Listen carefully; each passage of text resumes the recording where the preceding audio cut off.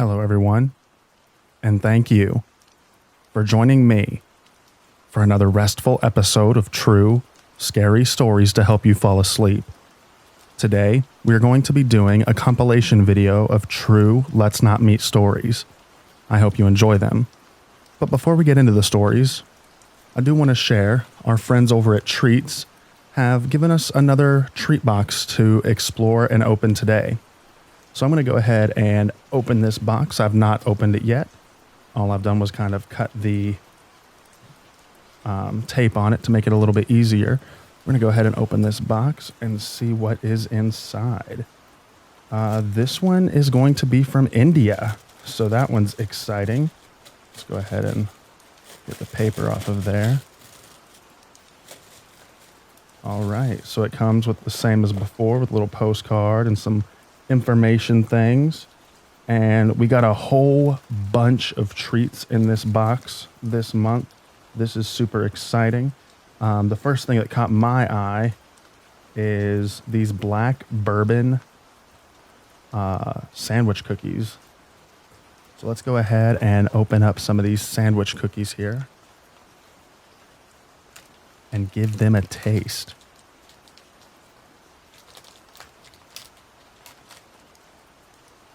They smell really good. They kind of smell like an Oreo.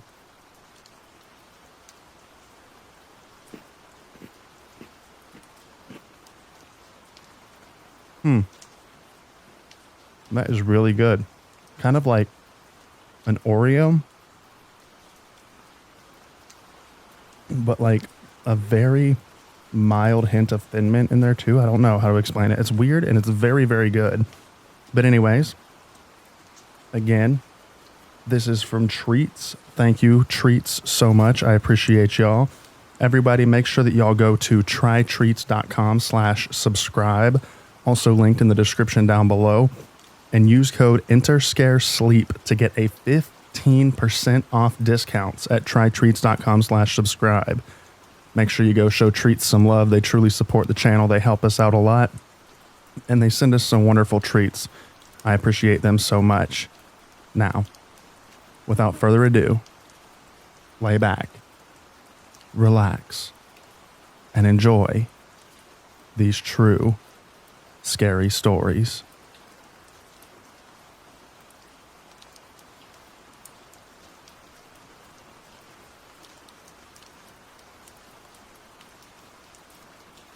It all started about a month ago when a man started banging on my door at 6 at night, yelling for Mike to come out, that he needs to see him and get cigarettes. I told him he had the wrong house and to leave. There has never been a Mike in the house. He even got more aggressive, calling me a liar and how he was going to come in and beat that skinny bee that you live with. I tried to call the non-emergency police line because I've never called 911 before and they didn't pick up. Looking back, it was stupid, but it was instinct. After some more yelling, he leaves. I called my father, who was across town, to come home, and told him what was going on, and he showed up. He called 911 to file a report. The guy came back and started screaming at him. Cops were called again, showed up an hour after the call and couldn't find him, and told me to defend myself if it came to it. I ended up staying with a friend for the night because I didn't feel safe at home. I can be a strong person, but I don't think I can do much against a drugged-out man. What made that situation even scarier to me is that I was going through my driveway camera photos. It shows him walking up to my house hours before and I had no clue. I have really bad anxiety, so the next few days were filled with paranoia and stress, but I managed to finally calm down and convince myself that that was the end of it. Come that weekend, my father went on a trip with his girlfriend, so I was left alone for a couple of days. I had just put on a scary movie when I heard screaming again and a loud bang. I pull up my camera and see that he is back, pacing back and forth on the sidewalk, and is thrown over our trash can. Again, screaming for Mike. I call 911 and they show up within minutes this time and are able to stop him down the street. They tell me there's nothing that can be done since he hasn't committed a crime yet, but if he comes back to call again, and they'll have more of a reason to hold him. Things were quiet for a few weeks. I again believed that was the end of it, until today. This morning, my father and I got into an argument, so I wanted to take a walk to clear my mind. I went across the street to a park and sat by a tree watching cars pass by every now and then. Just beautiful morning weather. I noticed a truck drive down the left side of the park and turn to my street my back is facing. He waved as he passed, so I did too, thinking it was just a man going to work. I wanted to show I was okay. He then pulls off onto the right side of the park, stops, makes a U-turn to come back. Red flags instantly go off in my head, so I get up to start walking home. I look back and see that he's turned off the headlights and is trailing me. I get to the front of my house and he slows down. I get a better look at his face this time, and it looks like he's been the man harassing me. From the physical characteristics to the red baseball cap, he just glared at me, like I took everything in his life away from him. I get to the door and try to barge in, but my father put the chain on in anger of me walking out, so I had to yell to him that I was being followed and to open the door. He opens it, and by then the truck was gone down the street. I'm terrified to leave my home. I don't have a car to get anywhere quickly. I have to bike, but even now I'm scared to do that. I don't know who or what this man is, or what was his intentions, but I live in paranoia, waiting.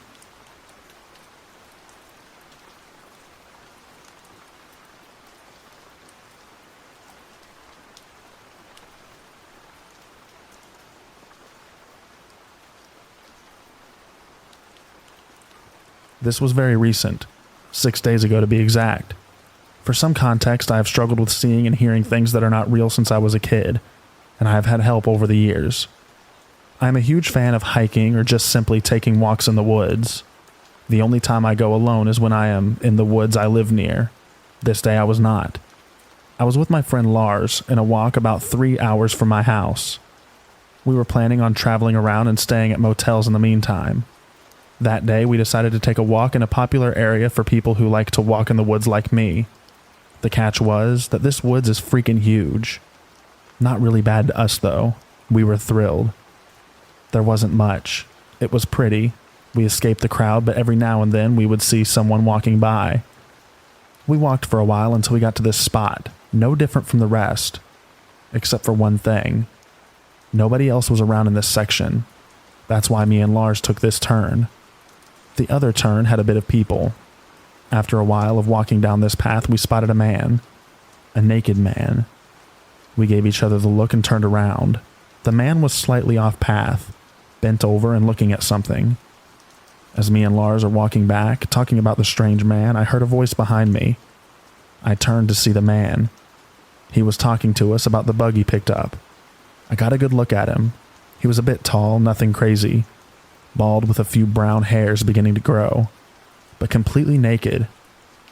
I flashed the man a smile and sped up. We got out of that place as fast as we could. Once we got to the car, we kind of laughed. Yeah, it was creepy, but more weirdly funny. The car ride was nothing, so skip the motel. As we're checking in the motel, we see the man walk in. He was a bit hard to recognize considering the fact that he now had clothes, just torn up clothes. He was waiting behind us in line. Good thing we're almost done checking in because as soon as we did, we went right to our room and locked it with no thought. Now it was definitely creepy. Was he following us or was it a coincidence? We both decided we weren't going to stay in this hotel for more than a night. Heck, I don't want to stay one night if it weren't for Lars telling me it's okay. That night, Lars wanted to go outside for a cigarette. I don't smoke, but no way I was going to stay in this room alone. I followed him outside and we chatted for a bit. After a few minutes, I see the guy walk out the doors. Lars put out a cigarette and began to walk inside. But before we got in, the guy pulled out what was probably a knife or something sharp. It was dark, I could barely see, and started carving through his sleeve and right at his arm.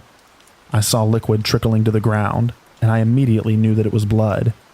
I rushed into the lobby and Lars got the ID and followed. We alerted the staff, but by the time that they got someone to come out, he was gone. To this day, I still have so many questions. Did he follow us? Why was he naked? Why was he doing that to himself? I will probably never know the answers, but honestly, I am still spooked. I don't know what I will do if I see him again, but I hope I don't have to think about that.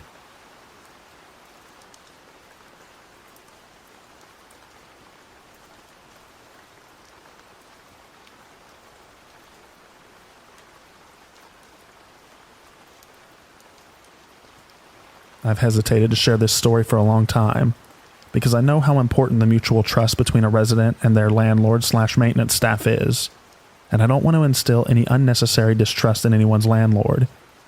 I've shared stories before about dangerous and scary residents I encountered while working at apartment complexes, but this is a story about my time on the other side of things as a renter.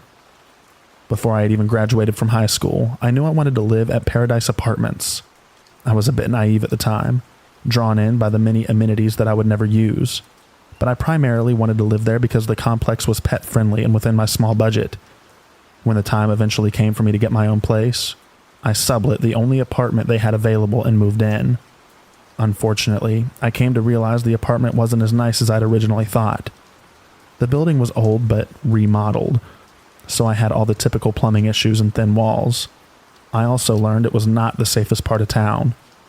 I was primarily an online student, but I had one class that met in person twice a week around 8 a.m. I'm a bit of a homebody, so I rarely left during the day, except for that class. The occasional scopping excursion or to spend time with my boyfriend in the evening after he got off work. My apartment was a bit of a Bermuda Triangle. Even though it was only 600 square feet and I lived alone, things had a way of growing legs and walking away. I had 2 kittens at the time and blamed them regularly for things disappearing. Something odd that kept reoccurring, however, was that I'd find my underwear box out and sitting in the center of my bedroom floor on days when I had class. I didn't have a proper dresser, instead using an IKEA shelf with some IKEA boxes for designated clothes, socks, underwear, pants, pajamas, etc. I always could have sworn I'd put that underwear box away after getting ready for class, but I just chalked it up to me forgetting as a result of having to get up early and being focused on getting to class on time. Arguably paranoid, I started to think that some of my laundry was disappearing as well, as favorite articles of clothing would go into the laundry hamper and seemingly never come back with the cleaned ones. Towards the end of that semester, I was working one evening on a homework assignment when my boyfriend calls to let me know that his roommate had accidentally locked him out of their apartment. I had a key to their place, so he asked if I could run over real quick to let him in. Before I left, I made a mental note that I had left every single light on in my apartment. Because I was living on a pretty tight budget, I normally made a point of turning off all the lights when I left. But my boyfriend only lived about 5 minutes away, so I knew I'd be there and back very quickly. Sure enough, I got back less than 15 minutes later. I immediately sensed that something was off, as I could see that the lights were off through the blinds. I called my boyfriend and he drove over to meet me. We unlocked the door and went in. All the lights were off in my apartment. Thinking maybe I'd had a power outage, I flipped on the main light and it came on. My boyfriend checked the entire apartment. No one was inside, but someone had gone through and systematically turned off every light at their switch, including my lizard's basking light. The only light that I always left on because it was on a timer. And my laptop, which I'd left open on my assignment, but now the computer had been powered down and closed.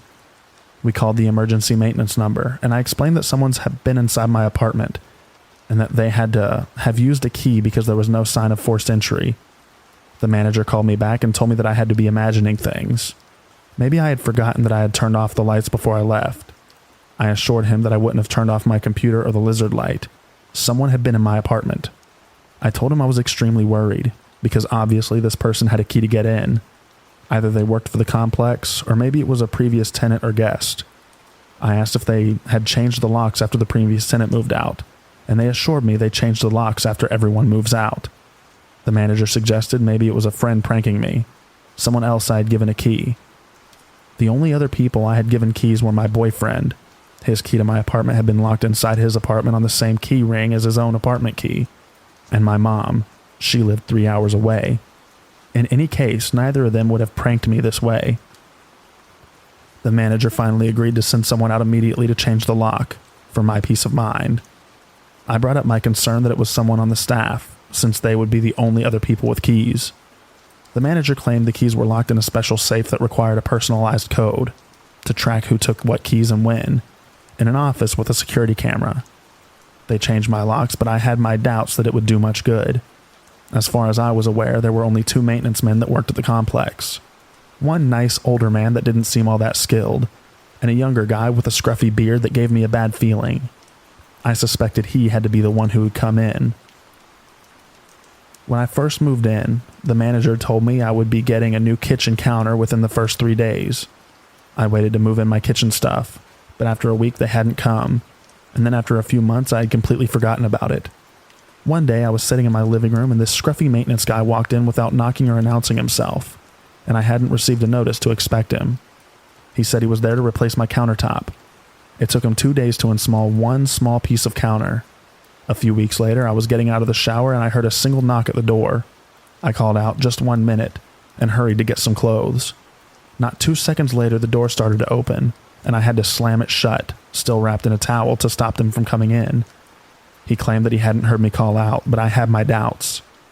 I don't remember what made-up excuse he had for coming in. Another time, I found a note from him that he had come in. Again, it didn't give a single reason as to why, but that he'd made sure not to let my cats out. He also made a note about my third cat being cute. Except I didn't have a third cat. I did, however, have a picture of my childhood cat in my bedroom on the IKEA shelf where I kept my clothes. At that point, I went to the office to ask him to make a note in my file that I A, wanted at least 24 hours notice before entry going forward, and B, wanted to be present for any future entry. Now that I knew without a shadow of a doubt that someone was coming in secretly, it all made sense. It hadn't been long after the surprise maintenance visit stopped that things had started moving around in my apartment. He was also on site all the time. Everyone on staff also lived at Paradise. So he would know when I came and went. Who knew how many times he had snuck in? How many small souvenirs he had stolen? He could have been coming in while I was asleep. After the night with the lights, I put my own lock on the door, but still didn't totally trust the apartment. I ended up buying a condo shortly thereafter, with help from my parents. Subleased the apartment and moved. Right around that time, I also got my first job working in a different apartment complex. In the final days before I left, my mom came into town to help me move my stuff. While she was home alone, I was at class. She caught the scruffy maintenance man trying to get his key to work in my lock. She demanded to know what he was doing, and he said he was there to paint the front door.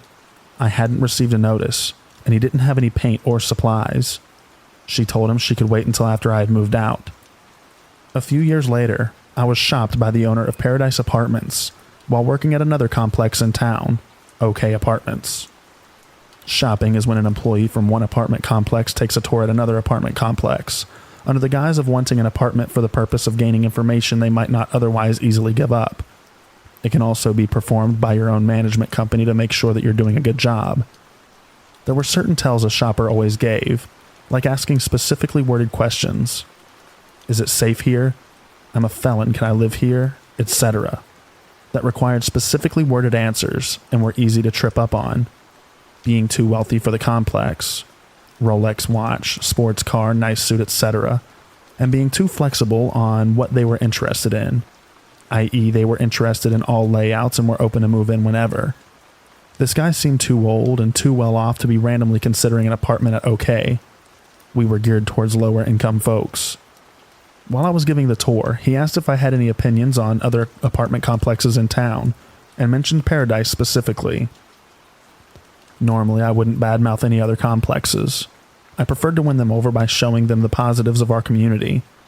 But I told him that I probably wasn't the best person to answer that question, because I was probably the only person to give Paradise a bad review in the last 5 years. He asked me to elaborate, and I told him my apartment had been broken into, and I suspected that it was one of their maintenance staff. At that point, he revealed that he was the owner of Paradise, and that he was very disturbed to hear that I'd had this experience. He asked me to describe the maintenance man in detail. I assured him it was in the past and I was over it, but he insisted on calling the manager over at Paradise, still the same guy, to ask him over speakerphone if they had had any issues with the maintenance staff back in the year that I had lived there. He answered yes.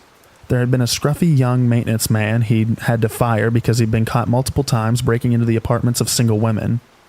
Satisfied, the owner proudly told me the issue had been resolved and asked if I would be willing to change my review. I told him no. None of this had changed the fact that I'd experienced this, and actually validated what I had suspected.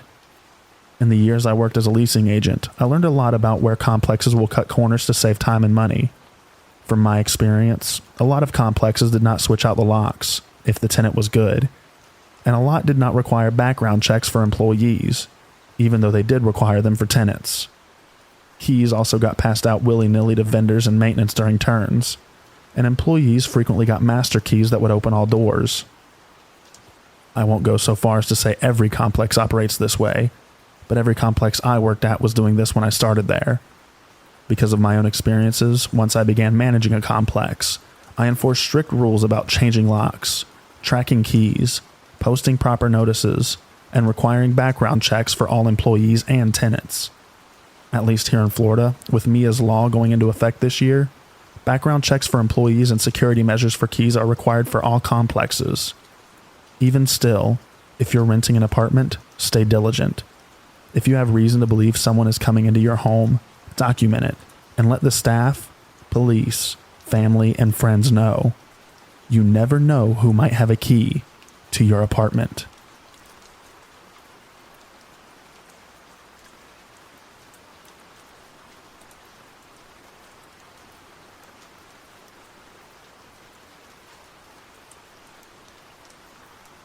Hi everybody.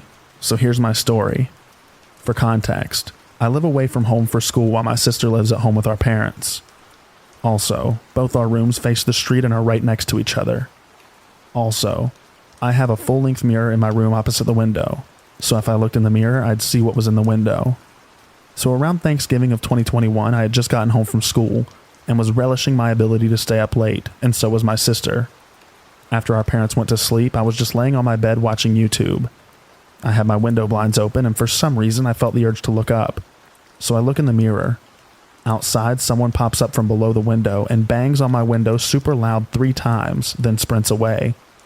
I am shaking, on the verge of tears. I run to my sister's room and explain what just happened. She is shaken up, but we chalked it up to a dumb teenager.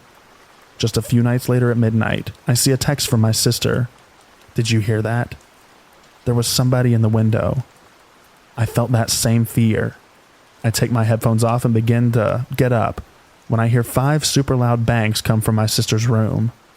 I run over and she looks really shaken. She says, "He just ran to the side of the house, the wall that's right next to my bed, and he banged on my wall, right where my head is." We both were frozen in fear. We made theories on who it was, but neither of us was the type to have enemies. There were no teenagers on our street. None of this made any sense. Sometimes I feel the same chill in the air, and sometimes I think I hear banging. The fear of seeing a face in the window isn't as rare as many would hope.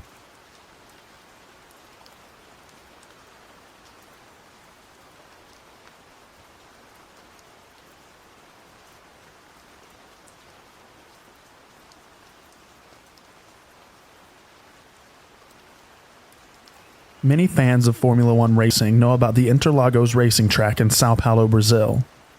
For those who might not know, that is a region in the suburbs of the city, and it's called Interlagos because it sits right between 2 water reservoirs. Well, after 1945, many war criminals from Italy, Imperial Japan, and Nazi Germany fled to Brazil. But at the same time, foreigners that were not combatants also moved, and someone from a European country wandering around didn't raise much red flags. And the reservoir which sits next to the racing track is a spot that my grandfather used to go fishing or swimming, since it was closer than the beach as he lived in that area. When he saved enough money to buy his first camera, he decided to go to a local foreigner that did scenic flights over the reservoir in his hydroplane. According to my grandfather, he didn't speak much, and was a pretty stoic guy unless you brought up booze. According to my grandfather, he used to let some clues of his past when under the influence, but nothing that my grandfather would immediately suspect. A couple months pass. He disappears without a trace. Then my grandfather saw his picture in the newspaper. It was Herbert's Kukers, Latvian Palit, who carried the most mass murders of Jews in Latvia. He disappeared because Mossad lured him to Uruguay and assassinated him. It's not a possibility since he's dead, but I'm sure my grandfather is glad that he won't have to meet the guy ever again.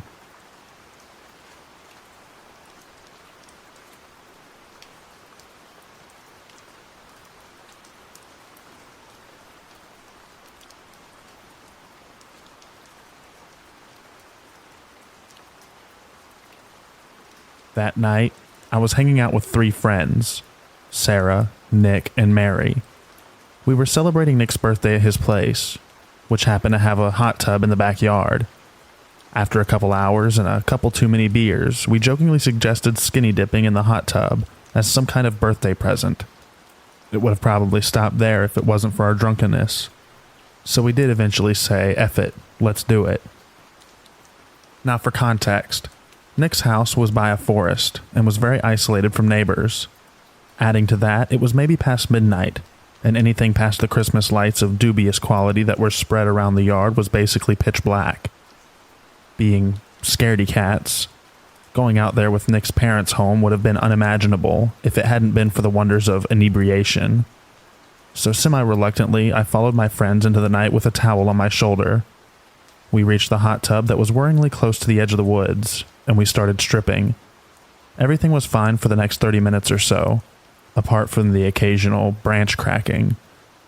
We were having fun, telling stories or rambling about stupid stuff, and the fear quickly faded away. That was until a deafening shriek came from the darkness of the forest, lasting for about 5 seconds. It sounded like a human voice, but it almost didn't sound like a person. We all turned livid, became silent for what seemed like hours, and I even saw Nick lose his excitement in a matter of seconds. We didn't dare try to look into the forest, except Mary, who just grew a pair of balls out of nowhere and picked up her phone to use the flashlight. We couldn't help but follow the light as she pointed at the forest, who seemed unaffected by it, as if the darkness was swallowing it. Nothing. As we were about to stop looking, though, the void stared back at us. Mary shined her light far behind Sarah, and it reflected on a pair of eyes and a white form in the distance. That was the straw that broke the camel's back. We rushed out of the tub without even giving a single thought about gathering our clothes. Mary and I screamed. Apparently her balls had been blown into the smithereens, and we all ran towards the back entrance as fast as possible. Nick immediately got a knife while we locked every door and window. We wanted to call Nick's parents or the police or anyone, but our phones were over by the forest where we'd left them. Seeing no other choice, Nick put his shoes on and made a run for it. He'd eventually managed to get his phone, but he'd heard loud breathing coming from the forest, meaning whatever it was hadn't left. What followed were the crappiest 2 hours of my life. Nick got his parents to make their way home, handed us towels so we could finally cover ourselves, and we gathered in the basement, where there were no windows. We spent most of the time in silence, waiting for something to happen. Half an hour in, we heard another shriek, more distant. Only this time it was shortly followed by knocks on the door that couldn't possibly be Nick's parents. Sarah actually started crying, but thankfully it stopped after that. The parents arrived and allowed us to sleep in the basement for safety. They hadn't heard or seen anything, and were pretty sure that we were just imagining stuff. We hardly slept, and once the morning came, we went out to get our stuff. The phones, keys, and wallets were all there. The only things missing were Nick's shirt and Sarah and Mary's underwear. So, that left us with 2 possible scenarios. A weird pervert spied on us in an isolated area deep in the woods, or whatever other creepy stuff roams in there just decided to spook us.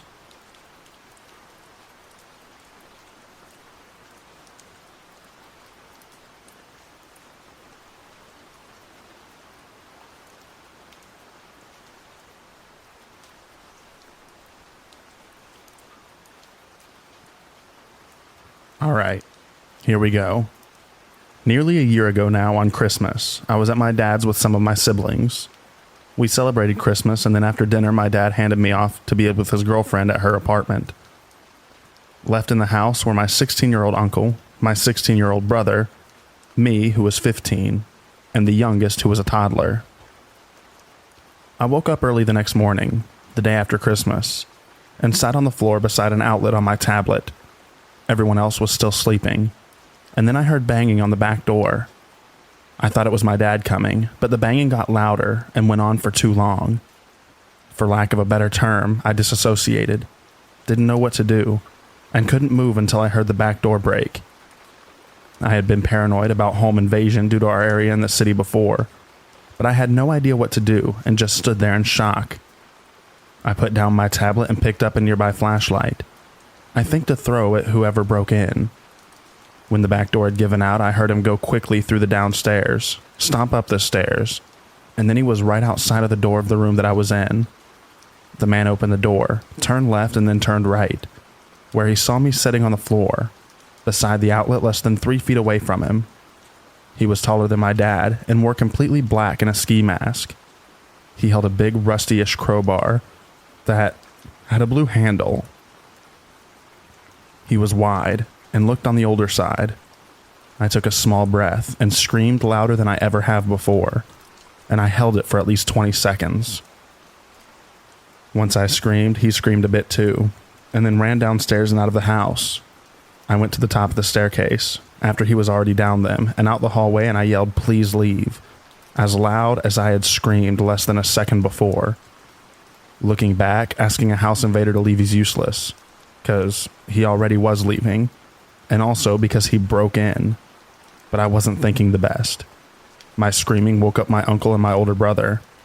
I wasn't wearing pants, so I put pants on quicker than I ever have, while telling my older brother what just happened, as he was half awake and confused. I ran downstairs and my uncle had just come from his room in the basement. I quickly told him someone had broken in and left after I screamed. He already had a knife and told me to grab one too. I did, and after making sure the robber had left the house and checking quickly on the toddler who was somehow still sleeping, my uncle told me to guard the back door and stab anyone who comes through while he checked the area outside / the neighborhood to see if the robber was gone or where he went. I held the knife and stood beside the broken back door, knowing if someone came back I couldn't do anything, as I have never fought, and I am a child holding a kitchen knife. So I just held the knife in hopes that they wouldn't come back, and they didn't. My uncle came back and said they must have had a driver, since no way could he gotten away that fast on foot. None of us had phones, so my older brother called my dad over Instagram on a tablet to tell him what happened. We explained what happened, and when Dad was 10 minutes away via car and he hung up. While we all sat and waited for my dad, we talked and realized this was likely all planned. The invader came in when there was no car in the driveway, and after entering he ran directly upstairs ignoring the new Christmas presents, an alcohol collection, and even 2 gaming consoles smack dab in the middle of the living room that he ran through. He went directly for my dad's room, where me and my older brother were. My dad collects valuable shoes and has some expensive watches that he keeps in the closet. And only someone friends with my dad who'd been in the house before could have done it and knew the right place to go. When my dad came back, he asked me over and over about how the intruder looked, and I told him again and again while he and my uncle tried to think of which friend it could have been. I was the only one who saw the guy and had been less than 3 feet away from me. I was in direct physical danger from some stranger that I'd never met. We didn't call the cops, as the police in our area and city are known for being more than unhelpful. As Christmas is getting closer again, I'm worried about being back there around the same time the person broke in. I've had a harder time sleeping, and I've been more paranoid. I understand that I was and am very, very lucky that I wasn't hurt, and all we got was a broken back door. But I still honestly hate the person who broke in. I hope, wherever he is, that nobody likes him.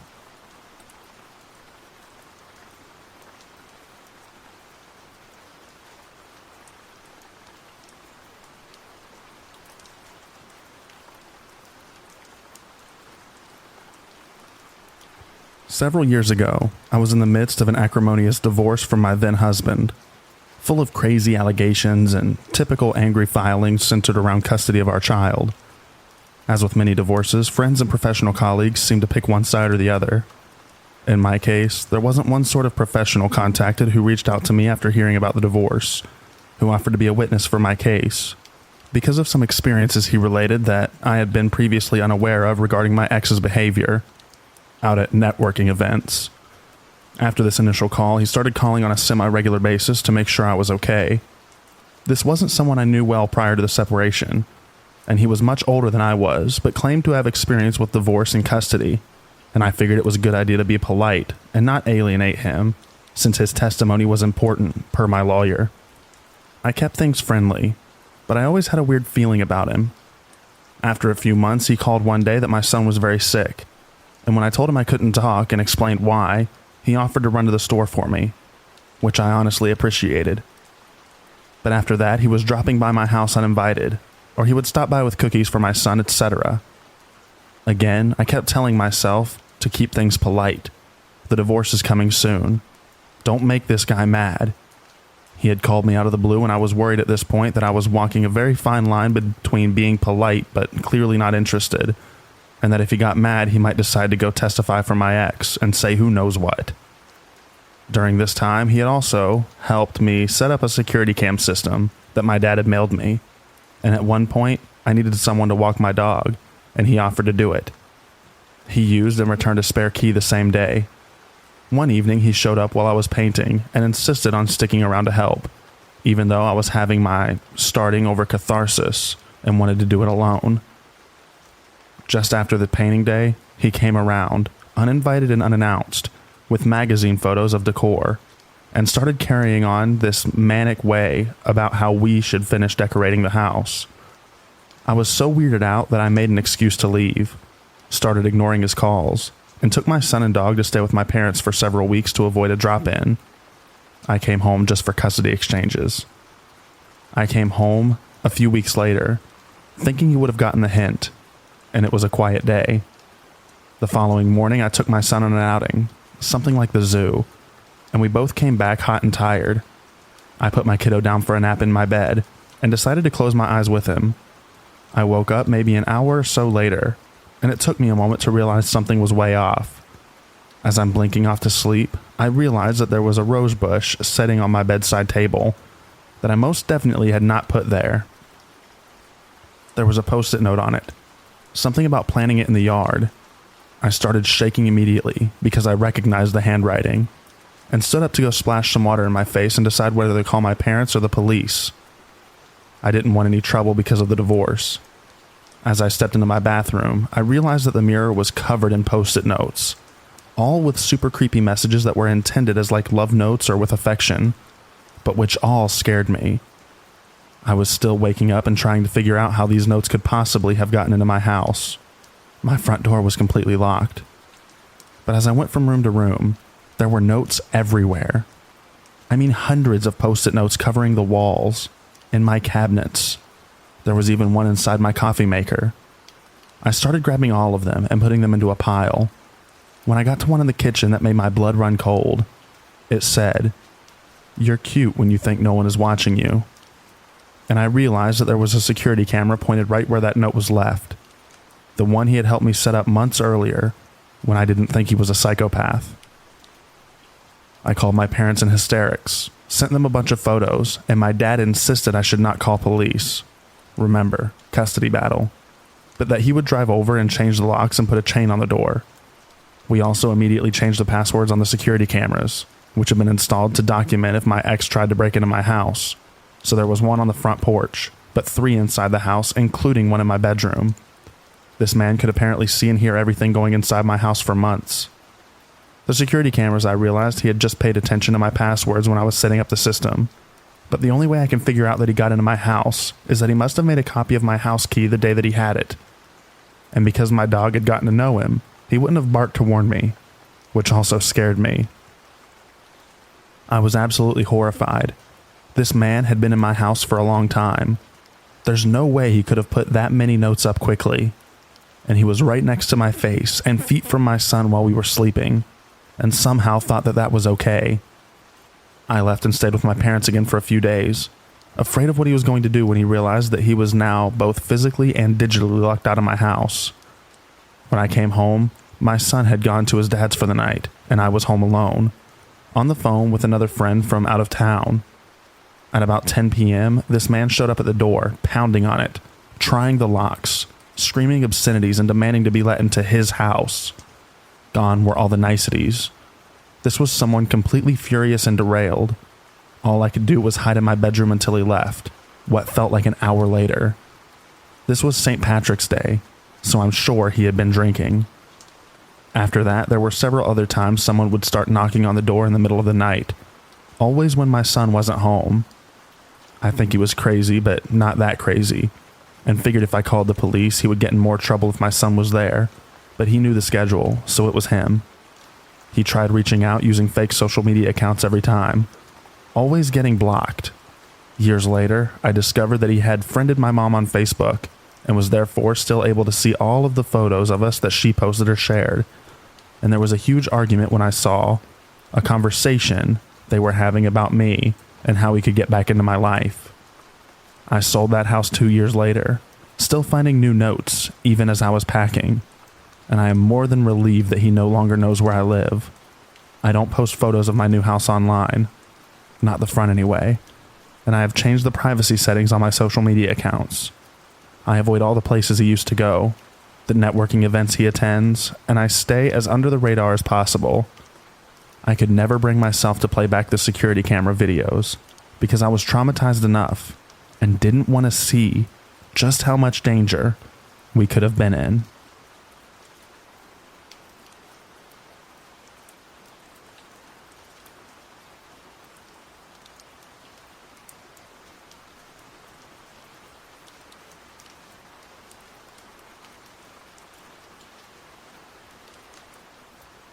I was coming home from taking a train for a work trip, and it was 11. I would usually travel the next day, but had to be home early for a family thing. The train station where I lived at the time was outside and had no security whatsoever, so granted, I was already a little bit on edge. After waiting 20 minutes for an Uber all alone, I was relieved to see my Uber driver. He had an accent and was from a Middle Eastern country, and the first thing that he asked was if I was too. But I often get mistaken for being different nationalities, so it felt normal. I politely said no at first. Everything was normal. We made small talk since the drive was so long. But then he started making odd comments, saying I was beautiful, asking if I had an American boyfriend, and if my parents wanted me to get married. I dodged his questions, but then as we were 5 minutes away from my apartment, he asked if I was doing anything that night. It was a Friday. I said no, and I didn't plan on it. He then asked if I lived alone.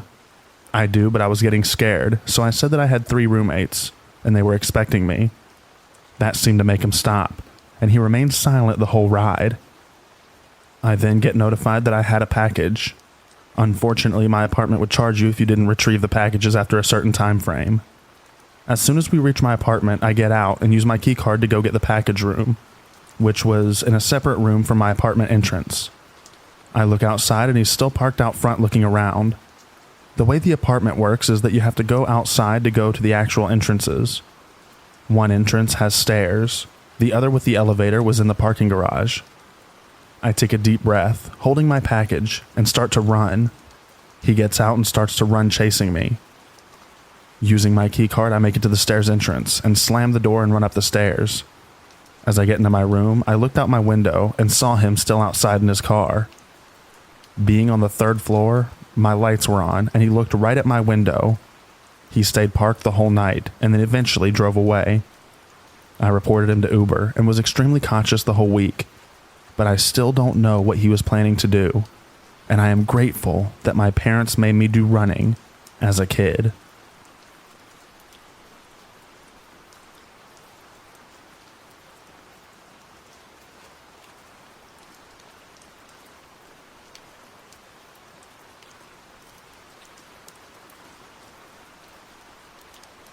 Like every good story, there is a beginning and an ending. This roller coaster of a story is still ongoing 2 years later with no end in sight. It all started when I wanted to further my education and get a bachelor's in information systems. To give a little information about myself and to help paint the picture, I'm 26, 4'8", and female. I get called jailbait often because I look way younger than I actually am. During the beginning of my studies, my current boyfriend and I had broken up, so I told myself it would be best to stay single until I finished school. I took to the internet after my breakup, as most do, just looking for company. I had found this one group on Facebook where I felt like I belonged. I got along well with everyone, and loved to flirt in this group. That's where I met him. Let's call him Kemper. Like many others before him, I had latched my claws into him and began flirting. I even had a little crush on him. Things began innocently. I flirted and he flirted back in the group. He seemed very mysterious though. I guess that's what drew me to him. He didn't have a profile picture, not of him at least. He never told me his age or what he looked like. After a few weeks of flirting, a woman in the group we were both in had mentioned that it was his birthday. I knew I wanted to do something for him, but I was pretty limited on what I could do. Now, before I get hell for this, just know, I have never sent an unsolicited topless picture to another man. Not until that day, at least. On the picture, I wrote happy birthday, insert his name, and pressed the send button on Messenger. Just that split-second decision has changed my life the past 2 years. It's so easy looking back and thinking what you could have done differently, but there is no going back now. Within a week of talking nonstop to Kemper, he was already telling me that he loved me. He was working as a truck driver, but at the time he had broken his knee at work, so he was out of commission for a few months, which allowed him to talk to me as much as possible. During this time, I was working as a delivery driver with DoorDash. It was easier for me to make my own schedule since I wasn't done with school just yet. The first few months were great. He would talk constantly over the phone and through Messenger. Also, let me point out quickly that this was a long-distance relationship between Kemper and myself. So I remember the first fight we ever had. Hell, even before then I could see the red flag slapping me in the face at every turn. However, our first fight was because I was texting him while driving. He flipped his lid and totally went crazy on me. It was very unexpected, and it made me cry. I can't tell you how many times I tried to apologize and tell him that it wouldn't happen again. After the incident, I was blown away how easily something so little, or at least I thought it was little, would make him do a complete 180. Months go by and the fights continue, more frequently. One point he had mentioned how cool it would be to have an app where we could see each other's location. In my naive and in love state, I did some quick searching and found an app called Life 360. We both downloaded the app, and now he could see everywhere I went. At first, it was a neat idea to say the least, to follow him around everywhere he went to feel closer and more connected to him. That's what I used it for. He, however, wanted to use it for different reasons. I learned over time how controlling, manipulative, and how downright psychotic he was.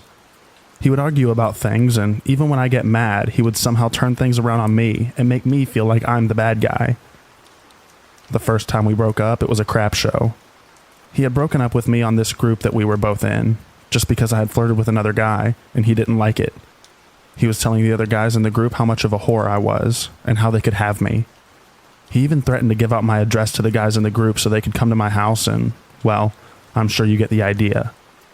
My friend, let's call him Aussie for the sake of this story. He was a member of the group, and he could tell how upset I was in the group comments. And he messaged me personally for the first time. Now let me tell you, I don't know what it is, but it seems like I attract monsters. Monster is the best way to describe Kemper and Aussie. They are both well-off men with the world at their fingertips. I guess that's part of the controlling bits or showing aggression when they don't get their way about things. Before I go into more detail about Aussie, I just want to recount a few incidents with Kemper to give the readers a better understanding of what kind of man he is, and how dumb I am letting things to continue the way they have. One incident happened months ago.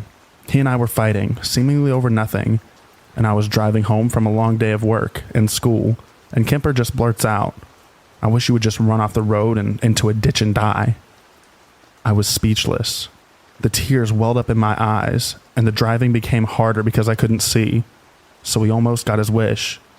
I had to stop at the Dollar General in my town to compose myself. I couldn't breathe. I was wheezing. The man I had thought I loved was wishing I would die.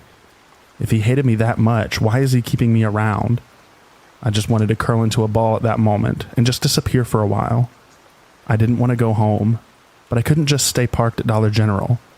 I was really at a loss for what to do. It wasn't until a while later when I told my mom and dad what he said. They were already getting their pitchforks ready, wanting to reenact the Salem witch trials because of him. And ever since then, they haven't liked him. Another incident, he and I were talking about meeting, and he told me that we would need the Menopause Act in place. Yeah, he made that up, but basically he doesn't want to have sex in the off chance we get pregnant. He told me if I ever did get pregnant, he would make me have a maternity test to see if it was his, and then he would make me abort the child. He doesn't want kids, but I do, so of course I was really upset, and he made me cry yet again. Making me cry is a common occurrence with him over the past 2 years. One night another fight breaks out, and he loves to drink beer. He loves to hurt me even more by saying beer is his best friend, and beer would never disappoint him like I do. During this late night phone call, he was extremely drunk, and he was threatening to unalive himself. I just couldn't take the arguing, so I bid him a good evening, and let that be that, and I hung up on him. I received a large number of texts saying all sorts of things, but one really stood out. He wrote, "If I kill myself tonight, it'll be because you made me do it." I didn't see these until the next morning, but you can imagine how panicked I was. My heart just sank, and of course, tears. He's good at making me feel like crap, good at manipulating, lying, controlling. It's just all becoming way too much. It's really more than anyone should deal with, no matter how much you love someone. The next day, I begged him to get help for his drinking, his depression, his unaliving self-behavior, but he just refuses. Being so far away, there's only so much I can do. Kemper has anger issues along with so many other issues as well. I know I'm not perfect, but at least I don't act like he does. I'm very friendly, and I get along with almost everyone. I guess that's part of his problem with me. We are complete opposites when it comes to that. During our time together, I had gotten 2 other jobs at different times besides the DoorDash gig. Just part-time, though. Notice I said I had gotten 2 jobs. Well, my first one was at Walgreens. The very first day on the job, I was doing certifications for the job, and during the whole time he was blowing up my phone, telling me I didn't need another job, or telling me that I won't have time for him, or that he would need to find someone else to replace the time that I had spent with him, while also keeping me around. I just couldn't take it, so I quit. Fast forward a few months later, I get another job. This one was at Dollar General, just at the town over. I did work there more than a day, but his nagging ultimately made me quit that job as well. I just recently had a talk with him about graduating soon, and how I'll find a job at a hospital working normal hours with better pay. He didn't like that too much. He found some reason to be mad at me and start a fight. And he has gotten in the habit of ignoring me for a day or 2. He's even ignored me for a whole week, and honestly, that was the most peace I had gotten in a long time. Things have just drastically gone downhill and quick. He tells me all the time now that he doesn't trust me because I wanted to go on a date with a cop. This was some guy I had met at a gas station down from where I lived, and gave him my Snapchat. He seemed nice, and I was curious about what kind of pics he would post on Snapchat or send me. When the cop sent me a picture of his private parts, that's when he was blocked. And yes, I did tell Kemper about this. This incident with the cop had happened on one of the many times Kemper and I have broken up. I do respect him, as weird as it is to say. I would never go on another date with another man or flirt with another guy. I'm very friendly, and I guess some guys take that as the wrong way. Now Kemper tells me all the time I need to build trust because the incident with the cop has caused him to have trust issues. I even had a work colleague, yes, a guy, that works at a Mexican restaurant offer some free food, and boy do I love me some Mexican food. I see this guy quite frequently and talk to him when I see him, because I pick up DoorDash orders from where he works. This guy has asked me out quite often, but I turn him down every time. So he asked me if I would like free Mexican food, and we could just hang out at the restaurant and eat and talk as friends. I guess I really am naive, because I learned later on that this guy had a crush on me. How did I find out that he had a crush on me, you ask? Well, I was talking to him one day, maybe about a week after he offered me free food and just to hang, and we began to get extremely close to me and kiss me on the lips, at the restaurant, where customers were sitting around eating. I jerked my head back and told him how inappropriate that was, and reminded him that I did in fact have a boyfriend, which he knew from the very beginning. I just don't understand men. I know how bad it seems, and you're probably thinking that Kemper has every right to have trust issues, but I respect him in every way possible, and every time a certain situation like this happens, I handle it the best way I know how. I didn't want to make a scene when the waiter at the Mexican restaurant kissed me. I guess I'm too nice for my own good. Now, in each fight that Kemper and I have, he always tells me how much of a whore I am, or asks if I do OnlyFans. He even told me the reason why I deleted Life360, the tracking app, is because I'm going off at night with other men and doing things with them. His words, not mine. But no, the reason why I deleted the Life360 app is because I needed to gain some of the control back and some of my privacy back. As of right now, Kemper and I will have the chance to meet this coming January of 2023, although I'm really not sure about it. 2 years of ups and downs and him having my heart and ripping it out when it's convenient for him has me thinking that it might not be the best idea. Also, it may be the fact that he has told me of his violent past with an ex-girlfriend of his. This happened many years ago, but it scares me knowing that he can be this violent. What happened was, his girlfriend at the time was putting on makeup. He hates makeup. And they got into an altercation with him blacking out and him pinning her down on the bed and choking her. He didn't even realize what he was doing until he came to. He told me lately that if he ever caught me in his bed with another man, he would punch me in the face. Not the guy, simply because the man didn't know better, and I did. I've spent a lot of time and effort into this relationship, and wanting to work out in the end. But honestly, I'm not sure if meeting him would be the best thing to do, now or ever. So now let's talk about Aussie. He's a tad bit older than me. He's 49 years old, while Kemper is 48 years old. You would think they would be mature for their age. Well, Aussie is very mature. Kemper, not so much. Aussie and I began talking the first time Kemper and I had broken up. He was being a concerned friend and messaged me asking me what was going on. I spilled everything to him. He was like a best friend I didn't know I had. He was so easy to talk to, and he even began opening up to me about his troubled upbringing. We would talk about everything, and things began to escalate into a more sexual topic. He would tell me about his dark fantasies, which at one point I would have shared with him, but not so much anymore. I'm more vanilla nowadays when it comes to stuff like that. After a month or so of talking, he too would begin to tell me he loved me, but only as a friend. I knew better than that, and it made me uncomfortable knowing that someone I've only had a handful of conversations with, which mostly consisted of sex talk, would tell me they love me. Majority of the time we would just exchange gifts, with a few voice clips shared between us. Over time, I felt bad for talking to this man, but he was a comfort when Kemper and I had broken up. But our conversations went from semi-normal just to weird. Let me mention real quick, just like Kemper, he too didn't have a profile pic, but he would post pictures of himself on the group. So I knew what he looked like, and he was very handsome. After a while of talking to him, he would send me some other pictures, which seemed to be newer pictures, which looked nothing like the pictures that he had posted in the group. I didn't make a fuss of it, just assumed the pictures in the group were older pictures. One day he had told me he was getting a haircut. I was trying to be polite and asked for a picture to see the new haircut. Days later, he finally sent me the picture. I wasn't sure who this person in the picture was. It looked absolutely nothing like the previous pictures he had sent. At the moment, I assumed I was being catfished, but it didn't matter to me because looks don't really matter. A lot of the messages I receive from him is how he wants to breed me. He refers to himself as Mr. Wolf, and tells me all the time how he wants to marry me and steal me away from Kemper and get me pregnant.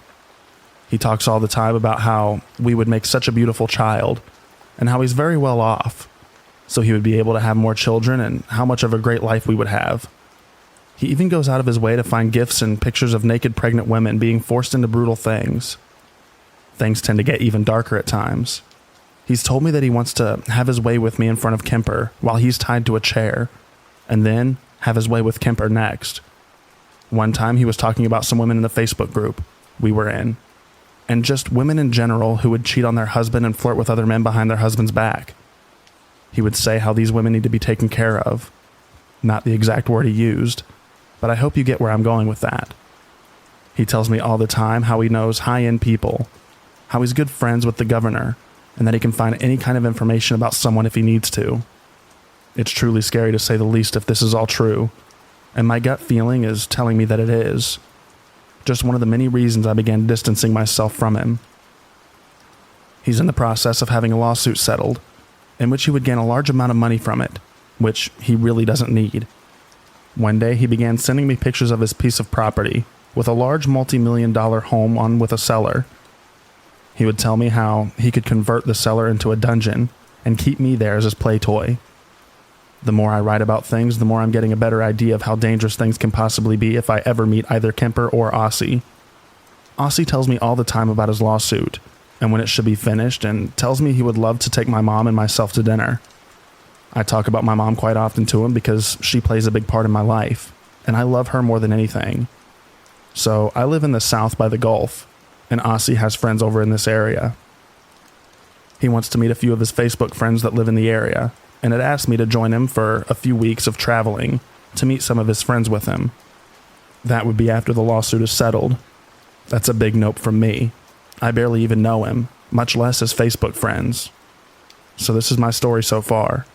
Not sure how things will turn out, but as of right now, let's not meet. Kemper and Aussie both scare me in ways that I can't explain. I do love Kemper with all my heart, but he has a lot of issues that he needs to work on before I can ever consider meeting him, so it may never happen. I'm really hoping that once I get a job working at a hospital, that I'll be able to find someone normal to date and spend the rest of my life with.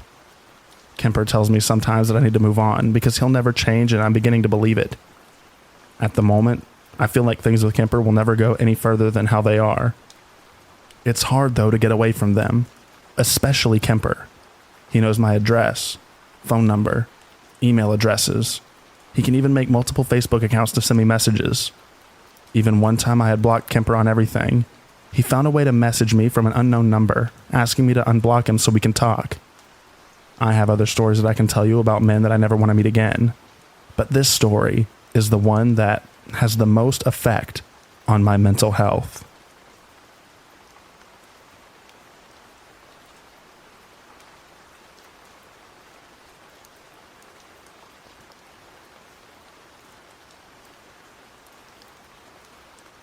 My friends went to Mexico for a vacation and asked me to house sit and take care of their dogs while they were gone. They pay me $40 a day just to sit around and let the dogs go out when they need to go. I'm disabled, so that helps a lot. This is a semi-rural area, and houses are roughly a quarter mile apart. Police have to come from town 15 miles away, and response times can be well over an hour, so I always take my pistol with me. It's always been quiet when I've stayed there. This time was different. I was in the shower when the dogs started barking and growling. They are big, German shepherds, and one is actually police trained. The owners loan him out to a county as a drug dog, and if you can tell them to be quiet, they obey. This time they didn't, so I went on high alert. I shut off the water and looked out the window. I didn't see anything, but when I walked out of the bathroom, I saw a shadow go across the bedroom window. They have lights around the house that stay on all night. I whispered to the dogs to hush, and they did. That's when I heard a man's voice. I couldn't make out everything he was saying, but I distinctly heard 2 words. Come around. So I'm sure that there was more than one person. I ran into the living room with my pistol and saw the door handle turn. I yelled, I have a gun and I will effing use it. I heard feet run away. I was telling Siri to dial 911 and got to the county sheriff fast. He said there were 2 cars on another call not far away, but it would be about 20 minutes for them to get there.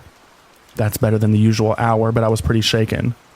I explained that I was on a farm and would have to go down to the road and unlock a cattle gate to let them in, and to please tell the officers that I would be carrying a pistol, and please don't shoot me by mistake, because I was not going outside the house without it. The dispatcher said, "Oh no, do not go out there without your gun. I will tell them." The one good thing about living in a red state. She asked if I could see the road, and I can. So she said to wait in the house until I saw blue lights. I hung up and called my friends in Mexico. Their camera footage can be downloaded via app, and they said they would go through it while I waited for the cops. I locked the house and went down to the gate when the police arrived. They searched the whole place, including the barn, but didn't find anyone. While they were looking, my friends texted me the camera footage. There was a man on the porch. Unfortunately, the cameras were not angled to get a shot of his face, and it of course was dark. I still think there was more than one creep because of what he said. Come around. The police were very nice, and they said that they had passed a man on a bike on the way, which is very strange for this area, especially at night, and went to look for him. But that's all they could do. They took a full report but never caught the creep. My husband came and stayed with me the rest of their trip. One of their neighbors said that he found a tent and some gear in the woods a few weeks before, so somebody was living back there. Maybe a homeless person from town. I've house set again since then, and it was quiet. They're going away again for Christmas, and I will be out there again. A lot of people ask me if I would have shot the creep if he had broken in. Yeah, absolutely. I would be sorry that I had hurt somebody. But if it's them or me, yeah.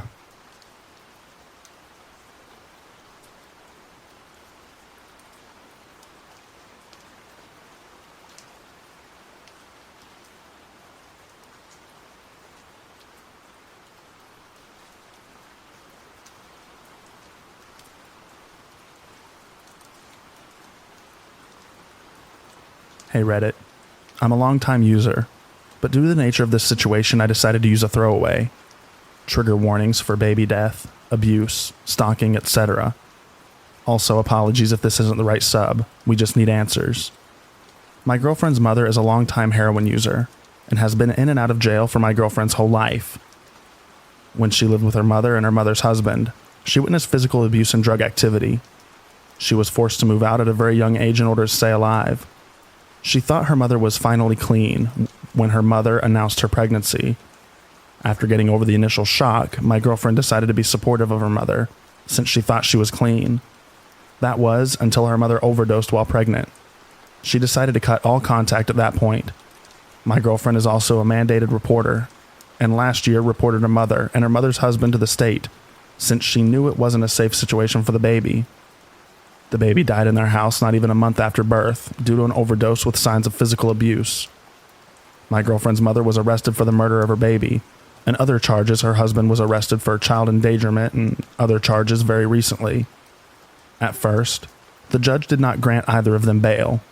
Eventually, her husband was granted bail, in which he posted. We did not know this until recently, which helped us put some of the pieces together. My girlfriend and I like to sit outside her house in the car and just chat or listen to music. Recently, there have been black cars around my girlfriend's house. She also is frequently followed by black cars when she drives me home. It's the same couple of black cars that do this. They're not just random ones. At first, we thought we were just paranoid, since everyone was still in jail. But when we found out that the husband was out of jail, we began to doubt our insanity. The first major thing happened after my girlfriend and I went on a dinner date. We got home after dark and sat in the car for about 45 minutes before we noticed the same black car passing us every few minutes. After 10 minutes of that, a different car drove towards us, flicking its high beams on when it got close enough for us to see who was inside.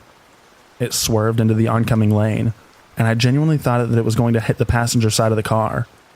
It sped away and we ran inside. After that, we started noticing the black cars more and more. This past Wednesday morning, around 3 a.m.-ish, the same distinct black van that we had been seeing pulled up outside of my house. This was weird because my girlfriend and I live about 30 minutes from each other in two separate cities. A man got out of the van and shined a flashlight through my yard, scanning it almost. He shined the flashlight up at the window I was sitting at, kept it there for a second, then walked 30 feet to an empty driveway, scanned around there for 20 seconds before getting in the van and peeling away. The windows were ice-covered and frozen, so I couldn't make out the specifics of the van, but it was strange. A few nights later, my girlfriend and I spent some time hanging out in the car when we spotted a black van hiding behind another parked car further up the street. We could only see one headlight, but it creeped us out as we sat in the car. My girlfriend lives between two dead-end streets. Think of a very blocky U. She lives between the two prongs. The van went up the first dead end 4 ways on, and sat for a few minutes before turning around and driving almost into the other lane of traffic to get us close to us. It then went up the other dead end and stayed put. We thought it was weird that the van didn't just back out of the first dead end, instead of opting to drive all the way up the narrow street and turn around. After a few minutes, we call a friend and recount the story just to get an extra opinion. While my girlfriend was talking to our friend, I got out of the car to go for a cigarette and see how far away the van was. I walked up the dead end that the van was on for about 15 feet before getting the worst gut feeling I've ever gotten. Across the street from me was a black mass, which was darker than the darkness around it. I decided to just turn around and rush my girlfriend into the house. Later that night, we heard a bang coming from downstairs, followed by what sounded like a boot on wooden stairs. We locked the bedroom door and I sat against the door with a baseball bat, hopeful to barricade it. A few minutes later, we heard a car door slam before the sound of tires squealing, and a car driving away. Our initial idea was maybe it came from the TV, but we had paused it and the TV in the next room is never loud enough to feel real. When I went downstairs an hour later to get water, there was nothing damaged or missing. We theorized that maybe it was the sound of the front door trying to be opened, even though it was deadbolted. My girlfriend's exterior wall doesn't face the road, and we've never heard a car sounds before. It is, however, next to a private driveway, and sometimes we'll hear a grandparent's car door, or the neighbors backing out. The next day, I was shoveling the sidewalk at my friend's house, an activity that took about 20 minutes, and I saw the same black Chevy Silverado with mud streaks on the tailgate. It circled the block about 4 times. I was able to see the silhouette of the man driving through the passenger side window, and each time it was the same man in the same truck. My girlfriend lives in a small town, and we were able to catalog the neighborhood cars. The black van and truck are abnormal. Our theory is that someone is trying to scare my girlfriend into not testifying, or flat out make sure neither of us ever have the ability to testify. We really just need more opinions. Are we just paranoid, or is something we should actually be worried about? Do you think these are just weird coincidences?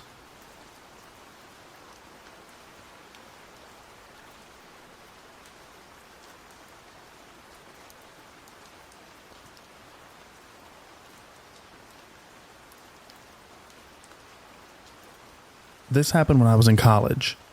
There was a building near my college which rent out rooms for students, and I lived there instead of in my college hostel. There was hospital within walking distance from my building. There was this small diner run by a mother, daughter, and son-in-law. I hated that place and I would never go there alone, but my friend Amy loved it. The food was okay, but son-in-law Philip was a creepy guy. I couldn't eat my food in peace as he would come and stand near me and would start scolding me for not eating much. It's always, "Why can't you eat more? Look at this girl.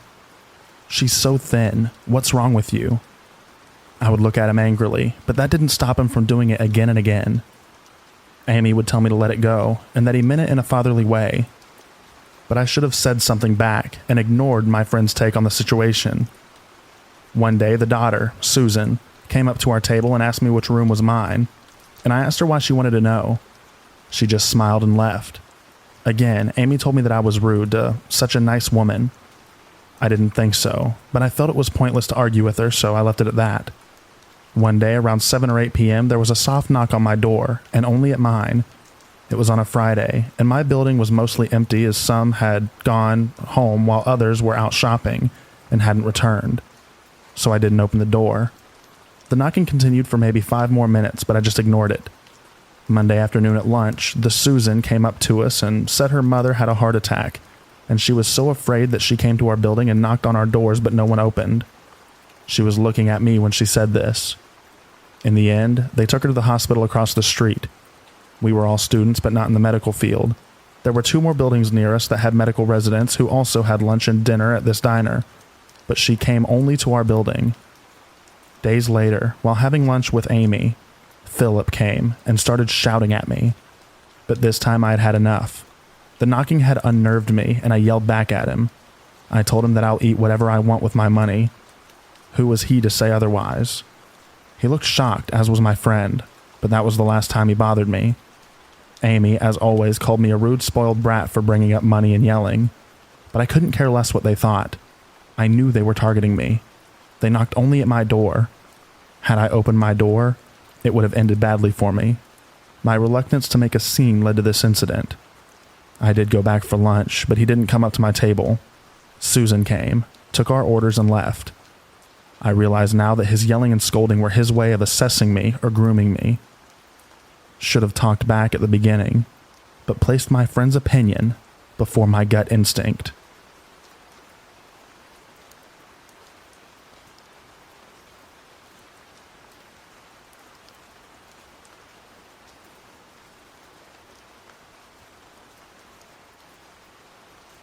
I'll start this by saying that I'm a 29-year-old female from a small town in northern Tennessee. The kind where everyone knows everyone, and the kind where you have to drive 30 minutes to an hour to a job that pays a living wage. So when my dad started his new job around 9 years ago, he found out he was working at the same place as a friend that he knew growing up, Barry. I'll tell you that I was bullied a lot growing up, so I took compliments as jokes mostly. So when I first met Barry, he would compliment me and tell me how pretty I was. I was 20 at this time, and I always thanked him for the kind words. As time went on, the compliments got more intense. He would say he'd love to be with a woman my size. I always laughed it off and never said anything. This went on at company picnics and holiday parties I went to with my dad for about 4 years. Then I got a job with the same company, in the same department as Barry. Things were okay for the first 3 months that he trained me. He still complimented me daily, and I thanked him for the compliments. After my training, I went to night shift and only saw him for about the first 30 minutes of overlap per shift. Then 7 months into the job, my boyfriend and I broke up. Barry was sympathetic at first, then became a different person. His compliments became more focused on my body and not my face. He would stare at certain parts while speaking to me and cock his head to the side while standing behind me if I went down to pick something up. As a woman in a prominently male work environment, I was used to being stared at, but this was excessive. When I became single, he would also ask me about my sexual history, my preferences in the bedroom, if I'd be with a man of his age, elderly 50s, or a man of his size, 5 foot and over 300 pounds. He became frustrated when I told him no. Declining everything he asked me never stopped him. He just upped his game. He'd start talking about me and my body to other people at work and asking them questions about me or trying to get them to ask me questions he wanted answers to. He did this numerous times to my best friend, who we'll call Jay for privacy reasons. Well, luckily for me, Jay just so happened to have a massive crush on me. He'd never do anything Barry asked him, and he always told me everything Barry said or asked. This continued on for around 8 months, and then Barry came to night shift, so my 30 minutes with him became 8 hours.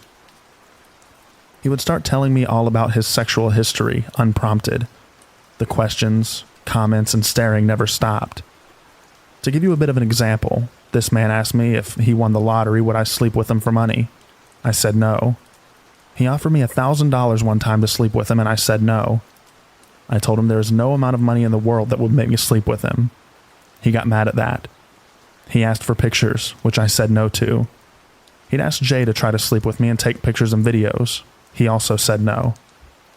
This all led to me being constantly stressed out and always looking over my shoulder to see if he was staring at me when I had to bend over to pick something up, or if I had to reach for something.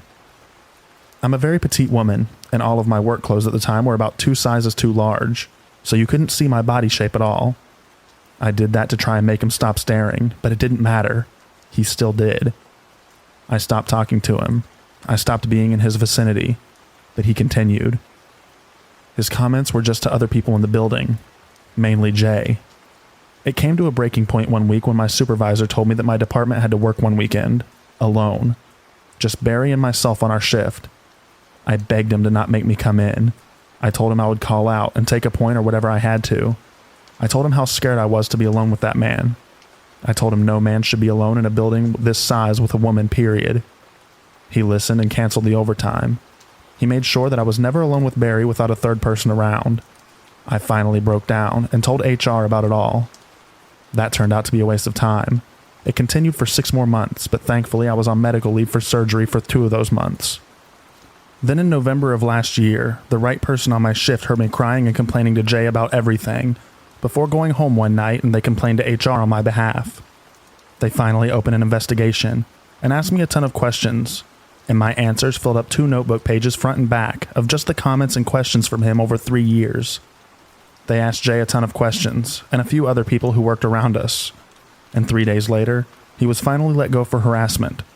He threatened me the day that they put him on suspension for the investigation, and he was banned from company property unless he wanted to be arrested. I filed a no-contact order against him and haven't heard from him in over a year. Jay finally told me that Barry had admitted to him at one point shortly before he was let go that if he ever got me alone, he was going to arm me and do ungodly things to me and then just leave my body somewhere. So I am extremely grateful to my supervisor for not letting that happen to me. I had to type this out twice to get my thoughts in order. But the thing that bothers me a lot about all of this, Barry had a daughter a year younger than me, and she had nothing to do with him when I knew him. I can't help but wonder what abuse he possibly put her through growing up. It's been over a year since this came to an end. I'm no longer scared at work. I'm not on edge or stressed out. I'm not living in baggy clothes anymore. But as long as Barry is living and breathing in my hometown, I will not live there. And he's made a lot of enemies in that small town because of this. This happens in small town when your parents know everyone, including the sheriff. Oh, and about Jay. His massive crush paid off and now we're dating. I've never felt safer with anyone in my life. So Barry, the pervert who made my work life hell for 3 years, let's never meet again. And to any other girl or woman who is being harassed at work, don't be afraid to speak up. I promise you, it's worth it. to tell someone.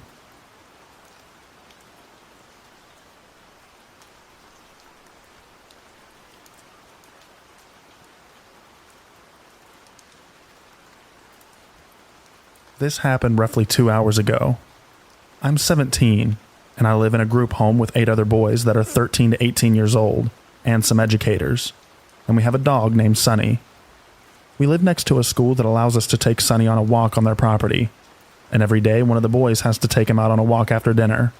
Today was my turn, and as usual, I took him out without a leash, because there's usually no one around and inside the school at this time of day. As I was walking around the school to the parking lot with Sunny not far ahead, I started hearing a woman whistle and clap their hand on their lap. When I noticed that she was in fact looking for Sunny's attention, I got a bit suspicious and called his name to keep him close. Right after I did that, she started to call his name, and before I knew it, Sunny was running after her as she started walking away, presumably to her car. Luckily, I quickly caught on to what was going on, and I went directly to talk to her.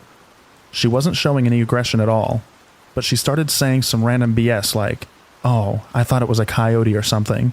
I just wanted to make sure that it was Tommy." That's actually how he called him. And that she worked at the school as an attendant. I pretended to believe whatever she was saying and quickly left home at a steady pace. When I got home, I immediately told the educators what had happened, and they went to look for the woman in the parking lot. But of course, she had already left. The most disturbing thing with this is how smoothly she went from stealing my dog to pretending she wasn't, and how efficiently she drew Sunny's attention to her.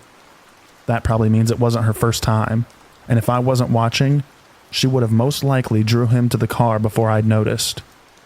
Everyone, please be careful with your dogs while you're walking them.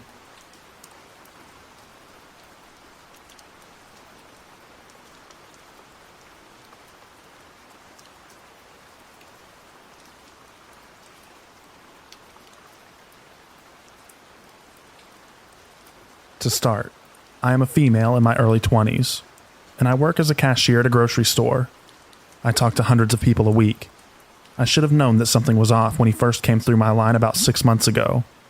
But my job is to be friendly to people, so I treated him like every other customer. He was obviously down on his luck, and when I asked the usual question of, "How's it going today?" he proceeded to tell me a whole sob story. His wife, possibly ex, had apparently kicked him out of the house. In his words, apparently because she was having a psychotic breakdown. Should have been my first red flag. He was homeless, lonely, and hungry. I felt bad for him and attempted to sympathize. He was trying to buy a hot roasted chicken, but our government programs in this state don't cover hot food for some reason. So I did some cashier magic and changed it so his food stamps would cover the chicken, and he'd have a hot meal that night. This was my first mistake. Although he was extremely grateful, this was also, apparently, a defining moment for him. Every Monday, he proceeded to come through my line and buy a hot chicken. I genuinely thought I was just doing something nice for someone going through a hard time. He always ended up trapping me at my register with conversation. At first, it was to complain about his ex's psychotic behavior. He called her a narcissist and crazy. I just listened because I had nowhere to go. I was at work after all. After a while, he got over it and moved into a hostel of some sorts. He was somewhat more stable, but also obviously depressed. He always told me I cheered him up, and he enjoyed talking to me. I told him that I did as well. Maybe that wasn't the right thing to say, but I really did at the time. He would also occasionally ask what my shift was / when I got off work, but I was too naive at the time to see the harm in the question. Eventually, he was very excited to tell me that he got a hold of a used keyboard and was excited to start playing and writing music again. I told him that was awesome, and that I also played the piano. Something must have clicked in his brain, because now he had something to relate to me about. Every conversation we had from there on, he was encouraging me to play piano again, and telling me that I'd be a great music teacher, even though he'd never heard or seen me play. I nodded and smiled and did my job. I really thought the conversation topic was innocent enough. Then, one day he asked for my email. This is where I start to feel really messed up. Even though it was a burner email and never planned on responding, I gave it to him. He was sending me music he liked and music he wrote, and I never responded to him. I knew it was upsetting to him, but at this point something felt weird, and responding would have been opening another line of communication with him. I kind of had my fill at work already. At some point, he also asked for my number, but I declined giving it to him. He said he finally wanted to have a real conversation with me, even after never responding to his emails once. I should mention, my coworkers always thought the interactions he had with me were a little too personal and lengthy. Someone even called him a creep one day, but I brushed it off. I was just being friendly to someone who was down on their luck. So I thought. Eventually, everything my coworkers were saying was starting to ring loudly in my head. I found myself avoiding him. He was sending me emails at least once a week and I never replied. I knew he'd come in on Mondays and about what time. So, I'd take an extra break then. I just didn't want to see him anymore. I didn't want to talk. And to be frank, he was creeping me out a bit. Last week, one of the busiest weeks at the grocery store, the week before Thanksgiving, I couldn't avoid him and he came through my line. He only bought a bag of chips, very clearly just wanting to talk to me, and waited in line for 5 minutes instead of going through the express registers. I gave him short answers and tried not to engage too much. He told me that I had saved his life, and had somehow helped completely turn it around by being his cashier at the grocery store. This is something he has said before, but this time he told me that he had wrote me a song to return the favor. I didn't know how to react, but in the moment, I said I'd let him know what I think. I saw it in my email, but never gave it a listen. Never even read the email. This interaction made me feel icky. It told me everything I needed to know. He was thinking of me after he left the store. He was thinking of me while he was home. He was thinking about me while writing music. The only thoughts I were having about him were on Mondays, because I knew he'd be coming in. My thoughts about him were filled with dread and anxiety. Today was my absolute breaking point. I got back from my last break and saw him just getting off the bus. At this point, my coworkers know that I tried to avoid him. I ran up the stairs to the break room and was obviously panicking.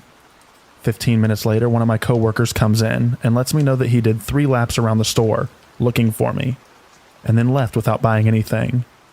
He was clearly seeking me out. I told her I was going to wait 10 more minutes and would be back on the floor, so I did that. But when I got back to the floor, I was just filled with anxiety and clearly looking around for him. Thank God my coworkers had my back, because I didn't notice him coming in again, but he suddenly beelined to my register. I started having a panic attack. One of the other cashiers was very inviting to him. "I can help you right over here," she said. At this point, I was running away from the registers, and the other cashier had stepped into where I was at. He ignored her and followed me. I didn't say anything. I was also clearly panicking and running away. He followed me to the steps, yelling, "Wait! I'm sorry. Please wait, I'm sorry." I had just made it to the break room, and the store manager opened the door. I had just had a conversation with him about this guy. He told me he would handle the next time he was in, to tell him he needs to leave me alone. I didn't realize it would be the same day. I blurted out, "He's back. He's following me." Management ran down the stairs to try and catch him, but he was gone. He still didn't buy anything, because he only does if I'm his cashier. I had a full-blown panic attack in the break room. I was crying. I called my boyfriend to come pick me up. I didn't want to be alone. His apologies rang in my ears. One of my coworkers pointed out, he wouldn't be apologizing if he knew he wasn't doing something wrong. That really stung. She was 100% right. My coworkers comforted me. They told me that it wasn't my fault and I don't need to be sorry. I just can't help but feel so sorry. Sorry I didn't have the guts to set boundaries with him sooner, or tell him how uncomfortable he was making me. The store manager said his behavior was completely inappropriate, coming once a week when he knew I would be working and only buying something if I was his cashier. He said that that was stalker behavior. Everyone did. I ended up going home early and calling out for the next day, because I am genuinely scared of seeing him again this week. I am still in shock and complete disbelief. But old man, let's not meet again. Especially not next Monday.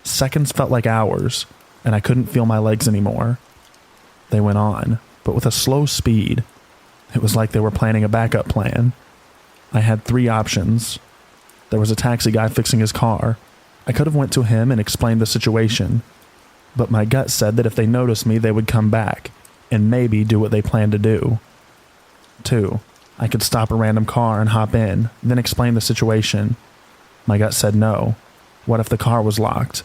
Plus, the guys would have noticed that I knew what they were planning to do and came to me after the random car would go. And this is what I chose, number 3. Run in the opposite direction of the traffic and take the path that I came by. I instinctively ran for a straight 5 minutes. Couldn't do it anymore. I entered a field and started running again towards some slums. I looked back and I saw the guys coming after me into the field, and one of them was shouting, "Just stop. We just want to know where the barber shop is." There's one thing about me, and it's always trust my gut. And it said, no, run as fast as you can or you will die today. And that's what I did. I ran between the slums and kept running until I arrived near my best friend's house, who I was still on FaceTime with. I told him to come downstairs right now, and I laid down in the parking lot. He came in and was freaked out because he knew that something was happening, but didn't know what, since I didn't give him any more information. My face turned yellowish, and I threw up, and I couldn't feel my legs or arms anymore. He walked me to my house, and I laid down, and from that moment I don't remember anything. I just remember me waking up the following day with bruises on my leg due to me running into the field full of pikes. The whole story happened in this time span of about 10 to 15 minutes. Now I take that same path again with no worries.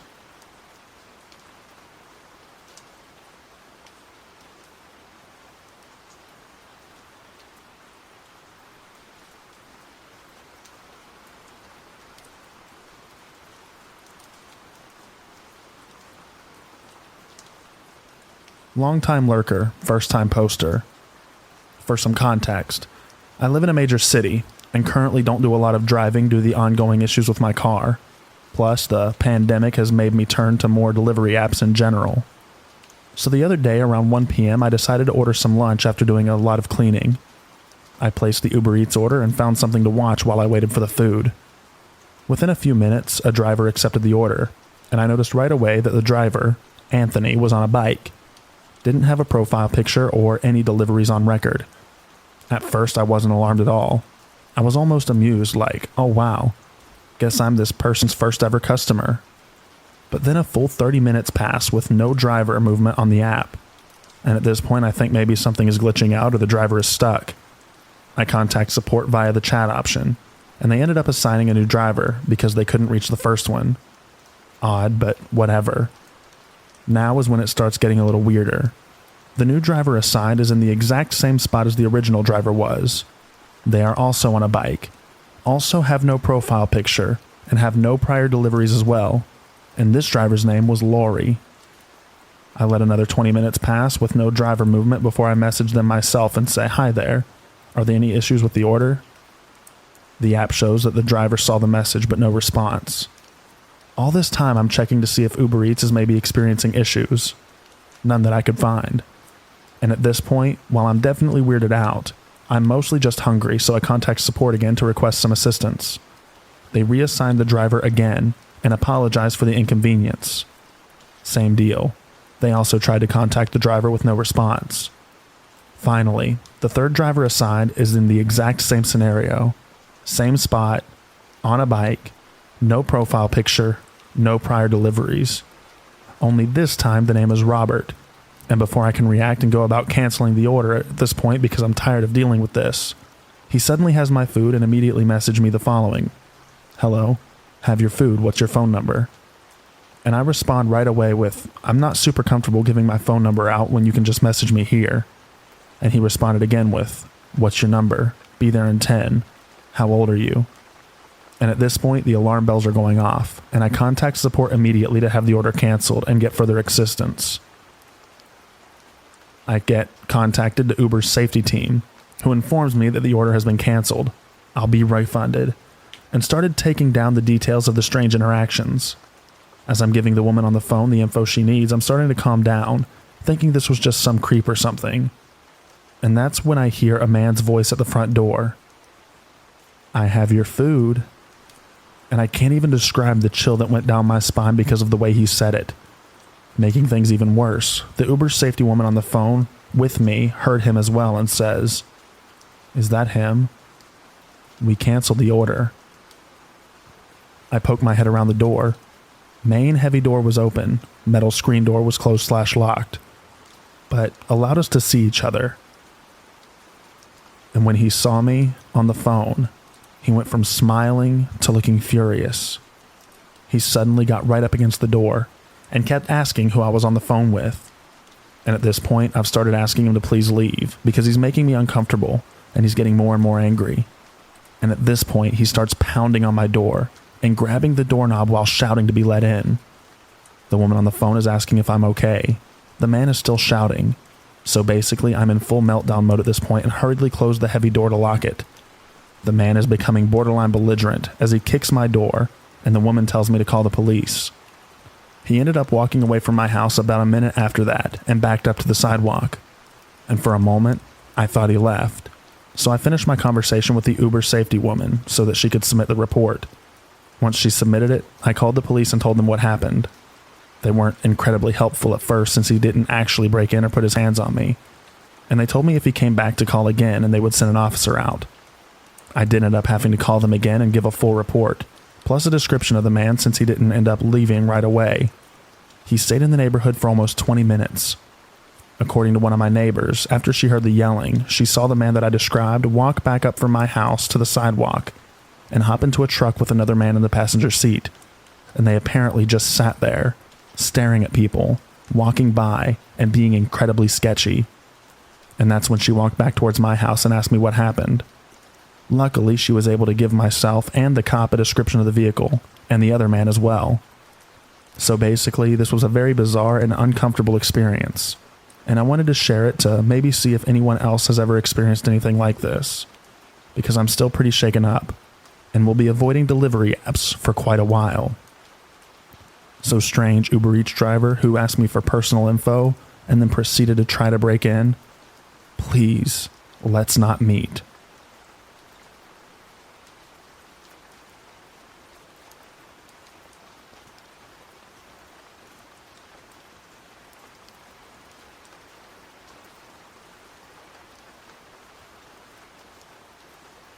I'm currently living in my SUV right now, and last night around 12 a.m. I parked in a Walmart parking lot to sleep.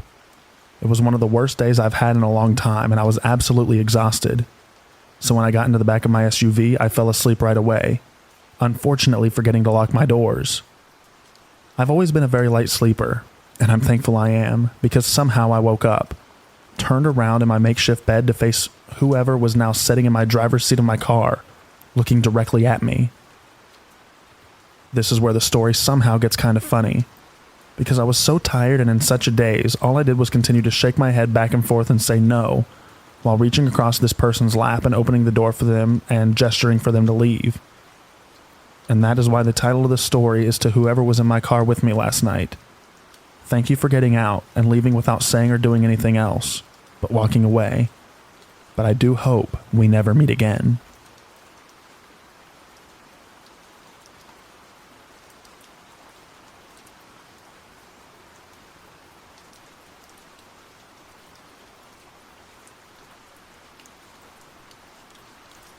So this happened 20 years ago, but it's one of the most vivid memories that I have from my childhood.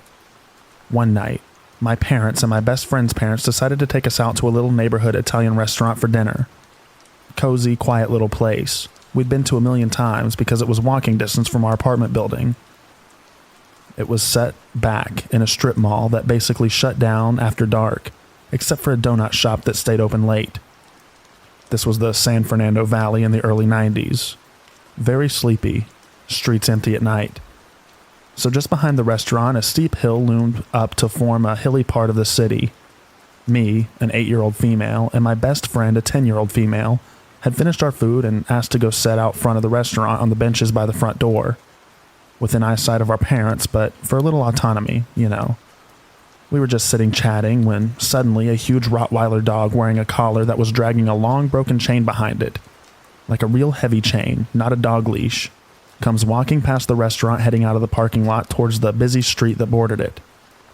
We were really surprised to see such a big, beautiful animal just abandoned in a parking lot at night, but we let him pass by since he seemed like he knew where he was going, and we weren't about to test to see if he was friendly, since he looked like Cujo. About 5 minutes later, a man in an open-top Jeep drives by and stops right in front of us and says, "Hey, did you girls see a dog pass through here? He was riding in my Jeep, and he just jumped off for no reason and I can't find him. See?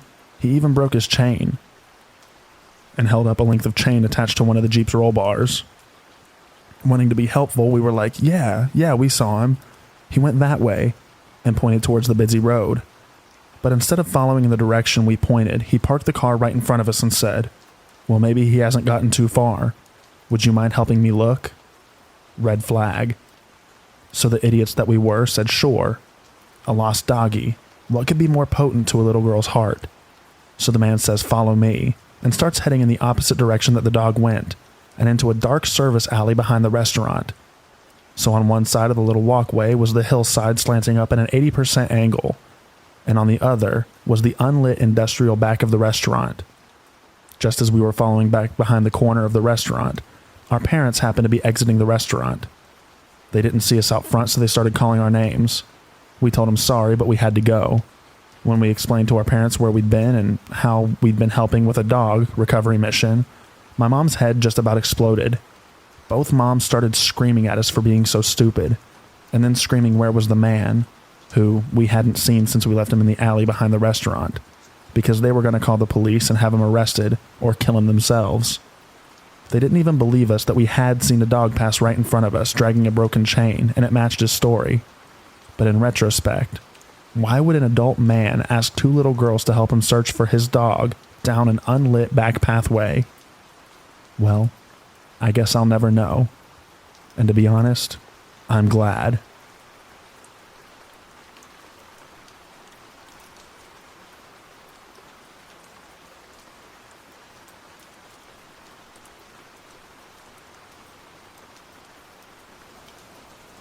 When I was about 9 or 10, I was invited to a classmate's birthday party at some swimming baths. All of us were the same age. It was a small class of about 20 kids, and I'm pretty sure that everyone was invited. Just to clarify, I'm a boy. Anyway, I kind of got separated from everyone, and it was just me and this girl alone. I wasn't particularly close friends with her, but I did know her as she was in my class. To describe the location, it was in a tunnel that connected to the main wave pool to a lazy river. There wasn't really anybody else there, just me and her, when she suddenly lunged at me without warning. She grabbed my head and held it underwater. I was a pretty skinny kid and she was bigger than me, and a bit of a tomboy. About 20 seconds went by as I furiously tried to free myself, but she wasn't letting go. Fight or flight and mass panic took over, and I eventually fought my way free. I was coughing and spluttering water as I emerged. I remember looking at her and just being in shock. I think I began to ask why she did that when she lunged at me again. She again held my head underwater for what felt like a lifetime before I fought my way free. Both times, I genuinely thought I was going to drown, and she didn't let me up. I had to fight my way free. I couldn't swim at this time, but the water in the lazy river and tunnel was just maybe chest high. I began to backpedal away from her. She was giggling as if it was funny, and had this kind of crazed look and grin on her face. I couldn't just climb out to escape as it was a tunnel, so I had to try and get out of there. As I was backpedaling, she was following me, and I made sure to keep distance so that she couldn't lunge again, but she was gaining on me. I actually managed to reason with her as I was so scared of her I was babbling at her.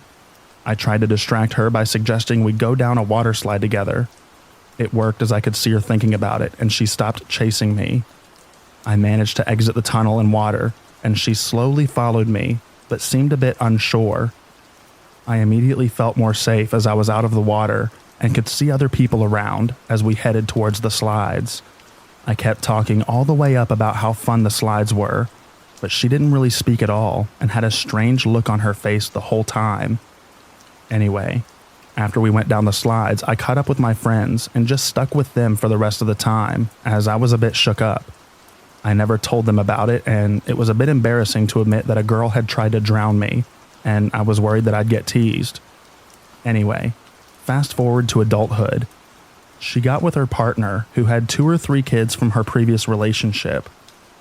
Turns out, they were very abusive to the kids, and eventually, because of what they were doing to the kids, one of them passed away. She is currently serving a life sentence in prison. I told my friends about this swimming pool incident after hearing about her crimes, and I'm pretty sure that they think that I'm just messing around, as none of them took me seriously. Maybe as I kind of lightheartedly said that I was almost victim number 1. However, nonetheless, it is a bit crazy to think back, as she obviously was a genuine psychopath, and if I'd never fought her off me to escape, and then convinced her to go down that slide, I genuinely believe that she would have killed me.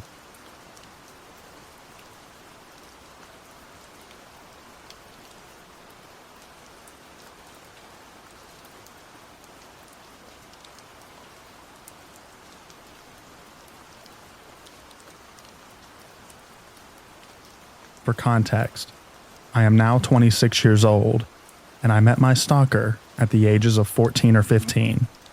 So when I was 14, I decided to take ballroom dance classes. That was kind of normal for teenagers in my generation in my country. There you had to change partners each song, so every girl would dance with every boy.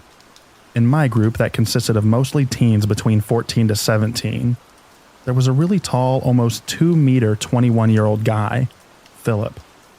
We had a nice chat the times we danced, but he seemed weird.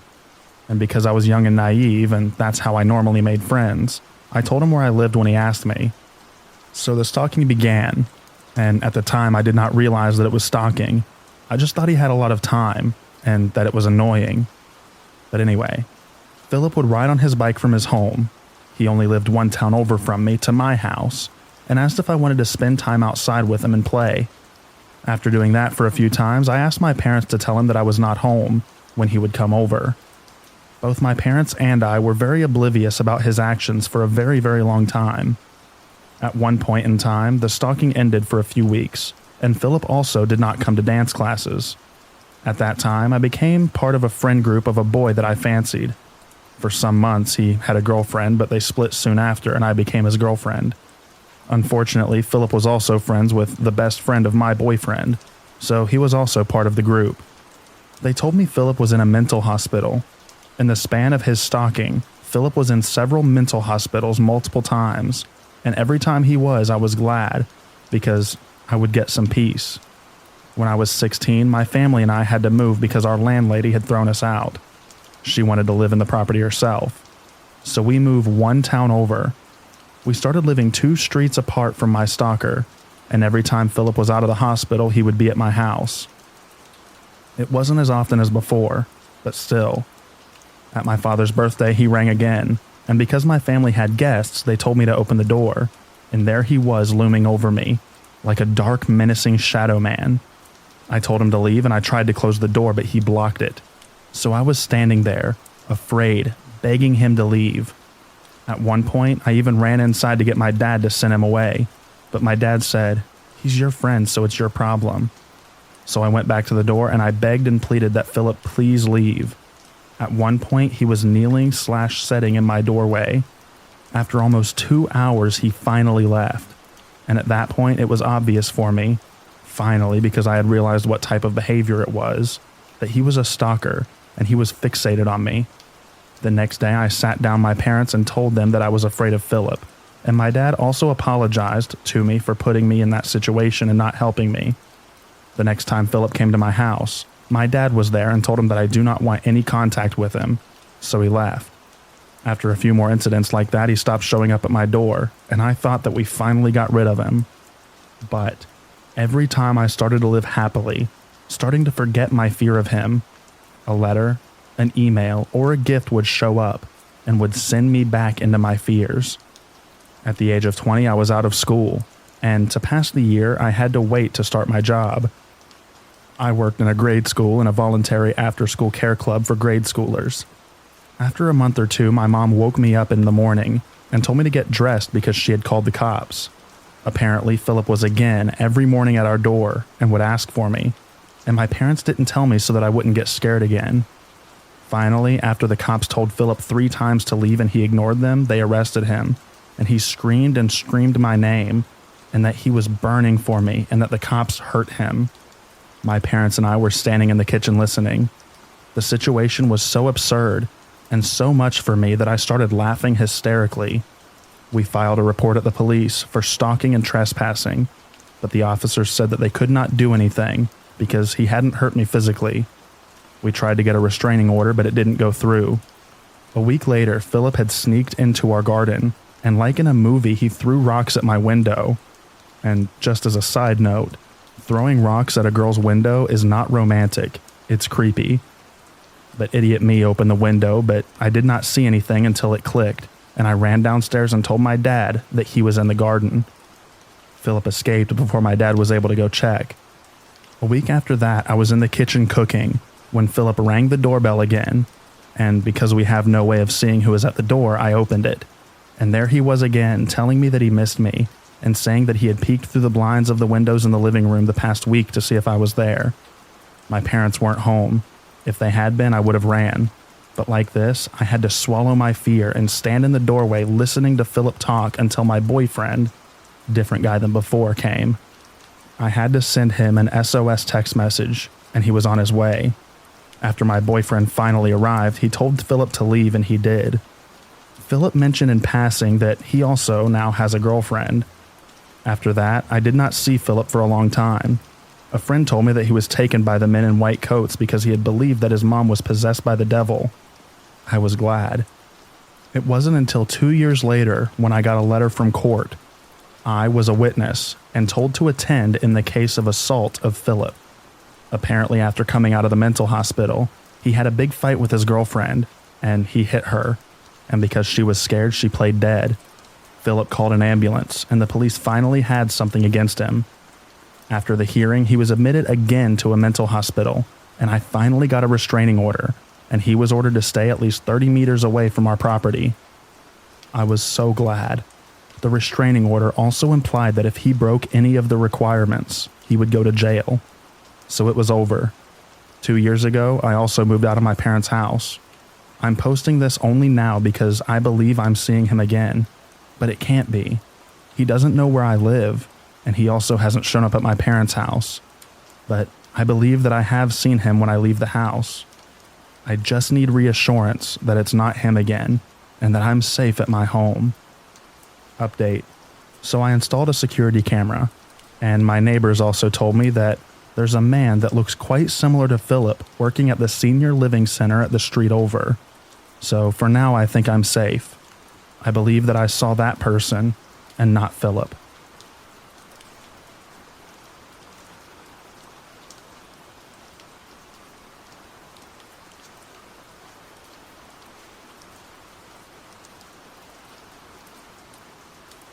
I'm a 29-year-old female, and I grew up in a nice suburban neighborhood.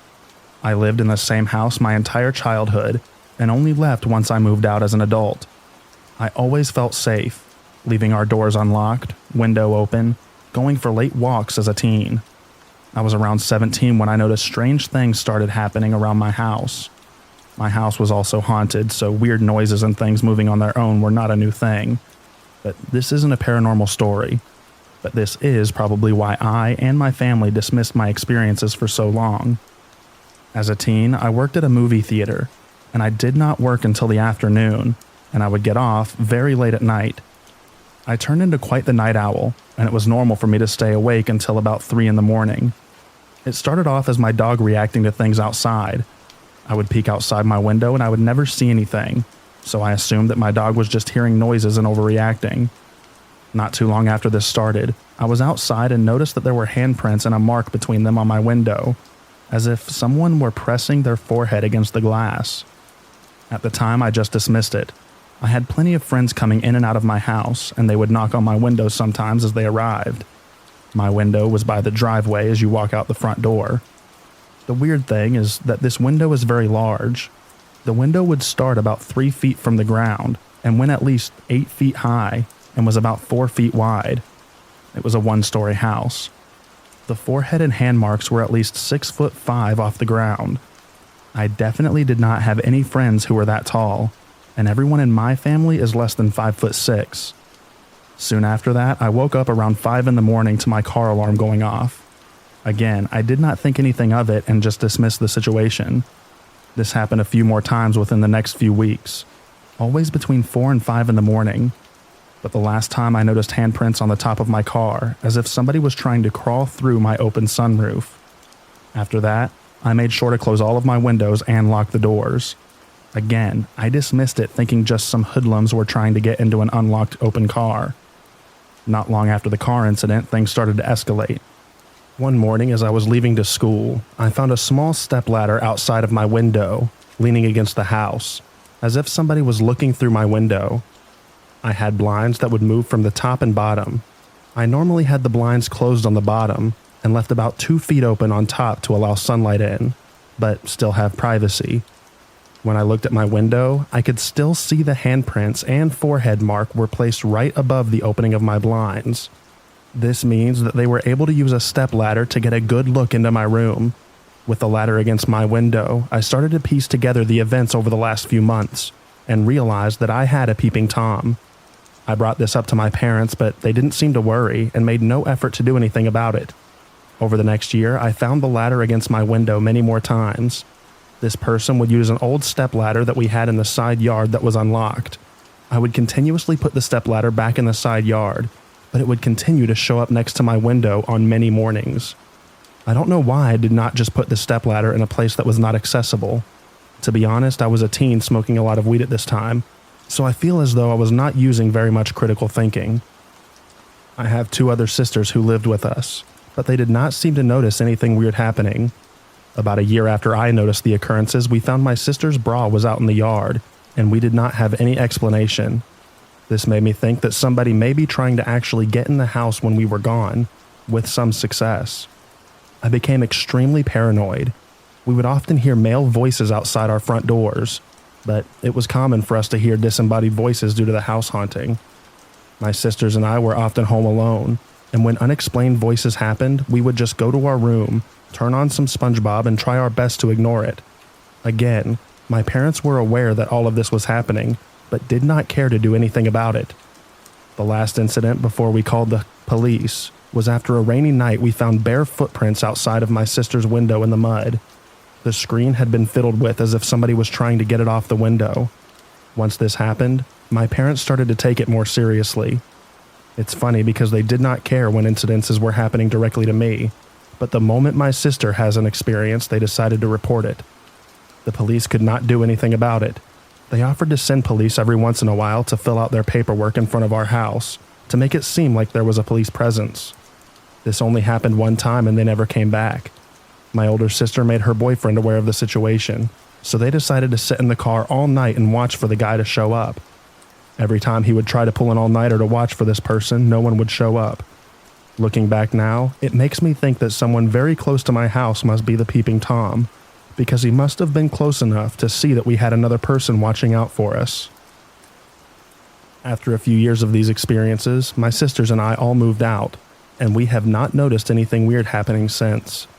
It still bothers me knowing that this person was never caught, and that we still have no idea who it was.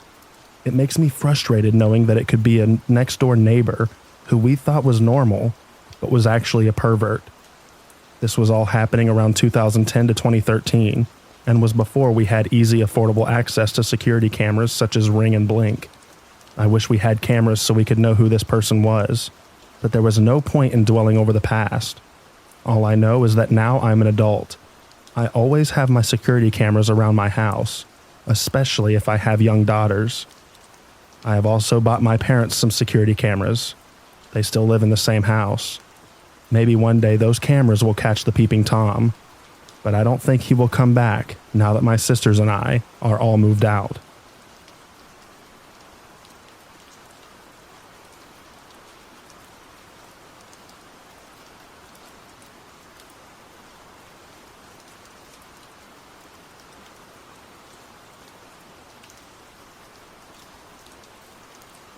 I'll try to keep this as accurate as possible, but it's been shoved deep in my memory bank for years. Certain details are fuzzy, but here goes nothing. A little over a decade ago, I was working for the local cable/internet company. I was fresh out of high school and it was my first real job. I should mention that sometime in my preteen years, I developed a habit of snooping through people's things. Whether it was at a family member's house or a friend's, I would always manage to slip away into people's rooms, closets, bathrooms, etc., and poke around, looking for secrets and hidden items. I would never steal anything, just take mental note of the things that I found and put them back without leaving a trace. So as you can imagine, landing a job that placed me in people's houses to install cable was almost guaranteed to stir up a desire to indulge in my long-forgotten habit. When installing wires for TVs and computers, I'd end up in crawl spaces, closets, behind desks, and sometimes under beds to reach outlets and such. I'd stumble upon things like adult film collections, embarrassing personal hygiene products, and more than a few times extremely large collections of toys. After a while, it went from stumbling upon these things to outright looking for them. Most homeowners were too lazy to follow me from room to room, so they'd either be downstairs or outside in the yard while I went about doing my job. Like I said, I wasn't taking anything with me, just observing. About 4 to 5 months into me working this job, I ended up at a woman's house.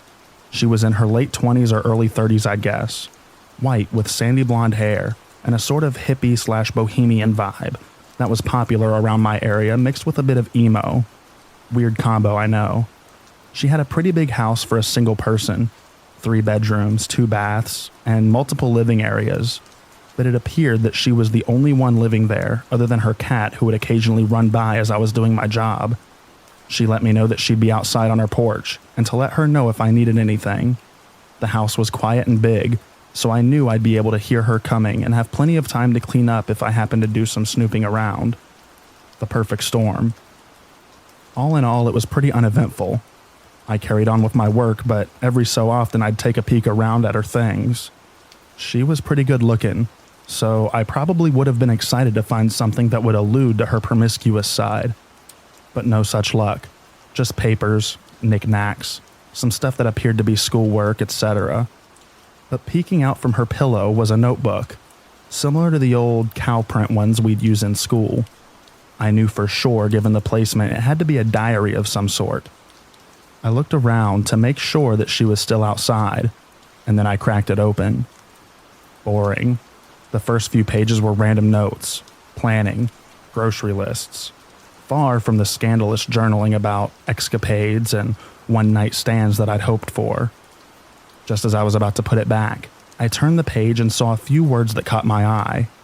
Something along the line of panic, anxious, safe.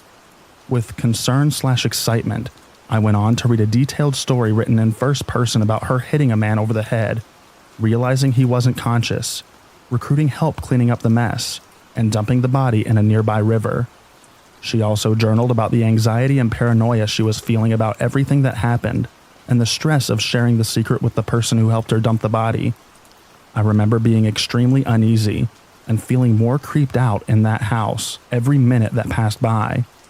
The silence of the house that I previously found peaceful started to bother me. Even the jingling of the cat's collar was beginning to haunt me, like something out of a horror movie. I was terrified that I'd be caught, and she'd take me out to ensure that I wouldn't tell about what I read, but I managed to power through the job and get the heck out of there. On the drive home, I managed to convince myself that I probably just stumbled on her notes or an excerpt from some fictional novel she was writing. It did read more like a novel than a personal diary passage, but honestly, there's no telling. I laughed it off with a few friends later on and never spoke much of it again. It's been so long, I can barely remember the woman's face, her house, or even the town. But for my sake, possible murderous hot hippie chick, let's not meet.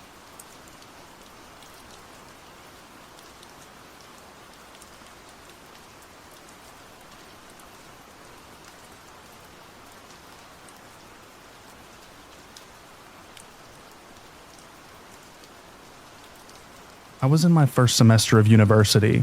I had just graduated college not too long ago, and it entered into a program that after a while I would come to resent. During that time with adjusting and taking daily transit an hour and a half away from where I grew up into the big city in order to study was somewhat of a new adventure to me. In a lot of ways, I was just beginning to sprout as my own individual and trying to carve a path for my life, while simultaneously opening myself up to new experiences and a new environment. I have longtime friends who go to the same facility as me, but at the time our schedules wouldn't always line up. This meant that a lot of my days were spent traveling back and forth and walking around the city alone. I really wanted to try and expand my horizon of experiences and friends during this period. In a lot of ways, I was really desiring to find a good community on campus that could help satiate my boredom and loneliness. I can be extremely extroverted, but sometimes I find that it takes a lot out of me to try and actually pursue and maintain friendships that haven't been established years prior. I've made friends before from different classes in college, but ultimately, and I know this makes me a jerk, but I would end up texting less and less, until eventually either side would end up ghosting one or the other. Because I'm a busy guy, I don't find myself prioritizing people who I feel like aren't as important to me as others. I know, it's a really crappy thing to say, but nonetheless it's the truth. One day, however, I met Joel. I was on the phone with my fiancé, and I distinctly remember exactly how it all went down. As I was walking out of the school's Starbucks with a decaf coffee, I had one headphone in and was heading to class through a small stretch of underground passageway under the street that connects the school's library building to the actual building that possesses classes. As I was hastily making my way, I saw this short and stout guy, looking roughly my age, which was at the time 21 years old, with a thick brown beard and a hat on. Our eyes met, and as I was about to simply walk past, he asked me something in a very charismatic and calm tone. "Hey, sorry to bother you. You look like a pretty busy guy, but I was wondering, do you mind doing a survey about religion? It's for one of my classes." To this, I regret answering and wish I had simply continued walking, but at the time I was becoming more and more compelled by the notion of formal religious institutions and questioning my own religious faith, particularly leaning towards Christianity.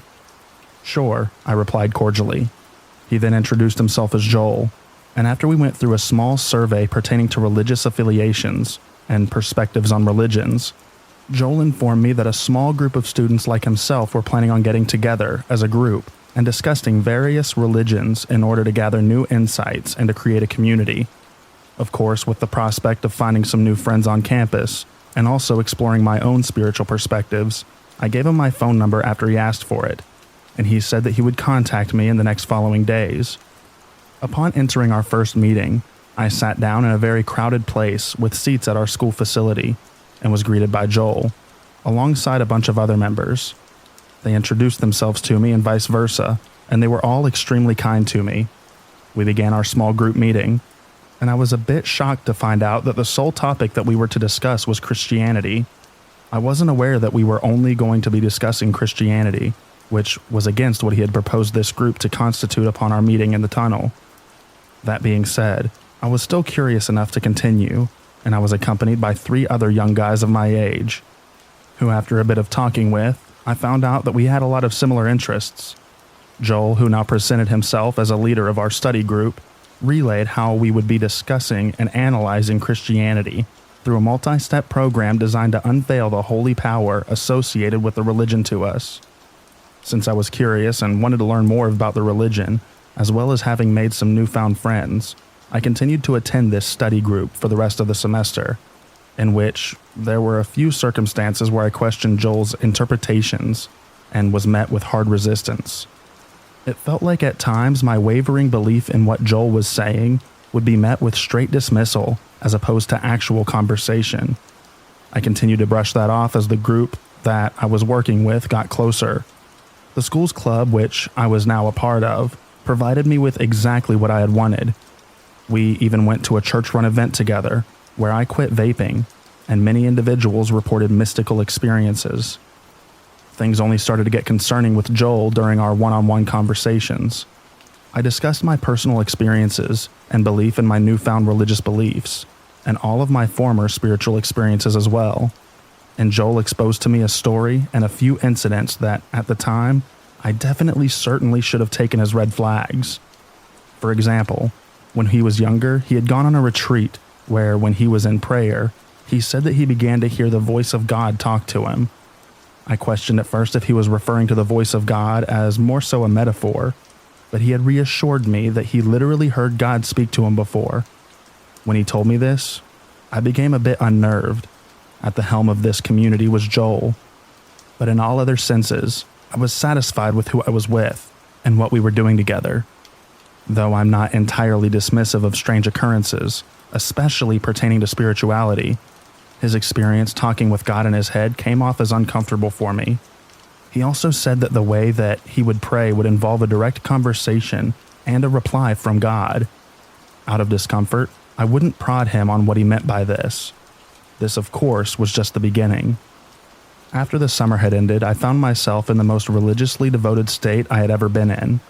Throughout all the summer, I had had a treacherous injury which made me housebound for months, and to call upon God in a lot of ways for strength.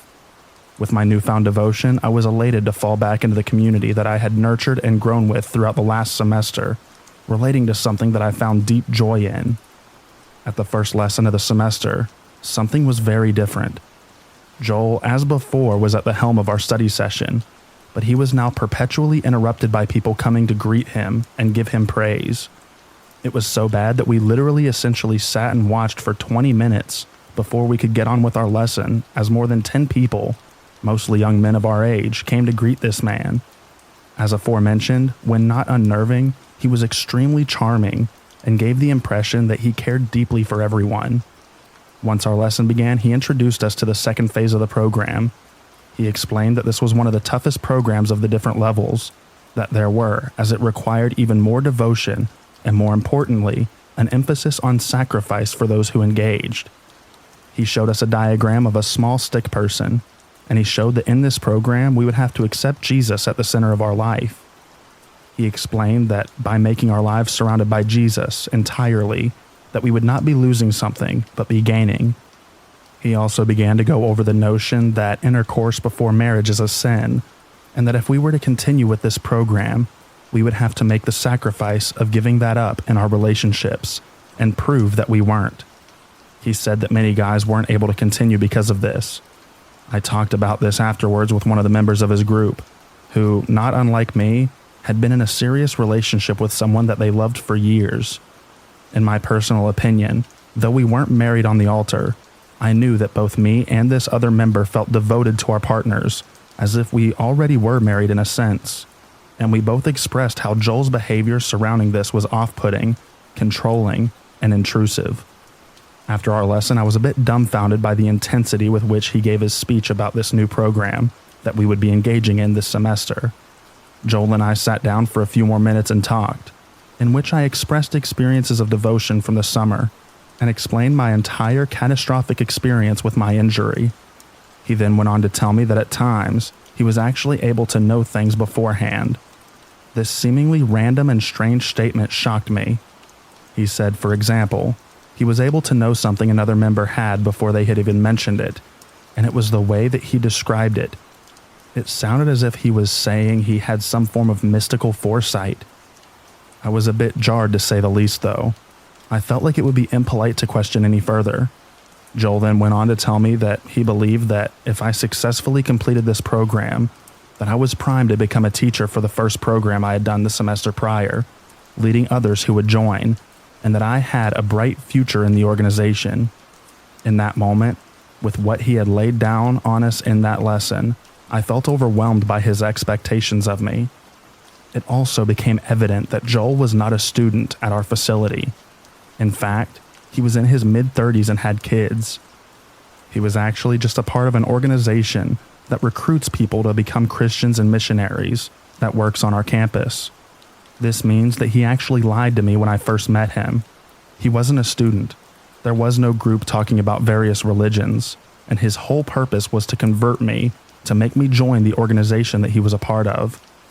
At this point, school began to pick up a lot, and I was also working part-time to help support myself.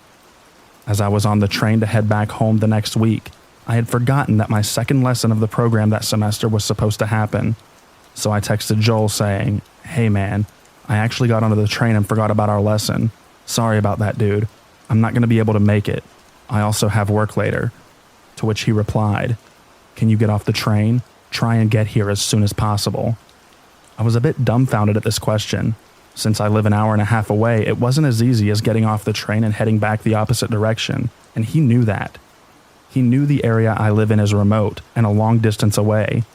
I also told him that I had work, which he had plainly disregarded. "No, man, unfortunately I can't come. Have a good lesson," I replied, to which he said again, "Come on, man, just get off the train and come back." At this point I was annoyed. Not only did I feel like he was commanding me, but that he was also blatantly disregarding the fact that I said no and that I had work that day. I didn't answer him.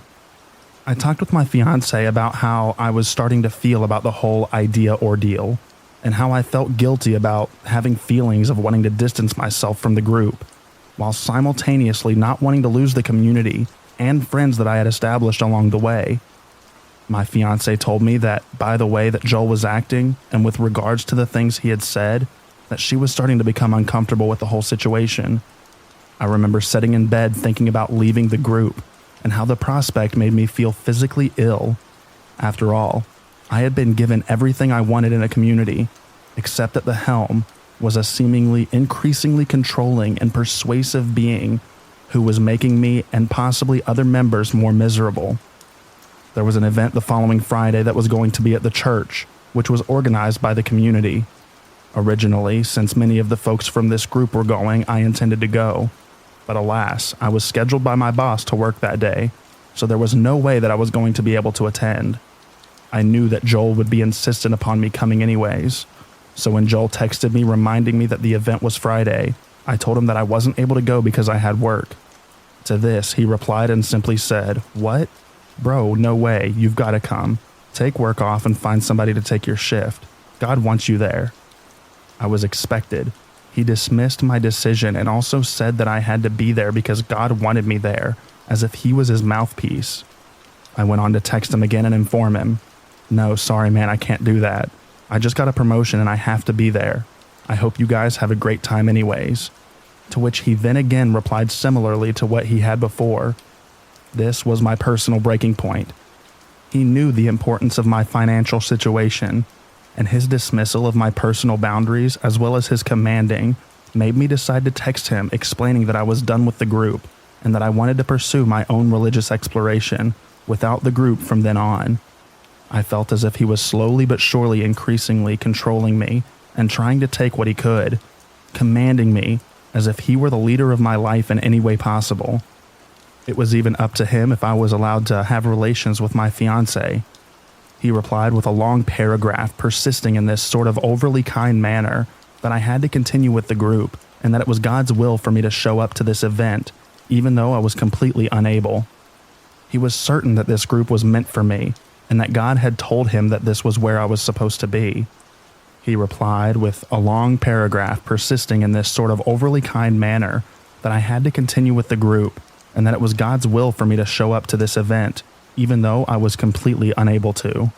He was certain that this group was meant for me, and that God had told him that this was where I was supposed to be. After I responded again telling him to stop, and that I would not, he sent me another paragraph of similar length repeating what he would say. No matter what I would say and whenever I would say no, he would overstep my boundaries while maintaining a kind and friendly tone in order to try and push me into submission when I had clearly said no. At this point, I said I did not want to talk to him anymore, to which he replied, "Bro, why? Can we meet up? I want you to explain why you don't want to continue, bro, so we can meet up and do that, and I can get a better sense and we can figure out what we do from there." Even in this, I knew that he was trying to elongate his chance at bringing me back and continuing his reign of control. I said I didn't want to, so he asked again. I decided at that moment that I needed to block him, so I did.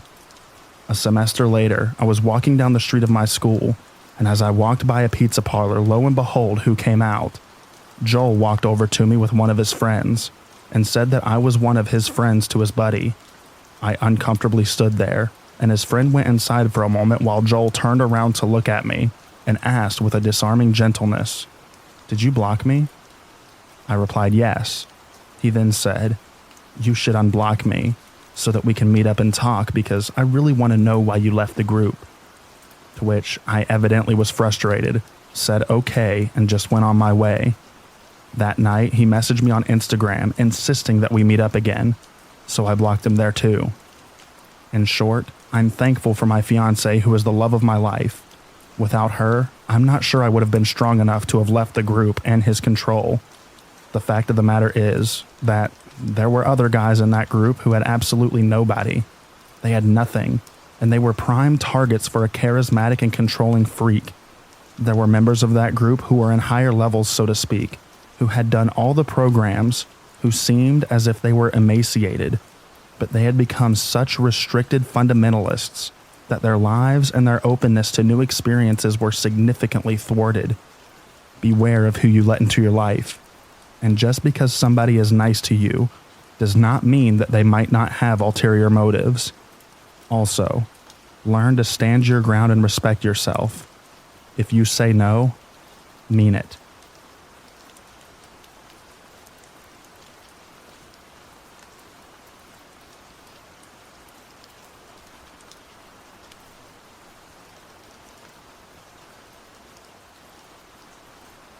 My story takes place 2 years ago, sometime between the first 2 lockdowns in France. I was home alone in my small apartment, working on something for my internship that I was really stressed about. It was the beginning of the afternoon, around 2 p.m.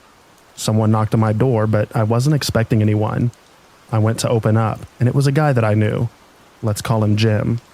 Jim and I had slept together a few times a few weeks before, until he pushed me away without explanation. We were still friends, but I was a little hurt. Was I that bad? Had he gotten what he wanted and wasn't interested anymore? I didn't dare ask the question because I was getting a little attached, and I preferred to wait for it to pass, especially since we were bound to run into each other again. Indeed, Jim had recently gotten a room in the flat of a friend of mine. The situation was quite funny because he had stumbled upon the ad without knowing that I knew the other tenants, and my friend didn't know yet that I knew the new roommate. I was going to tell her about it in person when we met again in college for our midterms. So I knew I was going to see Jim again, but I didn't expect to run into him so soon after he moved in, let alone during a surprise visit from him to my apartment. I asked him what he was doing there. He said he was bored at the dorm and was just passing through. I invited him in. I was a bit uncomfortable because I still liked him, and he had left without any explanation about his rejection before he moved in with my friend. We talked for a while about trivial things, but strangely enough, I still remember the main points. Then he wanted to show me a new kind of massage against my stress that he had seen on TikTok. I hesitated a bit as I was still uncomfortable. "Do you trust me?" he asked. "Yes," I replied. I sat on the floor and he touched my back for a while. Then ditto once I was lying down. I don't remember everything except that at one point his arm was around my neck, and I thought, I'm not sure I can breathe. And then I blacked out. Of course, the memory of choking didn't come back right away. It took several months. But I'm trying to tell you the story in chronological order. When I came to, it was dark. I was still on the ground bleeding. I don't remember if I noticed the injury right away, but I had a large hole in my right side with many cuts underneath. The events are pretty fuzzy in my memory, but I wondered where Jim had gone and why I was alone. I went to look in the hallway, but my keys, which are normally always in the lock, were missing. I found the spare and looked outside. No one was there. Then I had my first stupid reflex. I thought, I'm hurt. I need to disinfect, and started to take a shower. I think I fell asleep and had nightmares of being tortured and kidnapped in the shower, probably a way for my brain to try to warn me that something bad was happening. I then looked for my phone, which was also missing from my apartment. I was confused. Probably drugged, I realized later. I decided to go to bed to resume the search after resting. I told myself, if I'm still hurt when I wake up, it must be real. It seemed very logical in my mind at that moment. When I woke up, my mind was already a little clearer, but I was still not totally myself. It was 8 or 9 p.m., I think. I was still bleeding. I looked for my phone again and I started to panic as I couldn't find it. I tried to calm down and told myself that it was probably there somewhere. I just had to ask someone to call me. I contacted my best friend, let's call him Tom, via Messenger through my computer. I still had a hard time unlocking my computer. I couldn't type my code. I think the drug was still taking its effect. Luckily, Tom was online. He tried to call me on my phone, but no ringing could be heard in the apartment. I think he figured out that I wasn't in my right mind because he called me on Messenger to see if I was okay. It was he who gave me the details of our conversation. I have almost no memory of it. I said, "If you think you've been hurt, do you call the fire department or the police first?" He freaked out and asked me to explain what was going on. I was very confused, but I think he got the gist of it. He asked, "Did Jim do this to you?" I don't know, maybe. I was still in denial at that point. Tom called the police for me. He couldn't come to help me himself because he was studying in another city. As I waited for the cops to arrive, I began to realize that I had completely messed up the crime scene by touching everything, looking for my phone. Not to mention the shower and the nap, which could have killed me in retrospect. I was still in no pain though. The hole in my side started to hurt when I was taken care of by the paramedics that the cops called when they saw the extent of my injuries. I had to undergo surgery as a result of this assault, which took me months to accept as an attempted murder with a knife. I had a hole in my liver, a pneumothorax, and was bleeding a lot. Luckily, my other organs were not affected. While I was in the hospital, the cops came to take my statement and took Jim into custody. Imagine the surprise of my friend and her roommates when they found out that the new roommate not only knew me, but was also accused of assaulting and robbing me. 1 week after the assault, when I got out of the hospital, the first bad news was that the cops were not able to retrieve the recordings from the surveillance cameras in my building, which had already been erased because the procedures had been too long. The next day, the policewoman in charge of the investigation told me that, of course, Jim denied having been at my place that day, and nobody was at his flat to confirm if he was indeed at home all day. That's it for now. Go home to your parents and get some therapy. Great. Big up to my psychologist, who was an incredible person and helped me a lot. And then I waited for a long time. I had to have the seals from my building analyzed for Jim's DNA. Without video or witnesses, it was the only way to prove that he was my attacker, or at least that he was in my apartment that day. It took 1.5 years to get the prosecutor's verdict. No further action. No identifiable DNA other than mine had been found at the crime scene. I probably destroyed everything with the shower. So there you have it. We can't pursue the investigation. I could never prove it was Jim. I don't have any memory of the assault itself. I don't think I'll ever find them. But I have no doubt that Jim did this to me. I think if I ran into him today, I would freeze like a rabbit in front of a car. Today I am much better, but I still suffer from PTSD. For a while I couldn't drink alcohol because the drunken feeling reminded me of when I was going to be unconscious. Now I only panic when I'm with someone and have trouble breathing. I can't pull the blanket over my face if I'm in bed with my boyfriend, for example.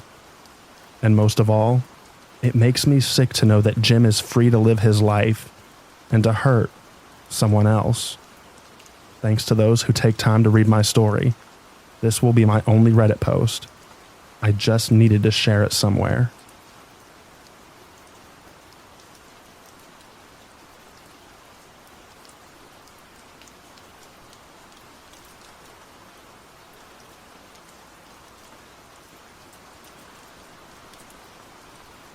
Alright, I spent my entire slow day at work yesterday reading through this sub, so now I want to share my own little story. My childhood best friend, Mary, and I were around 11 or 12 years old at the time. Mary's family had their own campsite in a provincial park about 2 hours from our own hometown, and would spend the entire summer each year living in their camper out there. This particular summer, I was able to go and stay with them for a week, and we were excited to spend our time adventuring around the forest.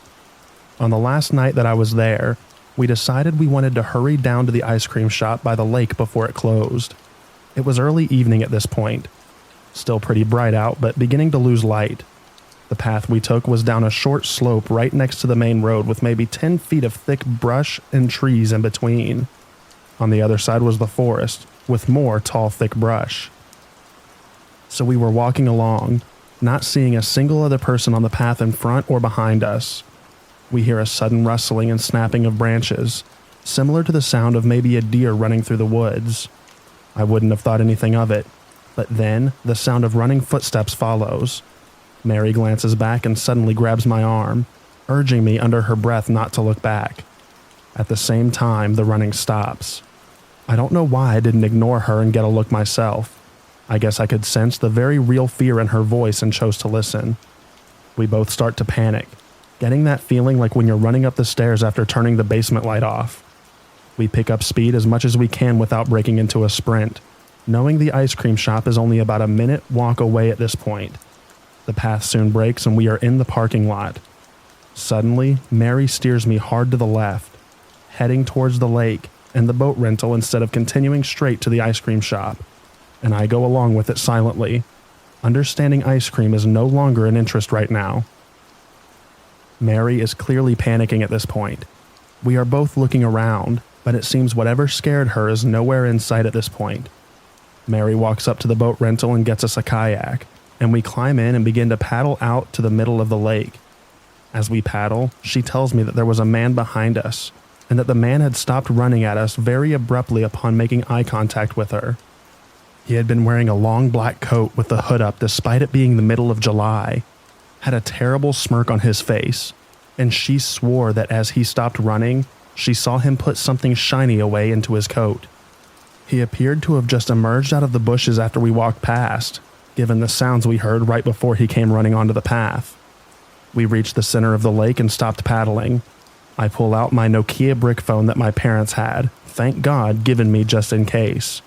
I hand it to Mary to tell her to call her parents to come pick us up. As the phone rings, I see her look out past me to the shore and go pale, lifting a hand to point to what she's seeing. I turn, and there was a man, stalking his way around the path that circled the edge of the lake, staring out at us. We sat in the middle of the lake and watched him do 2 full laps, never looking away from us, before finally disappearing. It took a few tries to get a hold of her family. We were freaking out so bad the whole time, as the sun got lower and lower. We did manage to have someone come with the truck, but by the time we reached the shore, it was pretty dark outside. I don't know what we would have done if we hadn't been able to call for a ride. Looking back, I don't know why we didn't just go up to the ice cream shop, inform an adult there, and ask her parents to come get us then. But it worked out. We got back safe, and we thankfully never saw that man again.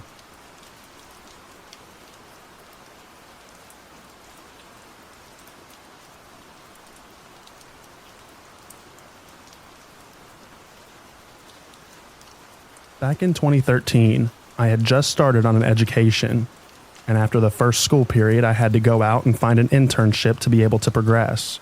But at the time, it proved to be almost impossible to get one. So while I was looking, I decided to take another job just to make sure that we could have food on the table. After searching for a while, I found out that a friend of my fiance's family had his own handicap bus company, a kind of taxi service for wheelchair users or otherwise disabled people, and he needed someone to cover the night shift, since it was a bus that would be on call at least 22 hours a day. Seeing that I'm quite the night owl, I immediately told him that I'd be happy to take the job, and after I got the needed license, I was hired. The job was pretty basic. Pick up people and drop them off where they needed to go, and sometimes use a machine to get wheelchairs up or down some stairs. And when there were no trips, I drove to a designated area and did whatever I wanted while waiting. I quickly found a truck stop in the area where I could park and catch some Z's while waiting. There was a gas station where I could buy coffee in the early hours of the shift, and on the other side of the gas station's parking lot, on the opposite side of the truck stop, there was a rundown restaurant with a motel connected to it. So as to not disturb the sleeping truckers, if I got a trip in the middle of the night, I usually parked on the restaurant side.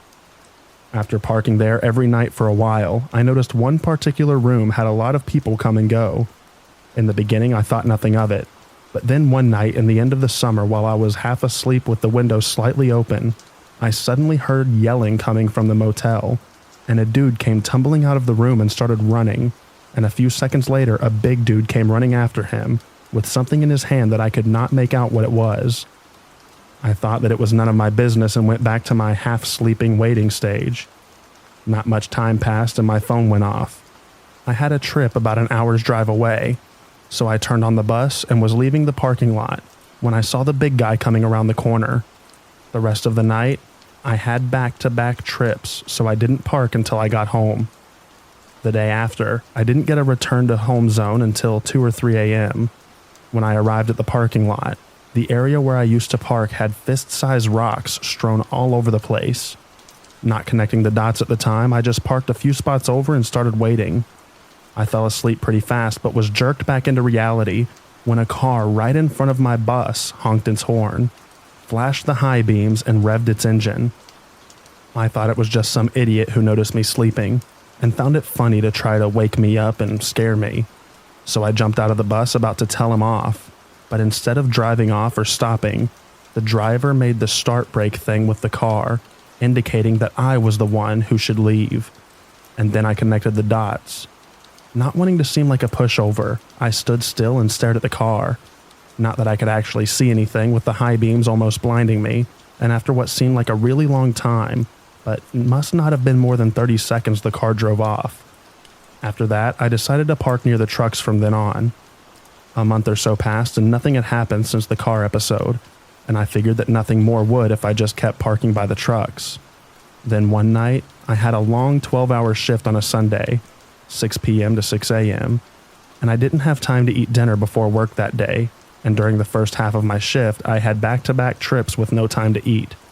So when I finally got to return to home zone, I quickly parked in the far end of the almost empty truck stop and got ready to eat my now very late dinner that my fiancé packed for me. I wanted to watch some TV on my phone while eating, so I sat with my back against the driver's side door and got comfy. While turning my back to the door, I had accidentally hit the door lock with my elbow. But that was my luck. As I was sitting there scrolling Netflix on my phone, I suddenly felt the bus rock and heard the clack of the door handle behind me smack back in position. I quickly turned and saw a dude with a hood over his head quickly crouching and proceeding to lay down on the ground and crawling under the bus, with a big kitchen knife in his right hand. I quickly got up and made sure the other 2 doors were locked, and then I looked in all directions to see if I could spot him. He was still under the bus, and I was sure not jumping out this time since the knife made his intentions pretty clear. I turned on the engine, turned on the spots on the back of the bus, and looked around to see if I had scared him off. And lucky for me, it did. I saw him run off and into a brushy/woody area at the end of the truck stop. I never parked at that truck stop again after that night, and I made sure that all of my doors were locked every time I was parked.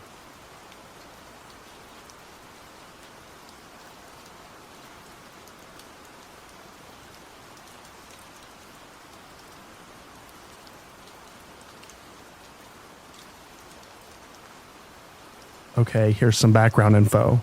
This happened years ago, and my friend and I were both 16 years old. Her parents took us to Wildwood Boardwalk for the weekend to celebrate her birthday. We got dressed and her parents let us go alone to the boardwalk for a few hours during dusk. We started walking up a road to get to the ramp onto the boards, when we hear this guy pretty far ahead of us screaming at someone.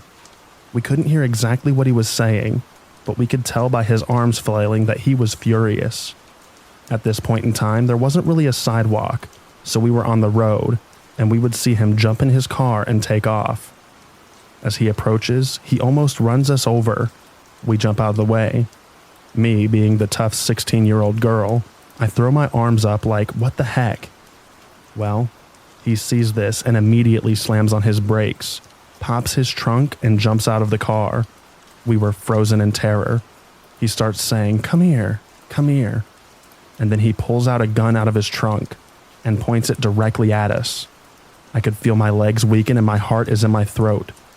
Right in front of us was a little intersection, so we book it down that side road as fast as our legs could go. We ran for a bit before I had the courage to look behind us. Luckily, he wasn't there, so I assumed that he didn't follow us. We were so shaken up that we went right back to the hotel to tell her parents.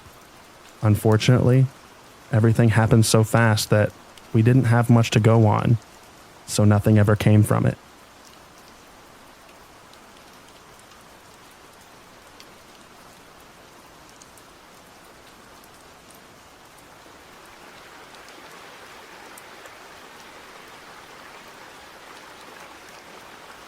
When I was 12, maybe a little older, I was waiting for my ride after school one day when this big white family van pulls up in front of me and asks if I'm waiting for my ride.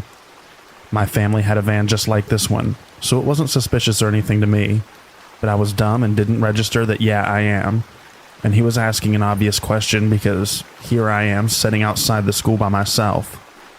But I answered anyways. And then he asked what my name was and I hesitated. But he explained that he was looking for someone, so I gave it. I told him my name was Thea, and he said, "Oh, it is you. Your mom asked me to come pick you up from school." He then introduces himself as Sam, my mom's nephew, and I had never really met my mom's family, so I was none the wiser. Eager to get home and out of the cold, I didn't question him much, even though I was skeptical. I just jumped in the car, and thinking back on it now, I realize how dumb I was, and how lucky I was to get away. I got in, and we started driving towards the opposite direction of my house. At first, I thought it was no big deal, because there was a route this way to my place, but it was just further. But soon, we were passing that route too, and out of nowhere I realized we were on the motorway. Now all traces of tiredness had left me, and I was on the edge of tears. I asked him if he could please take me home, and that if my mom sent him, then he should know I'm not really allowed to go out after school, but he just kept ignoring me. At this point, I was officially bawling my eyes out, and cars that were passing us on the motorway or standing next to us in traffic were starting to stare. At one point, I was crying so much, he slammed his hands on the steering wheel and started mumbling how this would be easier for both of us if I would just shut up. But now I wasn't thinking straight, and I knew that anything would be better than making it to wherever he was taking me. So the next time the car slowed down, I unlocked the door and jumped out. In all honesty, I wasn't thinking at all, because if I thought about it, I would have chickened out. And for once, I thank God that I didn't. I hit the ground and landed on my left leg. The pain was so bad, but I didn't care, because in my head, anything was better than being in that car. The dude didn't even bat an eye. I feel like in the chaos I seen him try to grab me, but once I was outside he just sped away, and the driver that almost hit me, but stopped just in time, got out and ran towards me. The police were called, and my parents as well, but to this day I am not allowed to wait outside anywhere, and even before I'm done with whatever I'm doing, my parents will be outside waiting. So to Sam, the stranger, let's not meet ever again.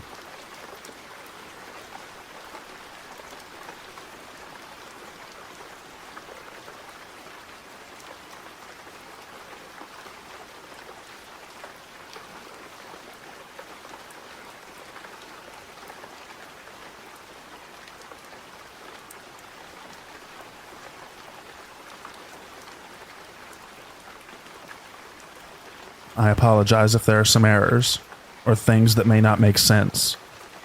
This is the perspective of my story, told from me, and apart from my friend.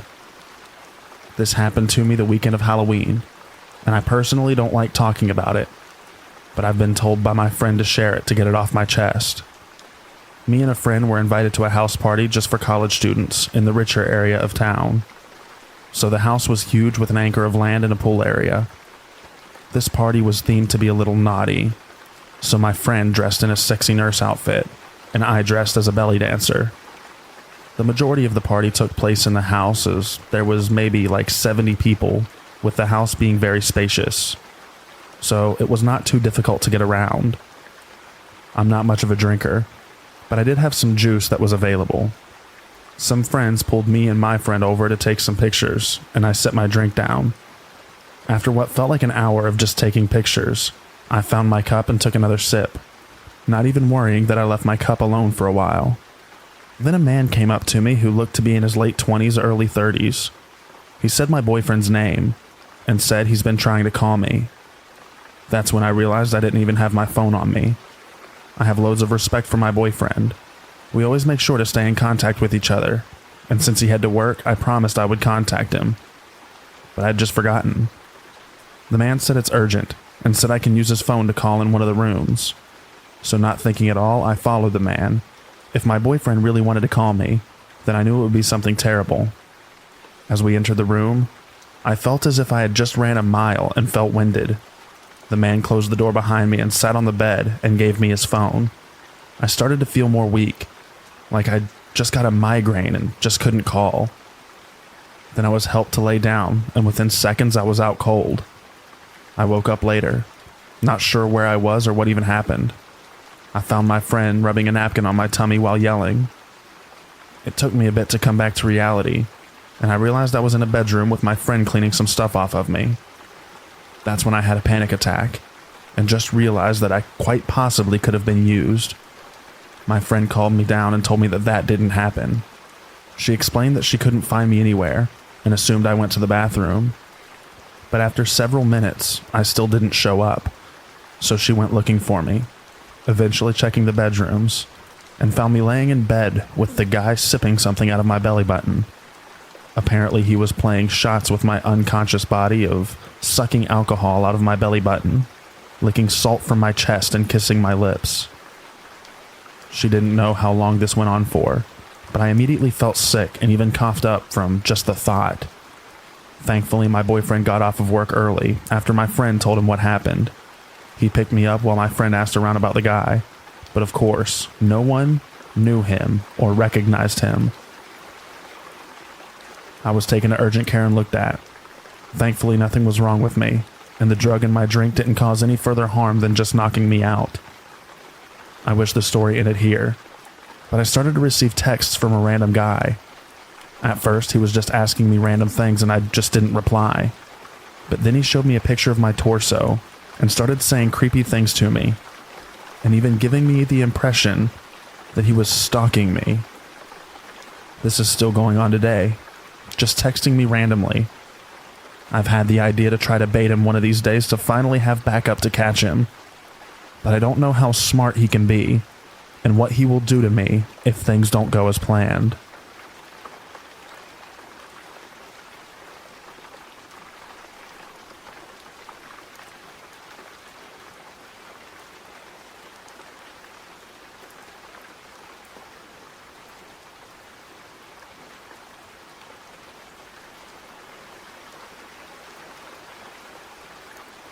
This was a vague memory, up until recently when I spoke to my dad about a dream I had. He confirmed that the dream was actually something that happened to me when I was younger, and filled in some of the hazy details. These details I am now going to share with you. It was 1995, and I just moved to an upper-class neighborhood in southwest Florida. Compared to my previous neighborhood full of professional adults and elderly couples, this neighborhood was a haven full of children my age, and even a neighborhood park and community pool. Things started to get weird right from the get-go. My third night there, I heard this weird tapping on my window. Being as my bed was up against the wall where the window was, I was not about to set up and investigate. The tapping continued for about 20 minutes, but I must have fallen asleep because the next thing I knew, it was morning. I thought maybe I had had a dream, and put it out of my mind for as long as I could. I got ready for school, and went to the bus stop, waiting with my sister who was 2 years older. This older man comes up to the both of us, and starts to talk about how he wishes his daughter was around on the weekdays, so she can go to school with us and ride the bus. He then offers to drive us to school since the bus seems to be taking so long. We knew better, and politely declined, feeling relieved when the big yellow bus pulled up a few moments later. He seemed disappointed, but still maintained a smile and told us to have a great day. We decided to tell our parents because we thought they would get mad at us for talking to someone we did not know. That night, the creepiness reached a new level. I heard the same tapping on the window, only now it was more distinct and was getting stronger. I turned over, thinking my blinds would be down, only to realize in horror that they were pulled 3/4 of the way up. I was face to face with the creep from earlier, and he just stared at me, a slight smirk on his face. He told me to unlock the window so he could come outside and play with him and his daughter. Being on the spectrum, I trusted people way too easily, and as I thought about how fun it would be, disregarding the time, I said, in full sincerity, "Let me ask my mom." His face turned into this scowl that I will never forget, and he banged on the window and demanded that I open it immediately. At this point, my dad comes in my room and turns on my light. Having heard some of my side of the conversation, he pieced together what was going on and made eye contact with the guy for about 2 seconds before running outside after him. He did not catch up with him, but did call the police. It turns out, the man did have a daughter that he lost custody of due to SAing her. She did not live with him, and had not done so in years. I do not remember what he was charged with, but I believe he spent a little time in prison, since he was on the registry.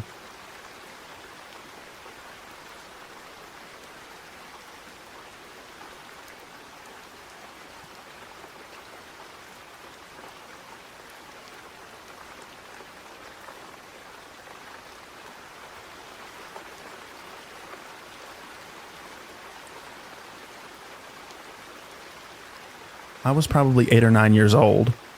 My dad needed to go to the one Asian grocery store at the time in Kansas City, Missouri. It was a small store, but I remember just aisle upon aisle of random goods from all over Asia. It was dimly lit and wasn't a particularly bright store.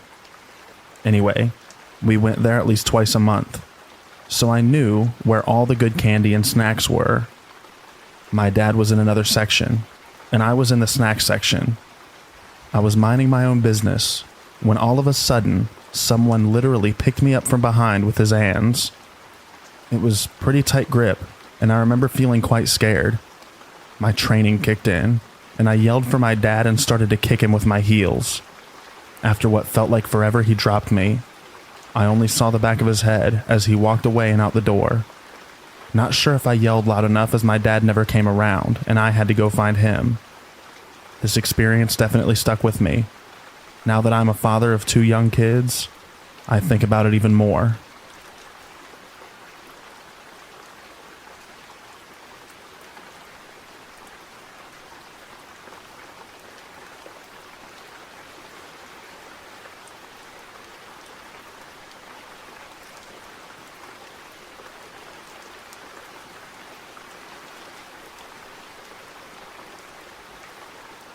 It honestly takes a lot of strength to post this, because ever since it happened, I just try not to think about it. I think I have a tendency to downplay my own traumas and experiences, and this in particular is something I just haven't allowed myself to fully process. About a year and a half ago, my mental health was at an all-time low, and I was binge drinking regularly in seedy bars by myself. I was 23 at the time, and I'm a 5'5", 125-pound woman who had no clue what her limits were with alcohol, and was doing anything to feel something. An extremely dangerous combination. I was deeply ashamed of my mental health issues, and still struggle with telling anyone what I am going through to this day, or even allowing emotions to register fully, or come to the surface, so that even I know what I'm feeling. I was out past 2 a.m., and had been hanging around a group of girls, but they had left early, without me, after a woman had come on to me and kissed me, and they realized that I was bisexual. It was outright homophobia, but they basically seemed creeped out all of a sudden, and a member of the group asked me if I could give them a moment to talk without me, and I respected that request, and politely left the group, and watched as they ditched shortly after. I was already fairly wasted when some guys offered for me to sit with them at their table, and that they would buy me drinks. I remember stumbling to their table and thanking them, and most of what happened after is a blur. I remember dancing and making jokes, but also being fairly disoriented. I have a switch in my brain that can turn on when I'm anxious or threatened, and it's as if suddenly all my anxieties, alarm bells, and panicked thoughts just go away, and only one thing is in my head. I'm in a strange place, with strange people, and I don't know what's going to happen. I should try and be very nice and just try and get along with them so that they don't get upset or hurt me. They kept handing me drinks, egging me on to drink more and more. Even when I started to tell them that I felt a little sick, they just kept handing me more. And pretty soon everything was spinning. My phone was nearly dead, and I turned it off at 2%, trying to keep myself from losing that last bit of battery left for when I desperately needed some way home. Even when it was on, my vision had been so blurry that I could barely use it.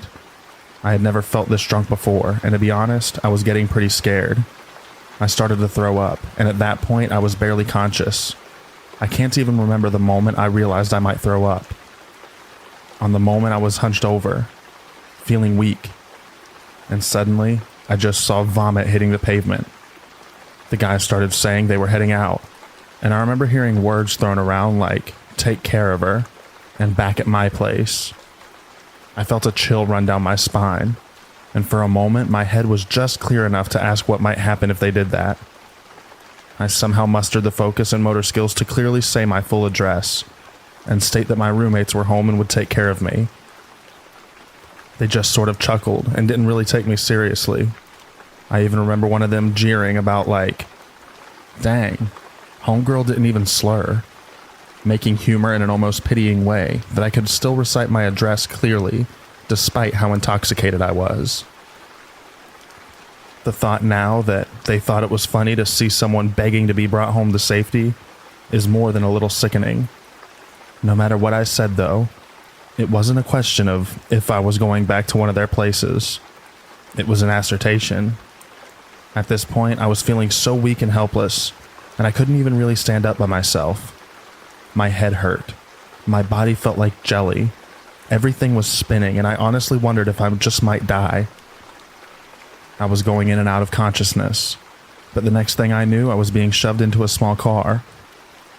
Everything gets sort of hazy at this point, but I remember the car stopping several times so I could stick my head out of the car door and puke, and the guy pulling the hair out of my face. It stuck with me that he did it so quickly and instinctively, almost like he'd done it so many times before. I remember at one point openly and loudly sobbing that I was scared, and I thought I was going to die. They just kept hushing me and telling me I was fine. Everyone in the car was so casual, relaxed, and not at all concerned with the very, very drunk woman in the back, vomiting her guts out every 5 miles and having a meltdown. The intoxicated person they had singled out alone at a bar, fed drinks long past she felt comfortable, and were now forcibly taking home because she wasn't strong enough to fight them off. They stopped at Taco Bell and ordered a bunch of things, but I refused to order anything as I knew I wouldn't be able to keep it down. I was running through scenarios in my head. I knew they had every intent to act against my will. This was not a benign misunderstanding. I was not supposed to be there and they knew it. But I was surrounded by 4 men packed in that car, all definitely bigger and stronger than me, and I deeply feared what would happen if I made some attempt to put a stop to what was happening. On top of this, it was close to 4 a.m., and my phone was pretty much dead, and I was too drunk to even stand or walk. If I'm not with them tonight, where would I go? And what would I do? Lay on the street and puke my guts out until I choked and died, or some homeless person found me and did God knows what? I was screwed. I was completely screwed. I had a phone charger, but nothing to plug it into. I considered the worst, but also the most obvious answer. I had to play nice the entire night and pray nothing else happens.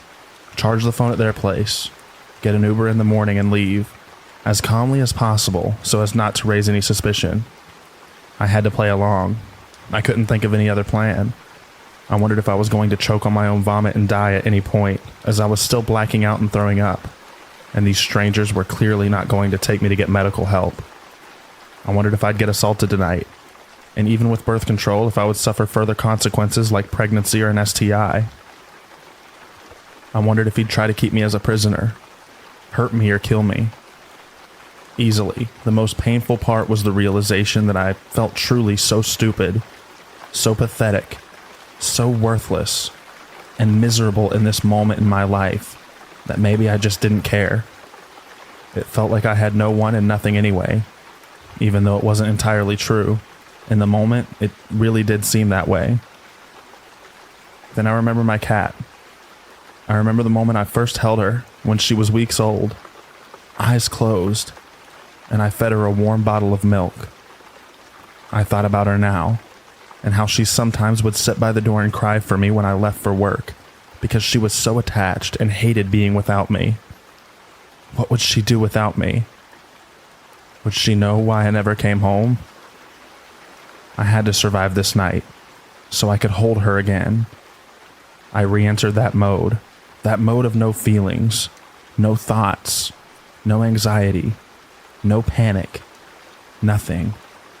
Just be extremely calm, nice, and smile until I found myself sober and capable of getting out of this situation.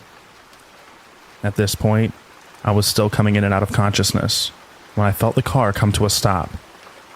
I couldn't really sit upright without triggering more vomiting, but I remember attempting to slightly raise my head just enough to see that we were in front of some small rundown home. The guy sitting next to me, the one that had insisted I go home with him and had been holding my hair back while I puked, told me now that this was his place and we are going to go inside. I tried one more time to tell him that I should go back to my apartment and my roommates must be wondering where I am. Again, he didn't even seem to take me seriously, just kind of chuckled and said, "Come on, let's go." I told him I was too sick and weak to walk and wanted to just stay in the car instead, and I don't think I could even walk the short distance to the door. He said he'd carry me there, and I still said I couldn't do it. Everything was blurry.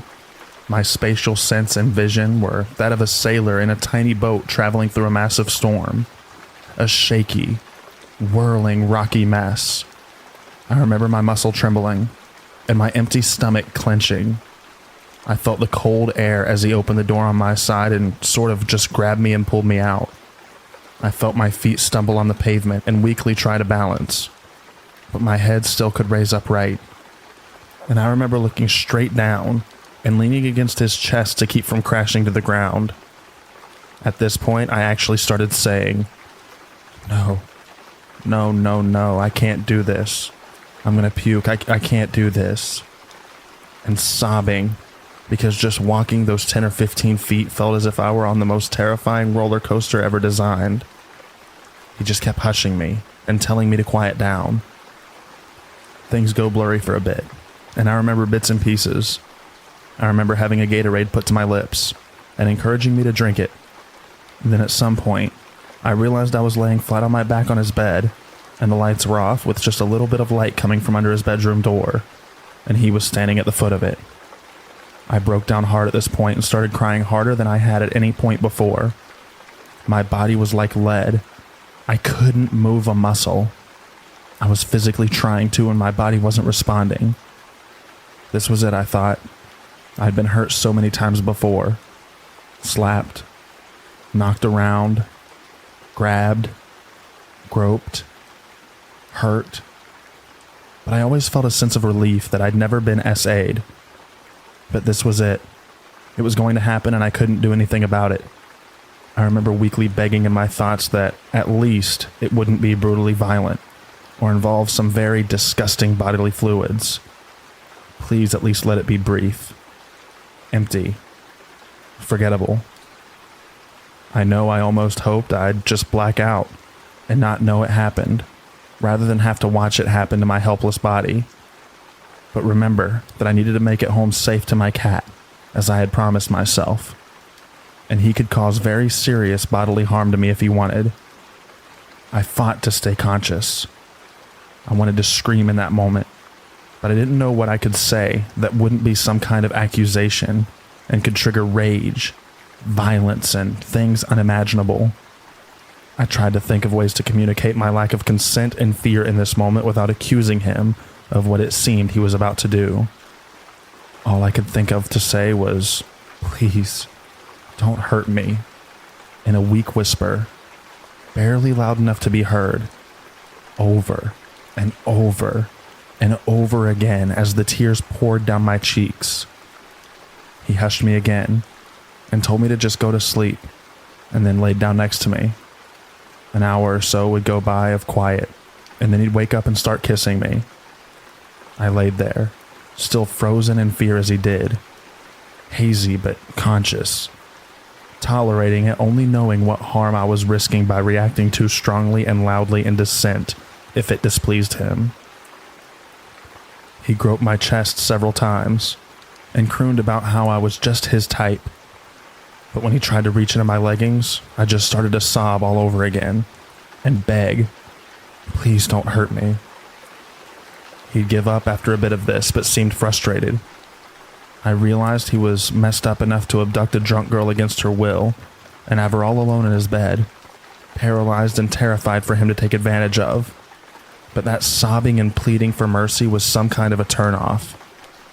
This would repeat itself several times in the night, and I barely slept, but I made it through to the morning, clothed and untouched below the waist.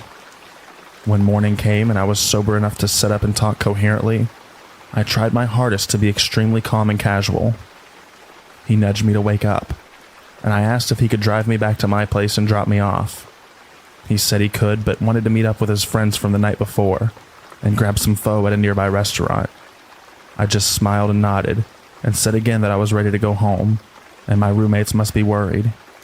He drove me to the restaurant, and despite this and his gall to ignore my request again to be dropped off, I realized as I sat in a busy restaurant, surrounded by people in broad daylight, that I was alert, sober, and in a public space.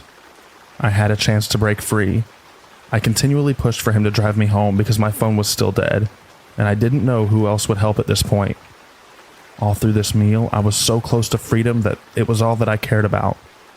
So I joked and smiled and played along, thinking at every second that passed that soon I'd be home with my cat and my roommates and safe. He asked for my number just as he began heading back to the car, and I said, "Oh, I don't know." But when he pushed, I gave it to him, thinking I was so close to getting out of here, and I wasn't going to mess that up now and make him mad. When I made it to my apartment, I stumbled in, embraced my roommates, and started sobbing and apologizing. I said I was a reckless idiot. I made a huge mistake. I'm lucky to be alive, and I'm so sorry for being stupid. I told them what had happened, and how ashamed I felt for putting myself in that position. But they comforted me, and told me that I had just been kidnapped against my will, and that none of this was my own doing. That there are sick people and it wasn't my fault. Before any of this had happened, I'd had a long list of trauma, and I cannot truly say that this was the event that broke me, because I think I was broken long before that night. But I know it has only made everything worse. Many other things have also happened since to compound the issue, unfortunately. At one point I was hospitalized, and I'm grateful for it. Things started to get a lot better after that, but I can't say that I'm even close to being mended. I just recently began seeing a therapist again, and have opened up about the person all of this trauma has made me into. I isolate myself constantly, and have become somewhat agoraphobic, rarely leaving my apartment. When I go out, it is never alone anymore, and I never drink. I often use virtual reality social games to meet people and have social experiences, because it is the only time I truly feel safe. I like knowing I can always take the headset off, log out, etc. I hope one day I again find myself open, talking to my loved ones about my emotions, and able to spend time with others outside of my roommates in real life. But I'm not there yet. I decided at some point in the last year or so, to the man at that bar, and to nearly every stranger since, let's not meet.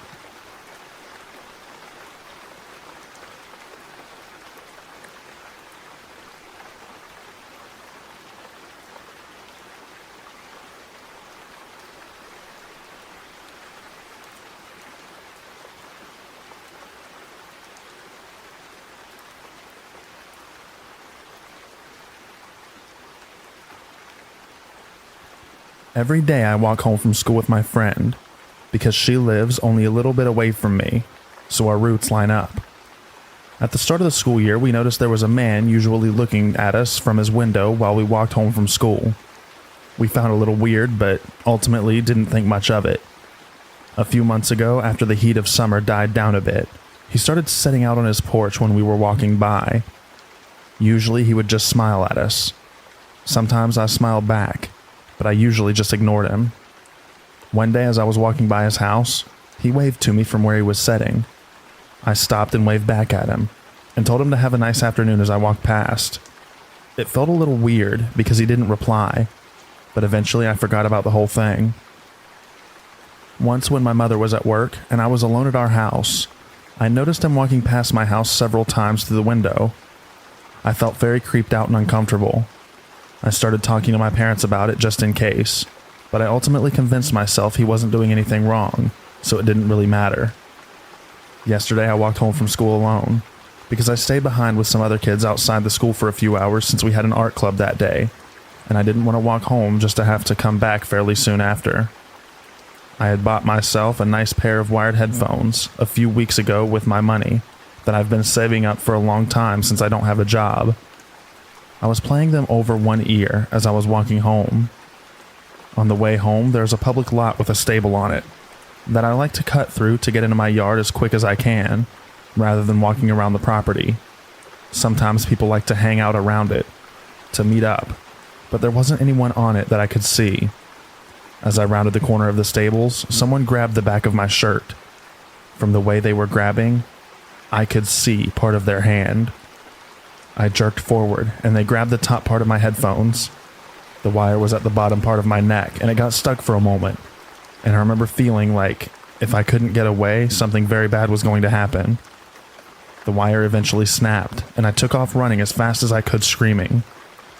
They let go of my shirt, and I hopped the half-length fence to our property, and I ran as fast as I could out onto the sidewalk in front of my house, because I was worried that I would take too long on the lock if they were following me.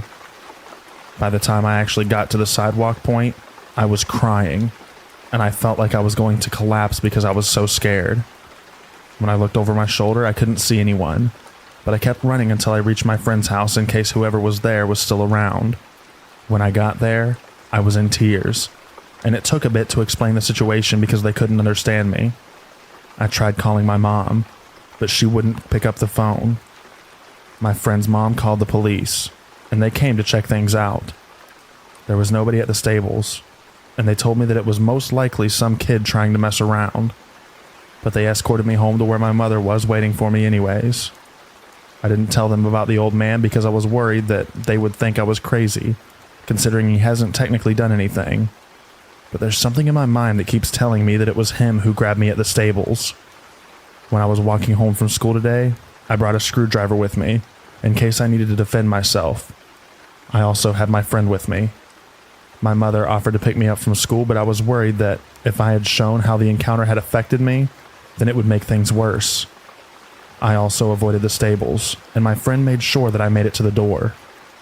The guy on his porch wasn't here today, and I'm still not fully sure if it's him or not.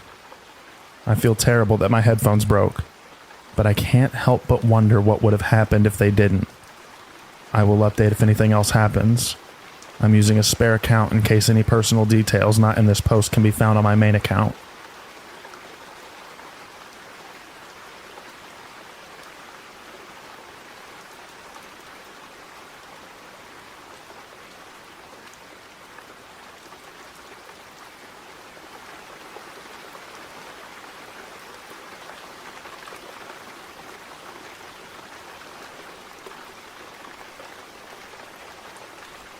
So this happened a year ago today. I'm a female, and I was 16 at the time. Keep in mind, I live in South Africa, where the crime rate is high, but the area where I live is mostly safe. Brought up, I was taught to always keep the doors and windows locked when home alone. I came home from writing an exam earlier that day and wanted to take a nap. I made sure all the doors and windows were locked before taking my nap. Usually, if I took a nap, I left my door open in my bedroom. But on this specific day, I closed my door for some reason. While I was asleep, my body started shaking, like I was having a panic attack, but in my sleep. Still half asleep, I started hearing noises in the house. I looked at my phone to see what time it was, since I thought maybe it was my parents who came home early. I went out of my room, and as I turned left, there was a homeless guy rummaging through the closet of the other room, the room that was right next to mine. Being still half asleep and witnessing a literal burglary, my mind went blank. The guy came up to me and put a knife against my throat, demanding me to give him money or he'll unalive me. Crying hysterically, begging him to not hurt me. He saw my phone in my pocket and demanded me to give it to him. I went from being scared to mad, and I refused to give my phone to him. I know I should have probably gave my phone to him, but this was the only expensive thing I had, and knew my parents couldn't afford to get me a new one. I started fighting back, and the more I refused to give my phone, the more he started pushing me back. I ended up in the bathroom, right across the room. He pushed me into the bathtub and got over me. Right in that moment, I thought that that would be the end. I yelled at him, and I've already called the police, and that they're on their way. That wasn't true. After I said that, he closed the bathroom door and ran off. I then called the police, my parents, etc. The police came and found the knife he held against my neck outside the house, and discovered that he broke our door down. That's how he entered the house. In April this year, 5 months after the incident, they found the guy and saw that he has been in jail for burglary over 10 times, but every time they let him out after a few months. Typical for South Africa. But I was the first instance for attempted murder. I was going to court to give my testimony, but the police said the chances of him going to jail for a few years were slim, and I'm going to waste my time by testifying. We tried to argue that he should go to jail, but it didn't help. He was released despite his charges. Later on, we found out his brother's a policeman, and that's most likely how he got away with everything.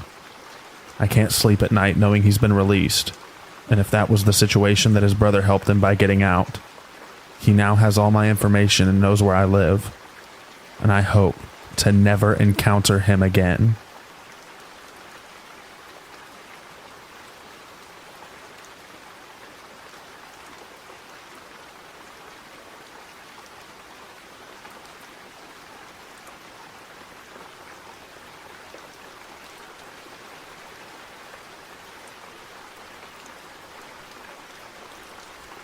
I'm usually a lurker, but this memory from a year ago popped into my head, and I wanted to share because I was so shocked in the moment. I realize now how scary the situation truly was. And it was just super strange. Keep in mind, this story is hard to describe, but I'll try my best. I'm a 22-year-old female, and I met my dad at a tire shop in an increased crime area of town. Not really sure why we went to this shop. It was probably around noon. My dad brought his chihuahua with him, so I took her on a walk around the tire shop while he consulted with the mechanics. The shop was about a half a football field away from a busy street, with a big field in between the shop and the street, in an otherwise residential area. I figured it was safe enough to walk the dog around in the field because my dad and the mechanics were right there. However, the shop was fenced in and not facing the field, so I guess it wasn't actually that safe for me, because my dad and the employees couldn't see me. So I was just walking the little dog around in this field, not too close to the busy street, and suddenly, this beat-up car with the windows down starts driving really slowly on the busy street, and I can tell the dude driving was staring at me.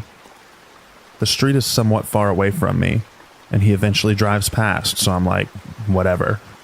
But then a couple of seconds later, I see the car again going down the street in the opposite direction, going really fast, and he turns onto the side street where I am. He's driving very, very fast, and he just guns it into the field where I'm walking the dog. Literally jumping the curb, he's coming straight for me, very fast, and I'm just shocked, thinking, is he about to plow us down? What is happening? It was just so quick and unexpected. In my confused shock, I'm just hesitating with the dog, contemplating running away, but also not wanting to turn my back to the car. Then, miraculously, I guess there was some kind of uneven ground or a hole, because the guy's car, which was a real beater, very old, got stuck and a wheel started spinning. With his windows down, I can hear him cursing, and take this moment to scoop up the dog, about to run out of there. Then he opens the car door, about to get out of the car. I can't remember any descriptions about this man other than he was quite overweight. Again, because of the shock, I can't even recall his race or age range or anything. Right at that moment, a truck pulls up beside us, with two youngish men inside. It was like a construction truck. They rolled down the windows and ask if the guy is bothering me. They say it loudly, and it spooks the guy and he goes back into his car. He is then able to peel out in reverse from whatever hole that car was stuck in. He very quickly reverses out from the field we're in, back onto the street, and takes off.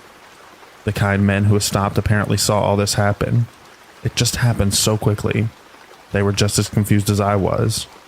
What was this dude's game plan? What was he attempting? Kidnapping me in broad daylight, obviously with people around? I'm not sure. I'm so glad his car got stuck and I didn't have to find out. It was just very strange. I'm grateful his car got stuck and the guys who drove by stopped and were willing to check on the situation.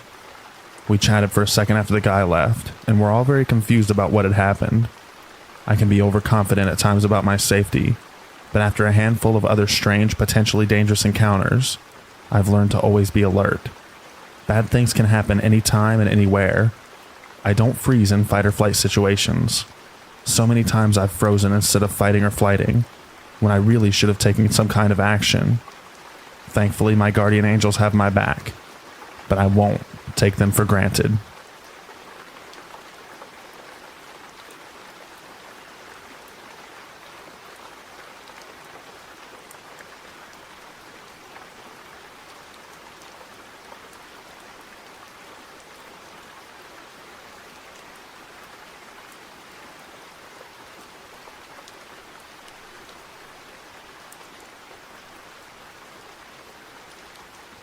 My entire primary school experience felt like a fever dream, but I don't think I could fit it all into one post, so instead, I'm choosing to tell my most bizarre experience in my schooling life.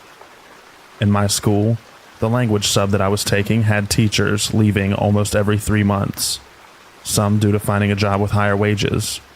This teacher, however, left due to his disturbing attitudes towards kids ages 8 to 10. This teacher is Mr. John. He came to our school during the second semester of grade 5, my class.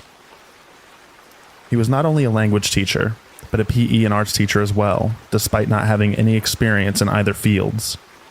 At first, he made a good impression, cracking jokes and giving helpful advice.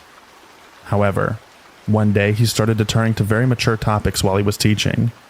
He would talk about paintings, but somehow divert the conversation to body odor and what kind of object that would emit such terrible smells such as excrements.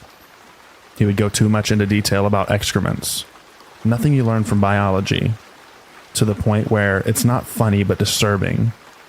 He later talked about puberty, which at first seems normal, but later talked about how puberty changes you, such as your body parts and other feelings you get.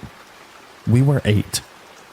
He then showed us pictures of his ex-girlfriend when she was 17, all of her selfies. She was getting married. He had her photos in a file on his computer. The final blow was him taking off his shirt and showing every scar and injury that was inflicted on him. He forced us to look at all of them. We were so uncomfortable. Finally, I complained to the principal along with a few others. He tried to find those who complained about him. He asked around and interrogated 2 of my friends. So, Mr. John, let's not meet.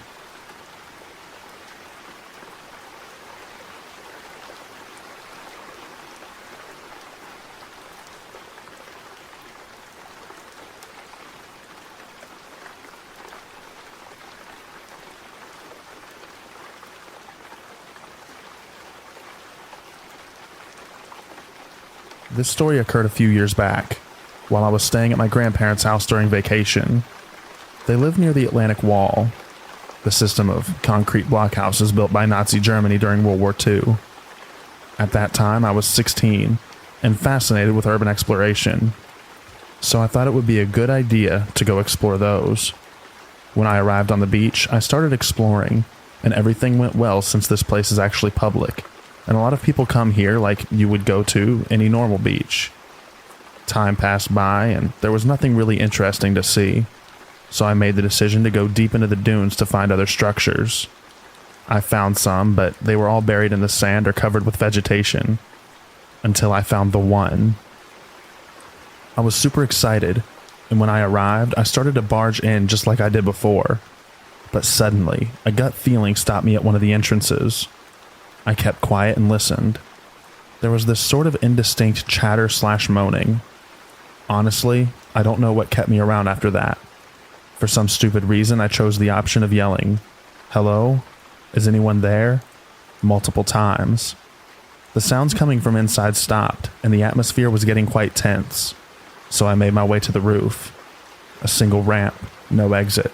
Stupid decision again, but curiosity was too strong. A few minutes later, a middle-aged man comes out and started the weirdest discussion with me. He asked me if I was alone and what was my age. I was obviously a minor. He then proceeded to tell me that what they were doing inside was perfectly right, and I shouldn't call the police without waiting for my answers. At the end of his little speech, he asked me if I wanted to go inside. Obviously, I refused. Thank God he didn't insist and went back in. As I went away, I passed by one of the other entrances that happened to provide a direct view of the inside. I took a peek and instantly ran the F out. What I briefly saw was another old man naked, pleasuring himself, looking at me. In the background, I saw many other figures and candles on the ground. I heard some sort of chanting too. After I put enough distance, I took my phone out and called the police. What I told them was too surreal for them to believe me, and I was basically laughed at and given a lecture about prank calls. No one believes me other than my dad. He's had weird encounters in those dunes as well. But in the end, I don't care. Let's not meet again, people having I don't know what kind of stuff in a bunker trying to lurk miners in. Oh, and also, I quit Urbex. Edit. I never thought of it, but I actually just found an article online related to this. Basically, the beach I went to is right next to a nudist beach. I must have crossed the border by going into the dunes without realizing it.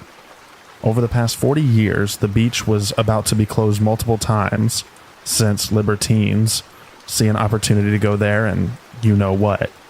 Many of them cause disruptions, since it's completely illegal, plus the dunes are a protected environment, so it's forbidden to go there. I just had a chat with my grandma. She says that police went there many times already to make them leave, but it doesn't stop them from going back. Ironically, the article mentioning the raising concerns about the situation lasts exactly from the same period this happens to me. Well, those guys I met are very extreme libertines, if you want my opinion. Some suggested I go back there with friends to collect evidence, but I have to wait till next summer. Plus, confronting those people doesn't seem like a good idea. Edit 2. Seems like there's a lot of confusion. No, the article isn't about a sex cult or anything wicked. It simply mentions the conflict between true naturists and the libertines who come on the beach to you-know-what, and how the authorities want to close the beach regarding that. That's it. A coincidence supporting my story, but not about my story. My bad for not making this clear.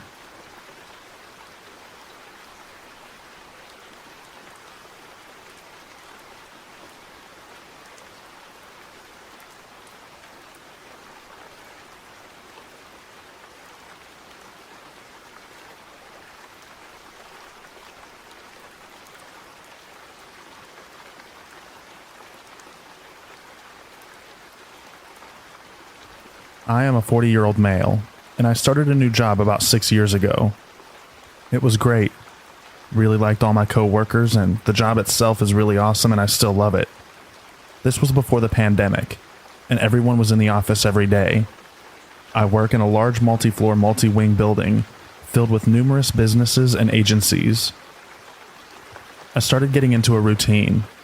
We have a gym and locker room in our building. I would go work out before I was on the clock and shower, get ready, etc. I'd go get breakfast at the next building over most mornings at around the same time. I'd go on walk breaks with coworkers at pretty much the same time every day. It was very regimented. In the morning, when I worked out, everyone had a pretty set schedule. We didn't know each other, but there was kind of an unspoken pattern. A coworker would finish and shower before me. Then I'd go. Then the head maintenance guy for the building, and so on. This is where it all begins. One morning, like every other, I got out of the shower, and I'm in the small locker area, and there's this little older Indian man over at the sinks. He's not doing anything but looking at himself in the mirror, but you could tell that he was just loitering. Weird, but whatever. A few days later, he's there again. Then he's there every morning at the same time, and he's definitely looking at me while I change. This creeps me out. So I stopped working out in the morning. Then after a few weeks, we're walking back from getting breakfast, and he's walking the other way towards the other building. I tell my coworker that that's the guy that would always be in the locker room watching me get dressed. After a few more days, he's walking the other way from us getting breakfast every day, and he looks right at me every time. So I make an excuse and stop going for breakfast. Our 9 a.m. walk around the building, he just starts appearing and walking the opposite direction from us every day. Literally, everyone walked around the building in the same direction, except for this guy, and he'd stare at me as we passed. I tell the coworker, who was a woman, about the guy and what had happened, and she just laughed it off. The only reason he'd go the opposite direction is to make sure he saw me. Our 1 p.m. walk around the building, wouldn't you know it, he's there walking the other way and staring.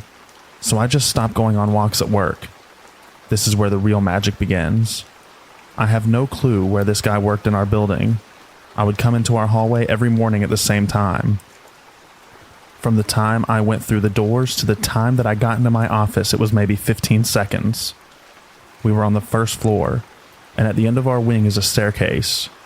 Every morning as I'd come into our wing, he would pop out of the stairwell and come walking the opposite direction and stare at me as we passed each other. One morning I'm walking into the bathroom to go number 2. I stop and blow my nose real quick. As I'm walking to the back stall, he comes into the bathroom. We have 2 urinals, 2 stalls in this particular bathroom. No one is in there but us. He comes into the stall next to mine and widens out his feet so his shoe is under the divider and on my side of the stall. This dude is tiny, maybe 5 foot, so he'd have to almost be doing the splits. Then he lets out this deep, loud moan after about 30 seconds, then leaves. I start telling all of my coworkers. Most of them laugh. I work in a pointy head / number nerd industry, and I'm the exact opposite of the stereotype for those jobs. I'm a super extroverted jock type. I could kill this little guy with my bare hands, so everyone just thought it was hilarious. I felt so creeped out and helpless. Like, what do I do? Any guy I work with that I tell this to laughs at me. The women just shrug it off or have an excuse for why he's always there. So I ask one coworker to pick any event at any time during the day to prove he will show up. So we decide to go for a walk at noon. After 5 or 6 days, there he is. Now she believes me. Everyone in the office knows now, and because I'm a guy that can take care of himself, it's literally a big office joke. I've told my wife about all of this, and she is supportive. She has had her share of workplace creepers as well. I get to read the texts and emails. My closest coworker and I decide to start working out at approximately 1:30 p.m. every day. I want to get my gym time in, but I don't want to do it alone. After about a week and a half, guess who starts showing up every day? He'd just come in and loiter around. Mind you, the guy has never tried to talk to me before and vice versa. 2 guys lifting weights and this little old creepy guy just sitting there watching me.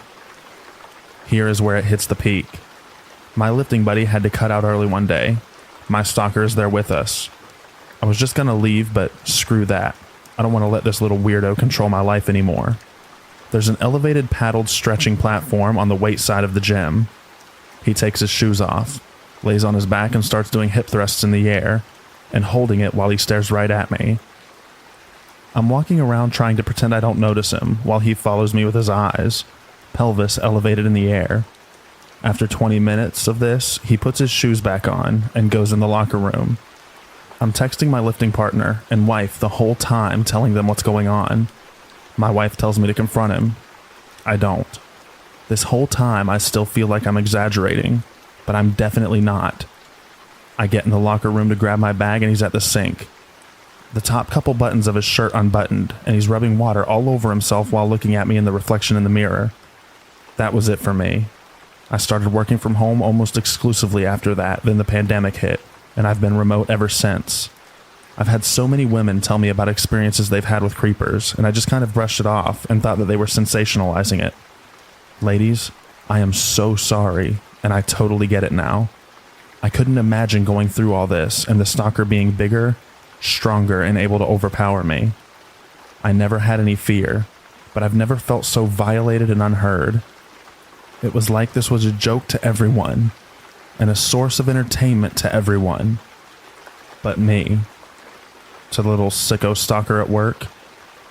Let's not ever meet again.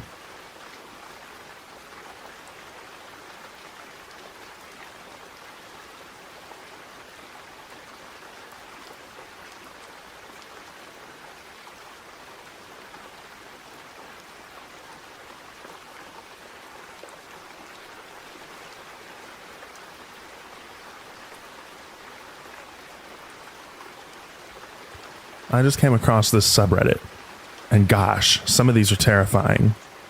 I do have a story of something that happened to me from a while ago, but in hindsight it was really dumb of me, and I feel terribly dumb now. So I've always been hesitant to tell a lot of people that I know about it, except for my psychiatrist. And I always apologize for long posts, so it's hard not to do here. There were some other conversations I had with this man named John. It was mostly him talking, but I left some of them out for length's sake. This was a few years ago. It was pretty late, past 1:30 or 2 a.m. I was living with this boy who was pretty abusive, and he had gotten really jealous at this party we were at earlier that night. Not even an hour after we had gotten home, he tossed me out onto our front porch and locked the door behind me. I was knocking and pleading for him to please let me back inside. I was still wearing what I had worn to the party, and it was freezing out. I wasn't sure what to do. He had my phone, purse, and wallet in the house with him, so I just sat on the porch crying. When he turned off the lights both inside and outside of the house, I knew he wasn't going to let me back in. I felt so hopeless and cold. I thought about knocking on a neighbor's door, though he didn't have many, but I had anxiety about waking any of them up and causing trouble for my boyfriend. So instead, I decided I would try and walk to his gas station and motel, which was like a little less than a mile away, so I could use their phone and try to call a girlfriend of mine to see if I could sleep over with her. Ironically enough, the road I was walking on was Donner Pass Road, so the freezing cold was fitting. But anyway, a little bit into the walk, this tall white pickup truck was approaching on the opposite side of the road that I was on. I tried not to make eye contact for obvious reasons, but then I heard the truck stopping and beginning to make a U-turn, and my heart just started pounding. I just about froze up, but forced myself to speed walk at the very least. The truck pulled up to me, and this guy rolled down his window and asked what I was doing out this late. I told him how I was going to meet my friend at the gas station, and that she was expecting me. He sort of smiled and offered me a ride. I said no thank you, citing that I shouldn't hitchhike. He told me, well good, I don't pick up hitchhikers or anyone. You don't look like a hitchhiker though. You just look like you need some help. He just kept driving next to me and told me I shouldn't think he was a creep, and he pulled out what looked like a police badge and told me he had just gotten off duty, which is why he is in civilian clothes and out so late. He said he wouldn't mind driving next to me just to make sure that I get to where I was heading safely. I was naive and a bit too trusting of his kindness and credentials, and when he offered me a ride again, I said that it would be nice, because the gas station wasn't that far away anyway. He popped the door open for me and I hopped in. The radio was low, it was a little messy. The ashtray was full of cigarettes. There were a lot of newspapers on the passenger floor. As I was moving my feet, some of the papers shifted, showing a pair of handcuffs, some coffee cups, empty water bottles, rags, a highlight-colored bandana, and some other things. He apologized, saying that it was the truck he took hunting, but it was super warm, so I was happy and didn't mind at all. He told me his name was John. He asked why I was scantily dressed without a jacket, and I started to tell him about the party and the fight I had with my boyfriend. He was super charming and attentive. He even laughed that he could go back and arrest him. I asked about him, and he told me about his family. He was a young dad. He had a wife, a daughter, a son, and a dog. And I told him it was like he had the perfect little family, and he laughed and said he certainly did. Then it sort of clicked for me to ask him. I could use his phone. But he said no, because he had to save his battery. We were approaching the gas station, and we drove right past it. I politely said, "Oh, I think that's the one," but he didn't answer me. I felt so sick to my stomach. My heart started pounding. I started getting choked up. My eyes started tearing up as I was looking out the windows and watching the lights behind us getting further and further away. It was hard for me to even speak, but somehow I murmured, asking if he could please turn around, and he ignored me. Whenever I would look at him, he just looked empty-eyed and emotionless, totally dead and glazed. I looked back out the window and down at the road to see if maybe we were going slow enough that I could make a leap out of the car without seriously injuring myself. I remember always hearing, "Never go to the second location," but I thought about the possibility of jumping out and breaking an ankle, and how it would be a lot harder to get away with 1 foot as opposed to 2, debating with myself that there was snow on the ground. But then again, snow is hard to get along in, especially when you're not fully clothed. I feel so dumb now too, because I wasn't even tied up or anything. I was just so scared. Like there was nothing but trees, an empty road, and us. I was crying pretty badly at this point, and asked if I could please borrow his phone again. I don't even know why I asked. And he told me to stop talking. Then he started talking underneath his breath, saying, "Girls shouldn't be out so late. You shouldn't have been alone this late. Look what you're doing to me. Dressed like a slut," and other derogatory things. As he kept saying these terrible things, too many to type here, I wasn't even responding. I was just crying and trying to think past the fear that I was feeling. I remember the pair of handcuffs. I remember seeing under the papers beneath my feet. So I used that little, I don't know how to describe it, like a scoopy motion. I managed to use my feet to scoop the handcuffs up, and use my heels and toes to push them under the bottom of the seat, as far as I could. I was thinking of different things I could do to try to help myself, like if we were close enough to some upcoming lights or structures. If I ever made it to them, I could just grab the wheel and cause us to crash into them. Or maybe how if I got lucky enough for a cop to pass us, I could grab the wheel and swerve so that he would appear to be a drunk driver and we'd get pulled over. I guiltily thought about the possibility if this man is just having a weird night, and how if I did anything, it would hurt him. But I told myself that sort of thing sort of got me into this mess. He pulled off the road where we were, still in the woods on both sides of us. On his side of the wooded trees, we're closer to the road. On mine, there was a small gap, fully covered in thick, I don't know how many feet of snow. Before the trees thickly picked up, maybe 10 to 16 yards away, he turned off the car and coldly said there was something wrong with the car, and to get out with him.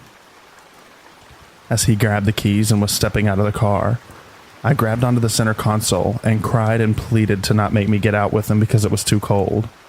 He turned around to face me, his door still open, and shouted at me to get out of the car because we had to go check out the trunk bed hatch. I dug my fingernails deeper into the center console, thinking of my cries of no, and head shaking would cause him to come around to my side of the car and drag me out himself. I was crying and said, "Please, John, I'm so cold and scared." I was thinking of everything I ever heard. Humanize yourself. Use first names. He stared at me in this way that I can't even describe it to this day. I don't even know how to start. He got back in the car and slinked towards my window, scared he would drag me over the console. He turned off the headlights and everything just looked dark blue. He stared at the steering wheel for what felt like years before lighting a cigarette and looking out his window, and back at me and then back out his window. He heard me shuffle on my feet on the newspapers. I was just adjusting my legs, but while still staring out his window, told me that if I thought about running, he had a quick way to get me where he wanted me. And oddly enough, I was sort of thinking of running minutes before that, but responded that if he wanted me out of the car, then I should definitely stay in. Otherwise, he could chase me or shoot me. In case he had hunting rifles in the back, I didn't dare look. I'm glad I was right. I think at this point I sort of hit some sort of button on my reserve, and instead of panic, there was numbness and exhaustion. There was still an occasional hot tear or two, but I just remember being numb. I talked to a psychiatrist about this sort of thing, and he thinks it just came from my ex-boyfriends giving me PTSD. It was dead quiet, but I finally just barely audibly told him that my friend was still waiting for me and asked about his wife and children, and he flatly said he didn't have a wife or children and that his house was empty. I asked him what he was thinking about, and he said, "I'm thinking about what to do with you." He didn't say it angrily. He just said it flatly and coldly, which sort of scared me.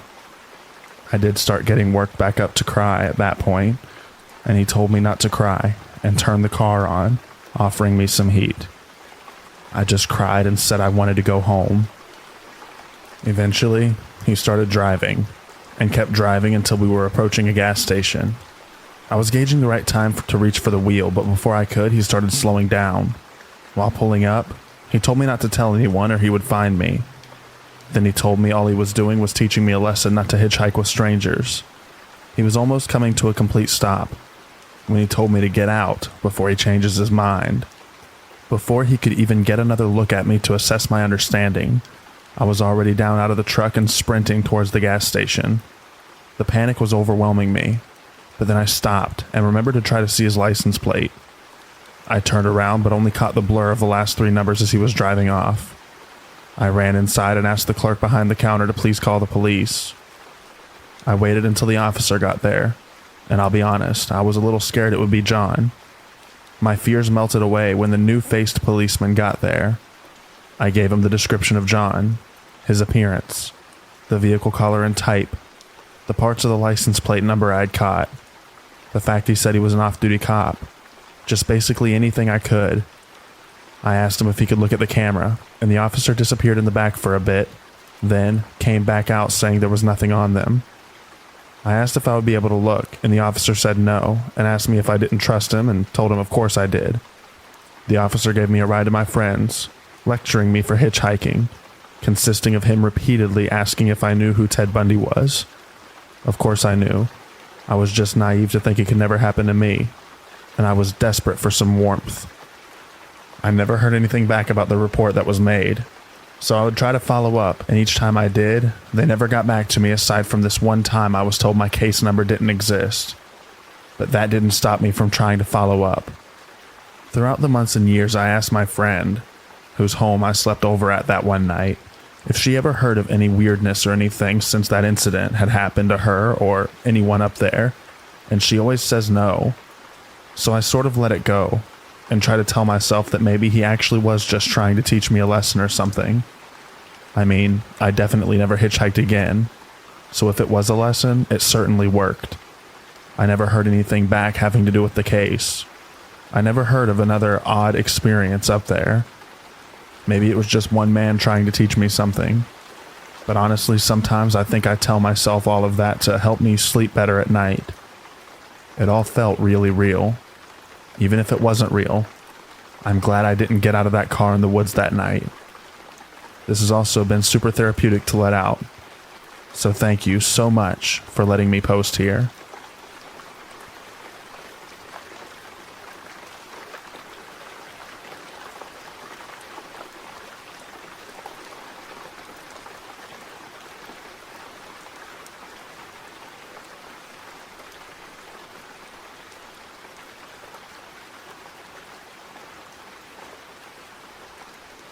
When I was 10, my parents and I went to visit my grandmother for spring break. My cousin also came to visit, and we decided we wanted to go to the YMCA for the day. My grandmother dropped us off, and she said she would come pick us up in 4 hours. On that day, the YMCA was empty. There were a couple of adults in the exercise room, but that's it. We went to the basketball court, and after 2 hours of playing tag and shooting baskets, we were bored. I've never been the biggest fan of swimming, but this YMCA had a pretty cool pool. So we changed into our bathing suits and headed in there. The pool was empty except for the lifeguard. We played a bunch of games and swam laps, but after about an hour, there wasn't much left to do, and there was no one except us to hang out with to keep things interesting. So we decided to play a game of seeing how long we could hold our breath underwater.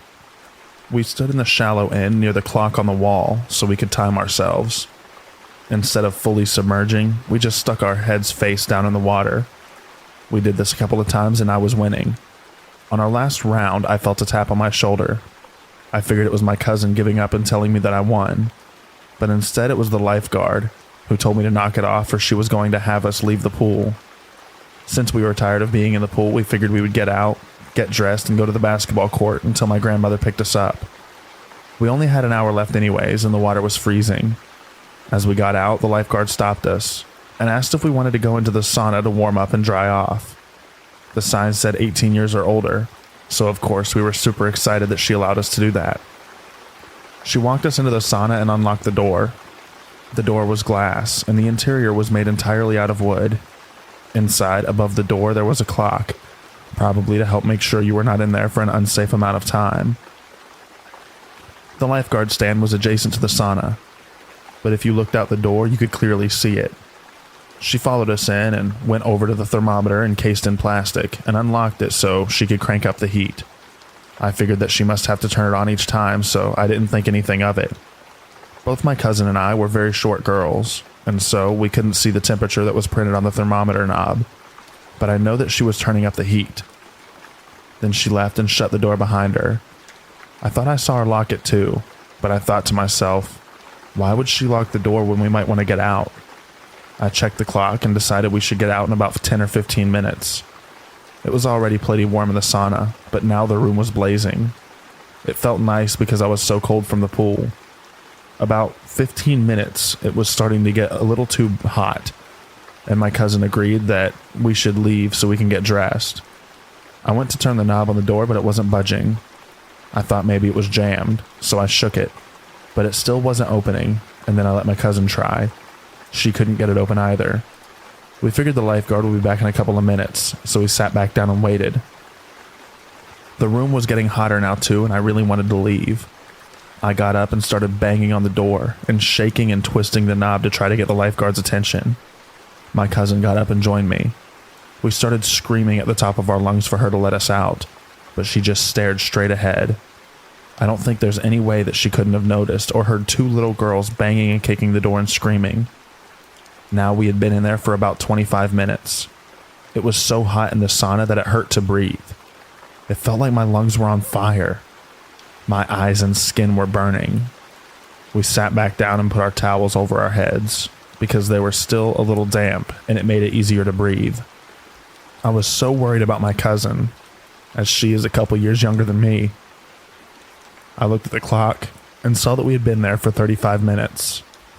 I got up and walked to the door again and saw the lifeguard still just staring straight ahead.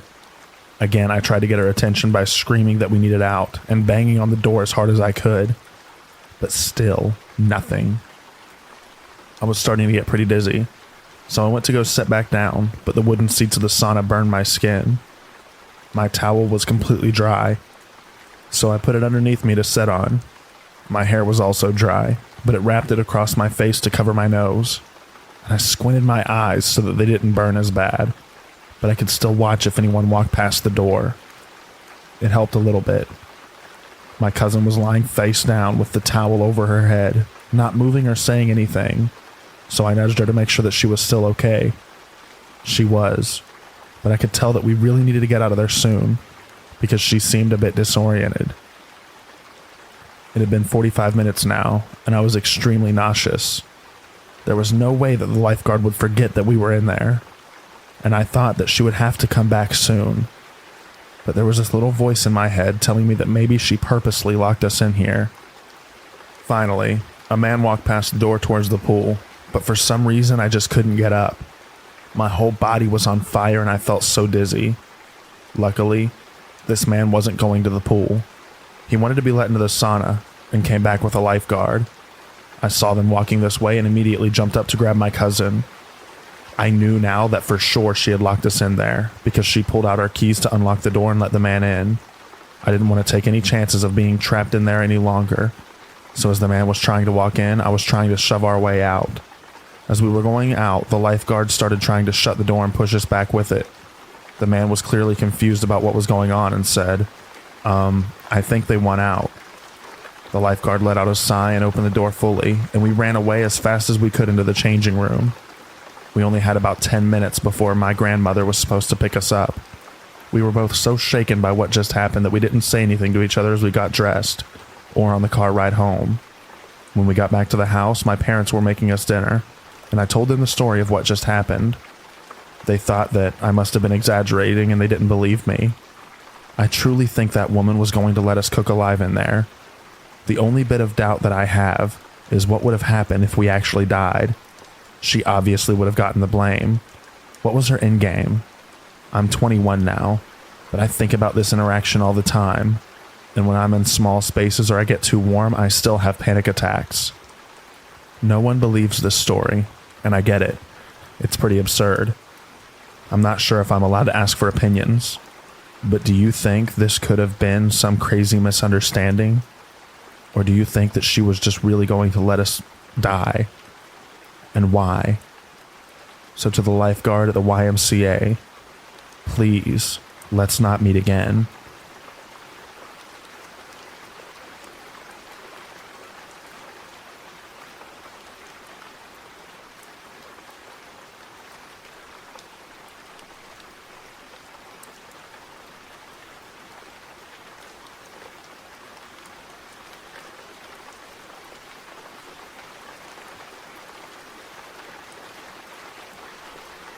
I am a 24-year-old female.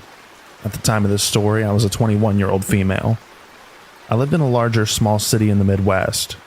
At the time, I had no car, a bicycle, and hardly enough money for the public buses. I worked at a retail, battery, lighting, and repair store. I worked full-time and only lived a little over a mile from my job. Since I was a female in a male-dominated field, I was often used to targeted abuse from men that thought that they knew better. Many times I stood my ground and flaunted my knowledge in subjects that these men couldn't grasp. Because of my willingness to learn and my close proximity to work, I often worked all sorts of hours, mostly by myself. This time I wasn't the person closing, and had a coworker, Joey, a 22-year-old male, who came in for a part-time shift after he wrapped up classes at the local college. We had a close friendship, and we often stood up for each other and stood in when we were flustered or needed to go to the bathroom in the back. Joey received a phone call for a possible repair on a smartphone, possibly LG, low-tier phone though, and he wasn't 100% sure if it was a phone that we could repair. He asked the young female caller to stop by for a consult. She had quickly agreed and said that she would stop by at around 5:30 p.m. This was a night that I was supposed to be done at 6 p.m. and catch the bus at about 6:12.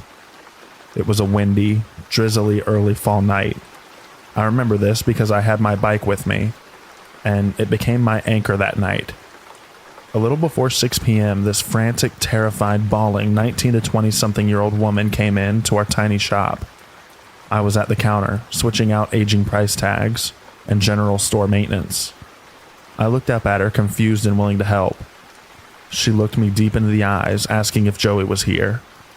At the time, he was in the restroom, so I had to step in and help out any customers. I told her that he was currently busy and that I was willing to help her.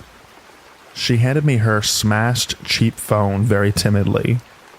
My customer service skills couldn't prepare me for what she was going to say next. She quietly told me that her boyfriend, who was out in his red mini truck in the small front parking lot, had gotten angry and smashed her phone when she tried to call her sister that afternoon. I took the backing off of the phone and tried to research the model for any possible screen repair. No results found. I tried to hand her back the destroyed phone, and she pushed it back in my hands with a pleading look. Then the honking commenced. There was this light drizzle outside, so our front glass door was covered in beaded drops and was slightly fogged over. I couldn't see who was honking out there. I told her again that I couldn't help, and for her to try our cell phone repair competitor down the road. The tears started to flow down her cheeks, and I was freaked out at this point. She kept throwing glances behind her, and the honking would not stop. I shook with fear and rage at this point. I myself was in a domestic abuse situation at the time, and knew what this girl was experiencing. I broke my locked stare at her, and tried to look in our system a second time for a replacement screen. Nothing again. I looked up from our computer and saw a shadowy figure of a young man pacing in front of the door. I was just happy that the honking stopped, but I was increasingly shooken up. My whole body vibrated with fear, and I whispered across the counter if she needed me to call 911. She slammed her hands down on the counter and said that I couldn't do that. She begged me not to. At this point, Joey came out from the back and asked me what all the honking was from. We had a lot of elderly, farmers, lazy, and disabled customers that would honk their horns for us to pick up heavy battery cores from their cars. He thought that it was one of those situations, but with the looks on our faces, he knew something horrifying was happening. The young guy stopped pacing outside and began banging on our front door. Joey took the girl's phone from my hands and said for me to go in the back and lock the back employee-only doors. I did what I was told and grabbed my bag, my bike, and my jacket. I looked at the clock in the back and it read 6:14. I spent 15 minutes with this girl, both of us feeling like trapped animals. Joey did bodybuilding during his free time and was a gentle, non-confronting, short but stocky Asian guy. I was a short, obese, kind lady that would respond either of two ways, like a doormat or ready to stand my ground. I knew that I couldn't fight a customer, and neither could Joey. Not because of physical reasons, we'd lose our job, and had no idea what to do. The young guy threw the door open, and the wind kept the door open. He had this manic, hateful look about him. A total predator he was. He was slim but muscular, early to mid-20s, and was soaked by the rain. He took the broken phone off the counter and took the girl in tow. He hurled insults at us, and I gave the girl a pitied look. He slammed the door back shut, and both Joey and I stood in absolute silence. He snapped out of it and ran to the front door and locked it. I told Joey to call our manager from the store landline, and stood around while he did. I noticed that the guy had moved his truck to directly in front of our door. He was watching us again from his truck, watching us behind the counter as we were on the phone with our manager. I had to leave to get home. The last possible bus came at 6:42, and I couldn't pedal my way home in the weather, and all of the circumstances that had just occurred. The time was around 6:18, and I just needed to cross the busy highway and down the sidewalk by 1/8 of a mile to the nearest bus stop. Joey, the guy, and I played the waiting game. It was 6:23 when the dickhead finally left our parking lot. I told Joey that I would leave at 6:25 so I could arrive at the bus stop safely. Joey opened the front door, and I threw myself on top of my bike and pedaled harder than I could ever imagine. Now mind you, our store was in an industrial shopping area at the very edge of town. We worked next to a sub shop and worked across from a strip mall with a bullseye store and a local grocery with other retail stores and a bank, all in that large parking lot. It started to downpour, and as I tried to pull out of our parking lot straddling my bicycle, I caught a glimpse of the red truck looping around the sub shop. The highway had dual lanes each way, and I had to play real-life Frogger if I wanted to make my destination in one piece. There were a few cars that slowed for me as I hauled ass to the other side of the road. I jumped off my bike and threw it on top of the curb. I promptly hopped back on and tried to pedal off. My front wheel was stuck in the grassy strip, and my right foot had slipped off the pedal. My shin struck the pedal and I had to act quickly. I grabbed the frame of my bike and jogged awkwardly to the bus stop. The red truck pulled into the bank parking lot, of which I had just passed. The truck pulled around and went out through the entrance across from the sub shop and took the closest lane to me. He went at a crawl and turned at the red light so he could circle the main parking lot of the shopping center. There were 3 ways to get into that parking lot. One to the left, one in the center, slightly off to the right across from the sub shop, and the other far to the right of the grocery store. I stuck to the sidewalks since it felt safer and was in front of people. The truck patrolled the parking lot, the hunter stalking its prey. I felt cold, sore, and cornered just like an injured animal. There were a couple of cars that pulled into the left entrance of the parking lot, causing the truck to stop from re-entering the lot again. I almost collapsed in the small bus stop, and I felt my phone buzz. I saw that it read Joey, so I rested the bike on myself to answer the call. Joey told me that he was watching, and even though he had an elderly couple in the store that he was helping, that he wouldn't allow the guy to hurt me. I started to cry. All of this had just gotten to me. The red truck looped around once again, and again. I saw the bus pull up early at 6:39, and I couldn't be happier. I knew the driver since I used the buses to get around town, errand shopping, and to get to and from work. I had my stupid little bike to worry about. I hung up the phone with Joey, putting my phone in my jacket pocket, and strapped down my bike to the rack that was in front of the bus. I struggled since I shook, and my bike was slick from the rain. I got on the bus and turned to the open bus doors and saw that the truck took a left at the center entrance of the lot. I could finally let my guard down. I sat at the front of the bus and my hands shook, trying to get the $1.25 for the fare. The driver said that it was okay and that I could take my time with the change. I kept my backpack on and pulled my damp phone from my pocket, dialing Joey's number just to let him know that I was fine. In under 15 minutes, I made it to my apartment safe, but deeply disturbed. I took my bike in so that it wouldn't draw any attention to where I lived. All of this gave me an idea to leave my own domestic abuse situation a few months later when COVID took the world by storm. To this day, I wonder about that girl and hope that somebody more daring and stronger than me called the cops on her abuser, that she had the strength to leave that violent man, for her to write her own story and to recover from all of it. I'm currently doing significantly better in life and finally have my own car, and I live a couple of states away safely from my past life. Even though I'm states away and it's been 3 years now, let's not meet.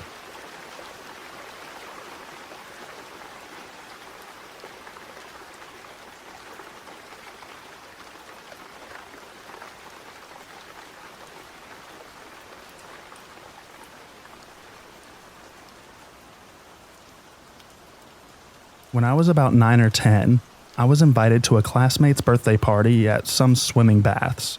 All of us were the same age. It was a small class of about 20 kids, and I'm pretty sure that everyone was invited. Just to clarify, I'm a boy. Anyway, I kind of got separated from everyone, and it was just me and this girl alone. I wasn't particularly close friends with her, but I did know her as she was in my class. To describe the location, it was in a tunnel that connected to the main wave pool to a lazy river. There wasn't really anybody else there, just me and her, when she suddenly lunged at me without warning. She grabbed my head and held it underwater. I was a pretty skinny kid and she was bigger than me, and a bit of a tomboy. About 20 seconds went by as I furiously tried to free myself, but she wasn't letting go. Fight or flight and mass panic took over, and I eventually fought my way free. I was coughing and spluttering water as I emerged. I remember looking at her and just being in shock. I think I began to ask why she did that when she lunged at me again. She again held my head underwater for what felt like a lifetime before I fought my way free. Both times, I genuinely thought I was going to drown, and she didn't let me up. I had to fight my way free. I couldn't swim at this time, but the water in the lazy river and tunnel was just maybe chest high. I began to backpedal away from her. She was giggling as if it was funny, and had this kind of crazed look and grin on her face. I couldn't just climb out to escape as it was a tunnel, so I had to try and get out of there. As I was backpedaling, she was following me, and I made sure to keep distance so that she couldn't lunge again, but she was gaining on me. I actually managed to reason with her as I was so scared of her I was babbling at her. I tried to distract her by suggesting we go down a water slide together. It worked as I could see her thinking about it, and she stopped chasing me. I managed to exit the tunnel and water, and she slowly followed me, but seemed a bit unsure. I immediately felt more safe as I was out of the water and could see other people around as we headed towards the slides. I kept talking all the way up about how fun the slides were, but she didn't really speak at all and had a strange look on her face the whole time. Anyway, after we went down the slides, I caught up with my friends and just stuck with them for the rest of the time, as I was a bit shook up. I never told them about it, and it was a bit embarrassing to admit that a girl had tried to drown me, and I was worried that I'd get teased. Anyway, fast forward to adulthood. She got with her partner, who had 2 or 3 kids from her previous relationship. Turns out, they were very abusive to the kids, and eventually, because of what they were doing to the kids, one of them passed away. She is currently serving a life sentence in prison. I told my friends about this swimming pool incident after hearing about her crimes, and I'm pretty sure that they think that I'm just messing around, as none of them took me seriously. Maybe as I kind of lightheartedly said that I was almost victim number 1. However, nonetheless, it is a bit crazy to think back as she obviously was a genuine psychopath. And if I'd never fought her off me to escape and then convinced her to go down that slide, I genuinely believe that she would have killed me.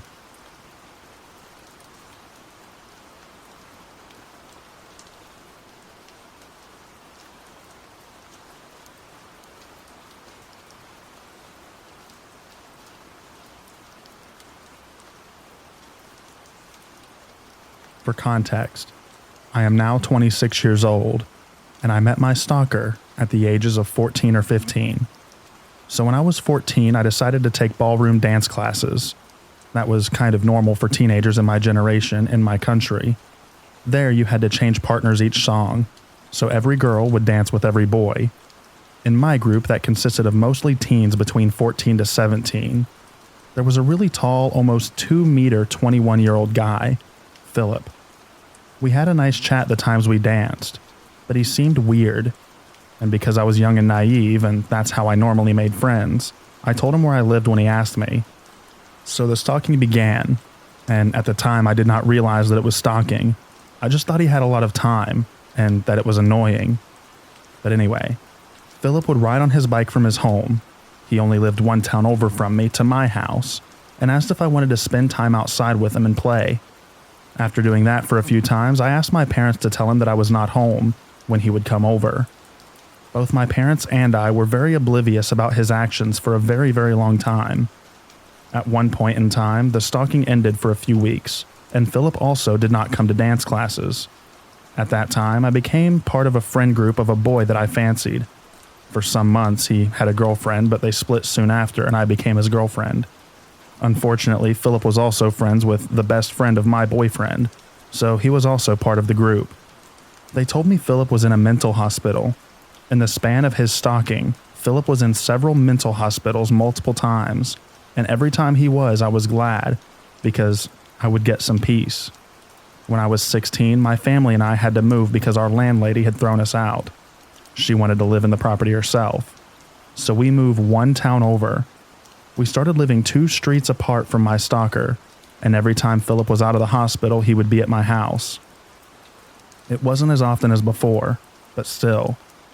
At my father's birthday, he rang again, and because my family had guests, they told me to open the door, and there he was looming over me, like a dark, menacing shadow man.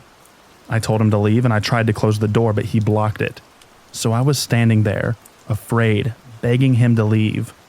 At one point, I even ran inside to get my dad to send him away, but my dad said, "He's your friend, so it's your problem." So I went back to the door and I begged and pleaded that Philip please leave. At one point, he was kneeling/sitting in my doorway. After almost 2 hours, he finally left. And at that point, it was obvious for me, finally, because I had realized what type of behavior it was, that he was a stalker and he was fixated on me.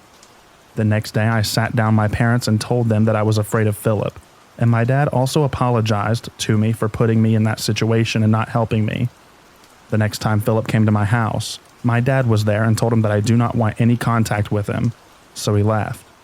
After a few more incidents like that, he stopped showing up at my door, and I thought that we finally got rid of him.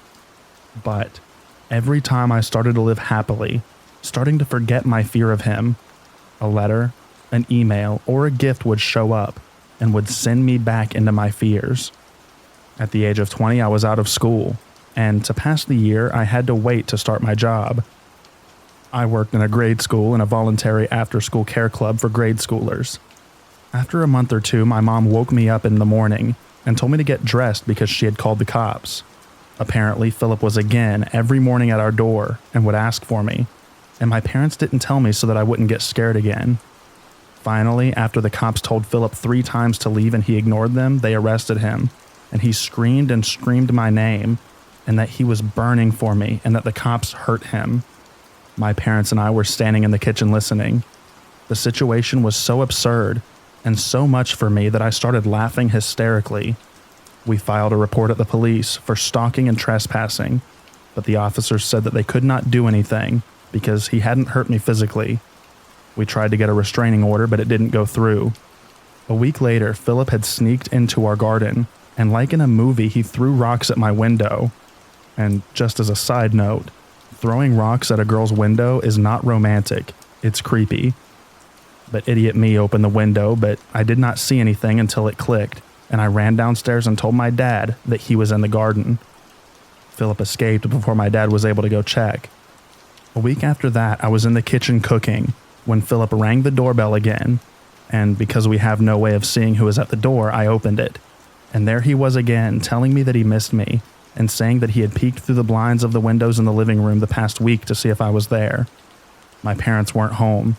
If they had been, I would have ran. But like this, I had to swallow my fear and stand in the doorway listening to Philip talk until my boyfriend, different guy than before, came. I had to send him an SOS text message, and he was on his way. After my boyfriend finally arrived, he told Philip to leave, and he did. Philip mentioned in passing that he also now has a girlfriend. After that, I did not see Philip for a long time. A friend told me that he was taken by the men in white coats because he had believed that his mom was possessed by the devil. I was glad. It wasn't until 2 years later when I got a letter from court. I was a witness and told to attend in the case of assault of Philip. Apparently, after coming out of the mental hospital, he had a big fight with his girlfriend, and he hit her, and because she was scared, she played dead. Philip called an ambulance, and the police finally had something against him. After the hearing, he was admitted again to a mental hospital, and I finally got a restraining order, and he was ordered to stay at least 30 meters away from our property. I was so glad. The restraining order also implied that if he broke any of the requirements, he would go to jail. So it was over. 2 years ago, I also moved out of my parents' house. I'm posting this only now because I believe I'm seeing him again, but it can't be. He doesn't know where I live, and he also hasn't shown up at my parents' house. But I believe that I have seen him when I leave the house. I just need reassurance that it's not him again, and that I'm safe at my home. Update. So I installed a security camera, and my neighbors also told me that there's a man that looks quite similar to Philip working at the senior living center at the street over. So for now, I think I'm safe. I believe that I saw that person and not Philip.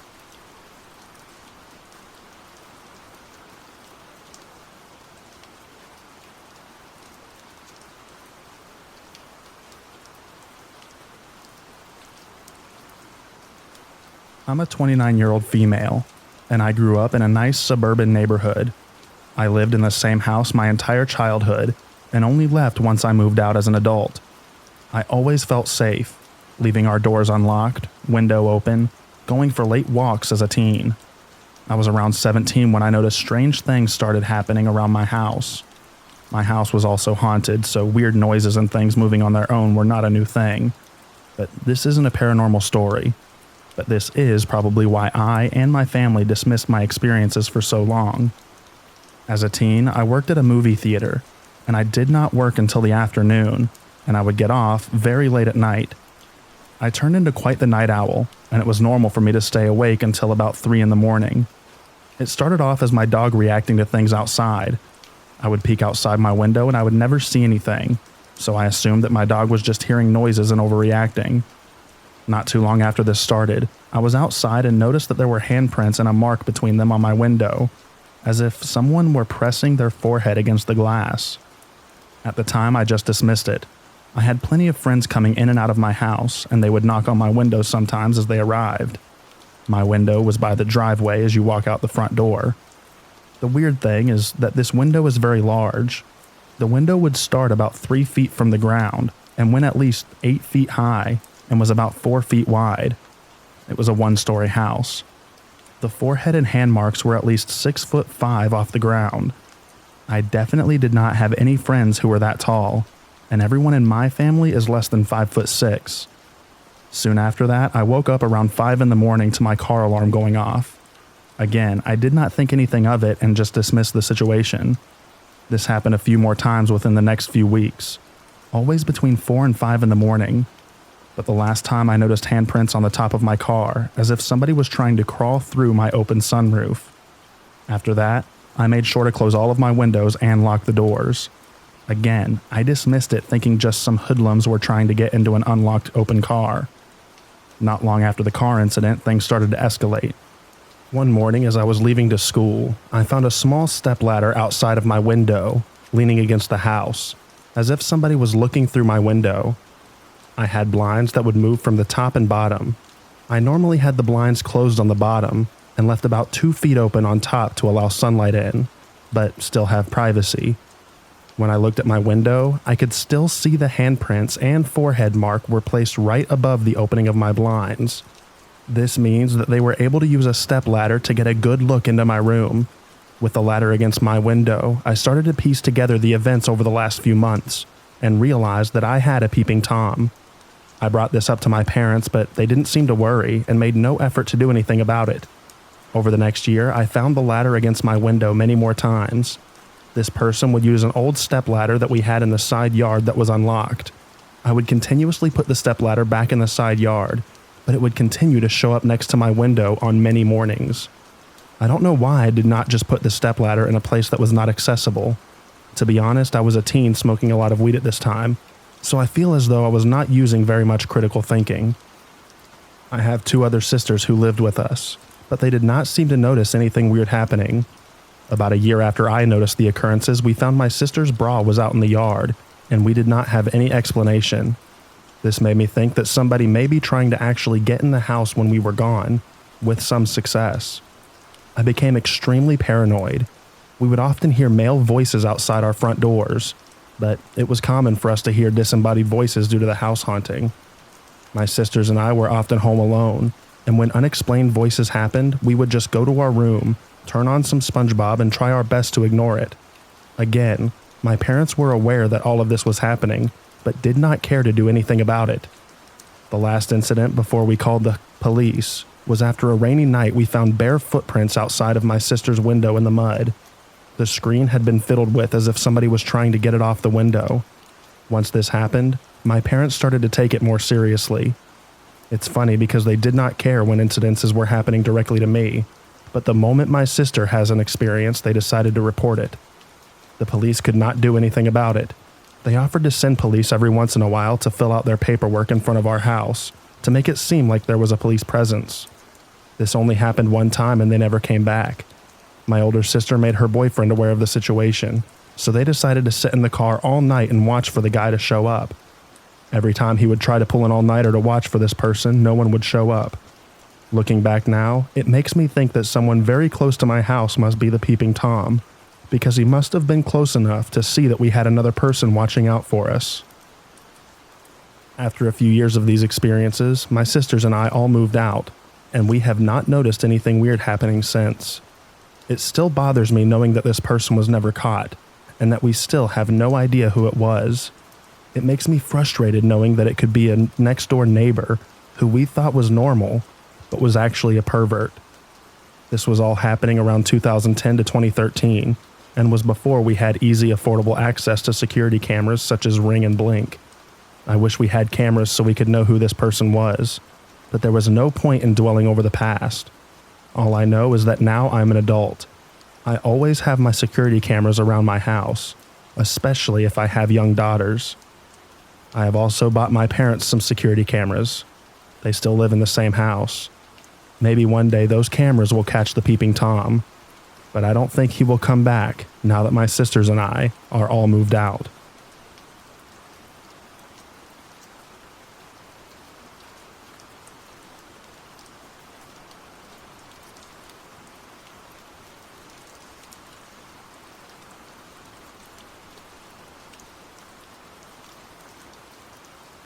I'll try to keep this as accurate as possible, but it's been shoved deep in my memory bank for years.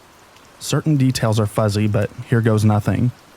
A little over a decade ago, I was working for the local cable/internet company. I was fresh out of high school and it was my first real job. I should mention that sometime in my preteen years, I developed a habit of snooping through people's things. Whether it was at a family member's house or a friend's, I would always manage to slip away into people's rooms, closets, bathrooms, etc., and poke around, looking for secrets and hidden items. I would never steal anything, just take mental note of the things that I found and put them back without leaving a trace. So as you can imagine, landing a job that placed me in people's houses to install cable was almost guaranteed to stir up a desire to indulge in my long-forgotten habit. When installing wires for TVs and computers, I'd end up in crawl spaces, closets, behind desks, and sometimes under beds to reach outlets and such. I'd stumble upon things like adult film collections, embarrassing personal hygiene products, and more than a few times extremely large collections of toys. After a while, it went from stumbling upon these things to outright looking for them. Most homeowners were too lazy to follow me from room to room, so they'd either be downstairs or outside in the yard while I went about doing my job.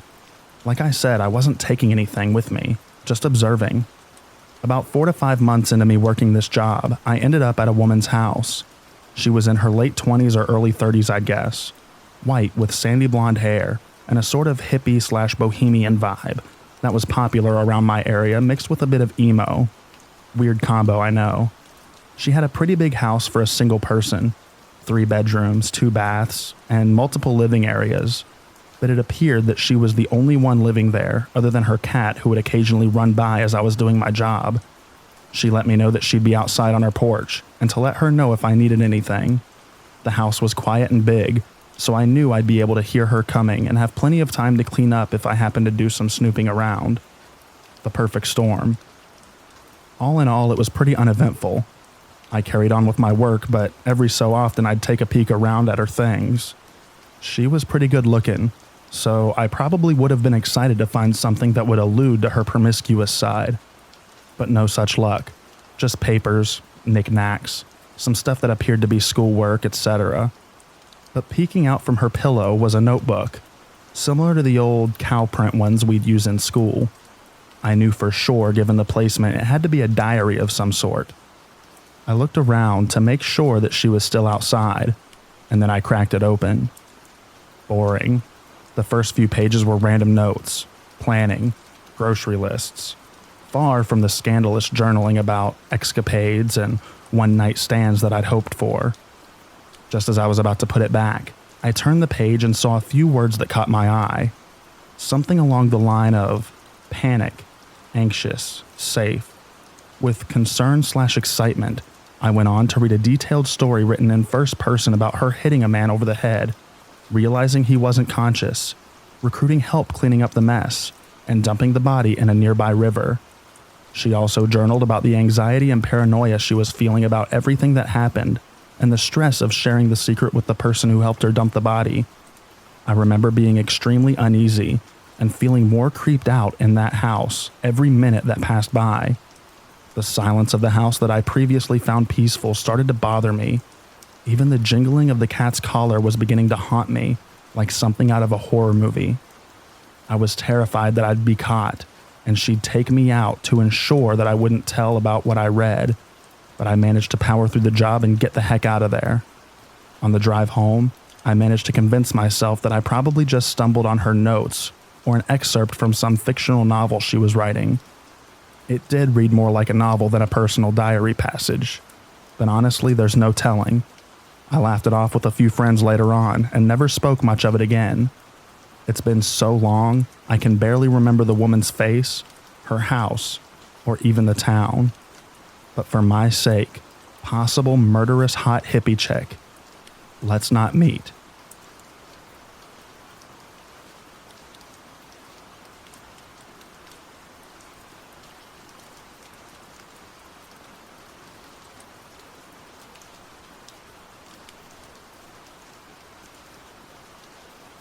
I was in my first semester of university.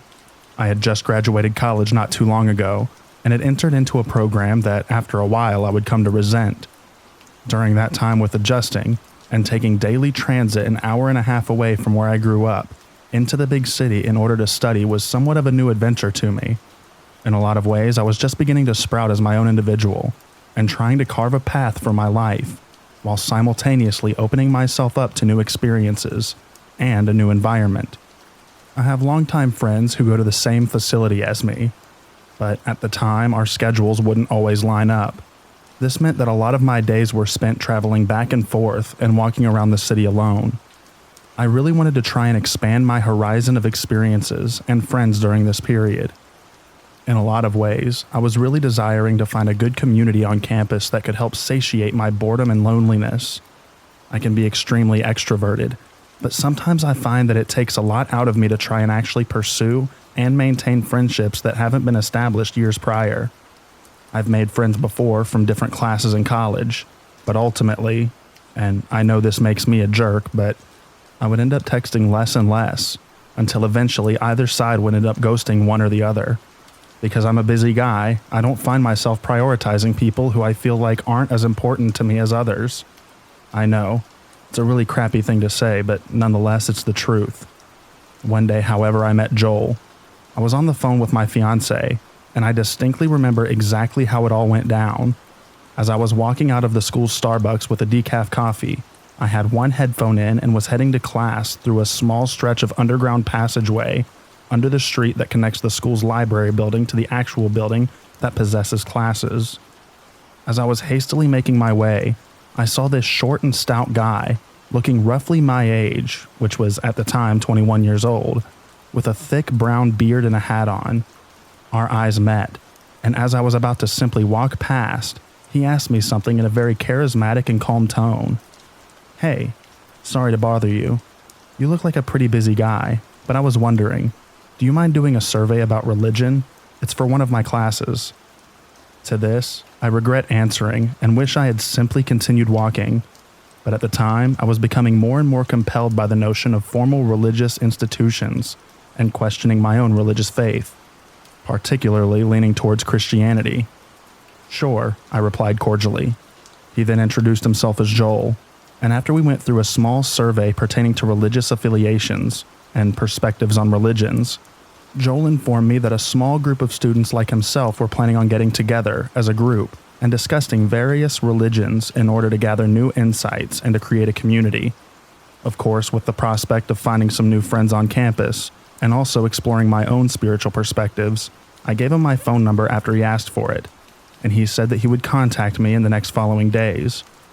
Upon entering our first meeting, I sat down in a very crowded place with seats at our school facility and was greeted by Joel, alongside a bunch of other members.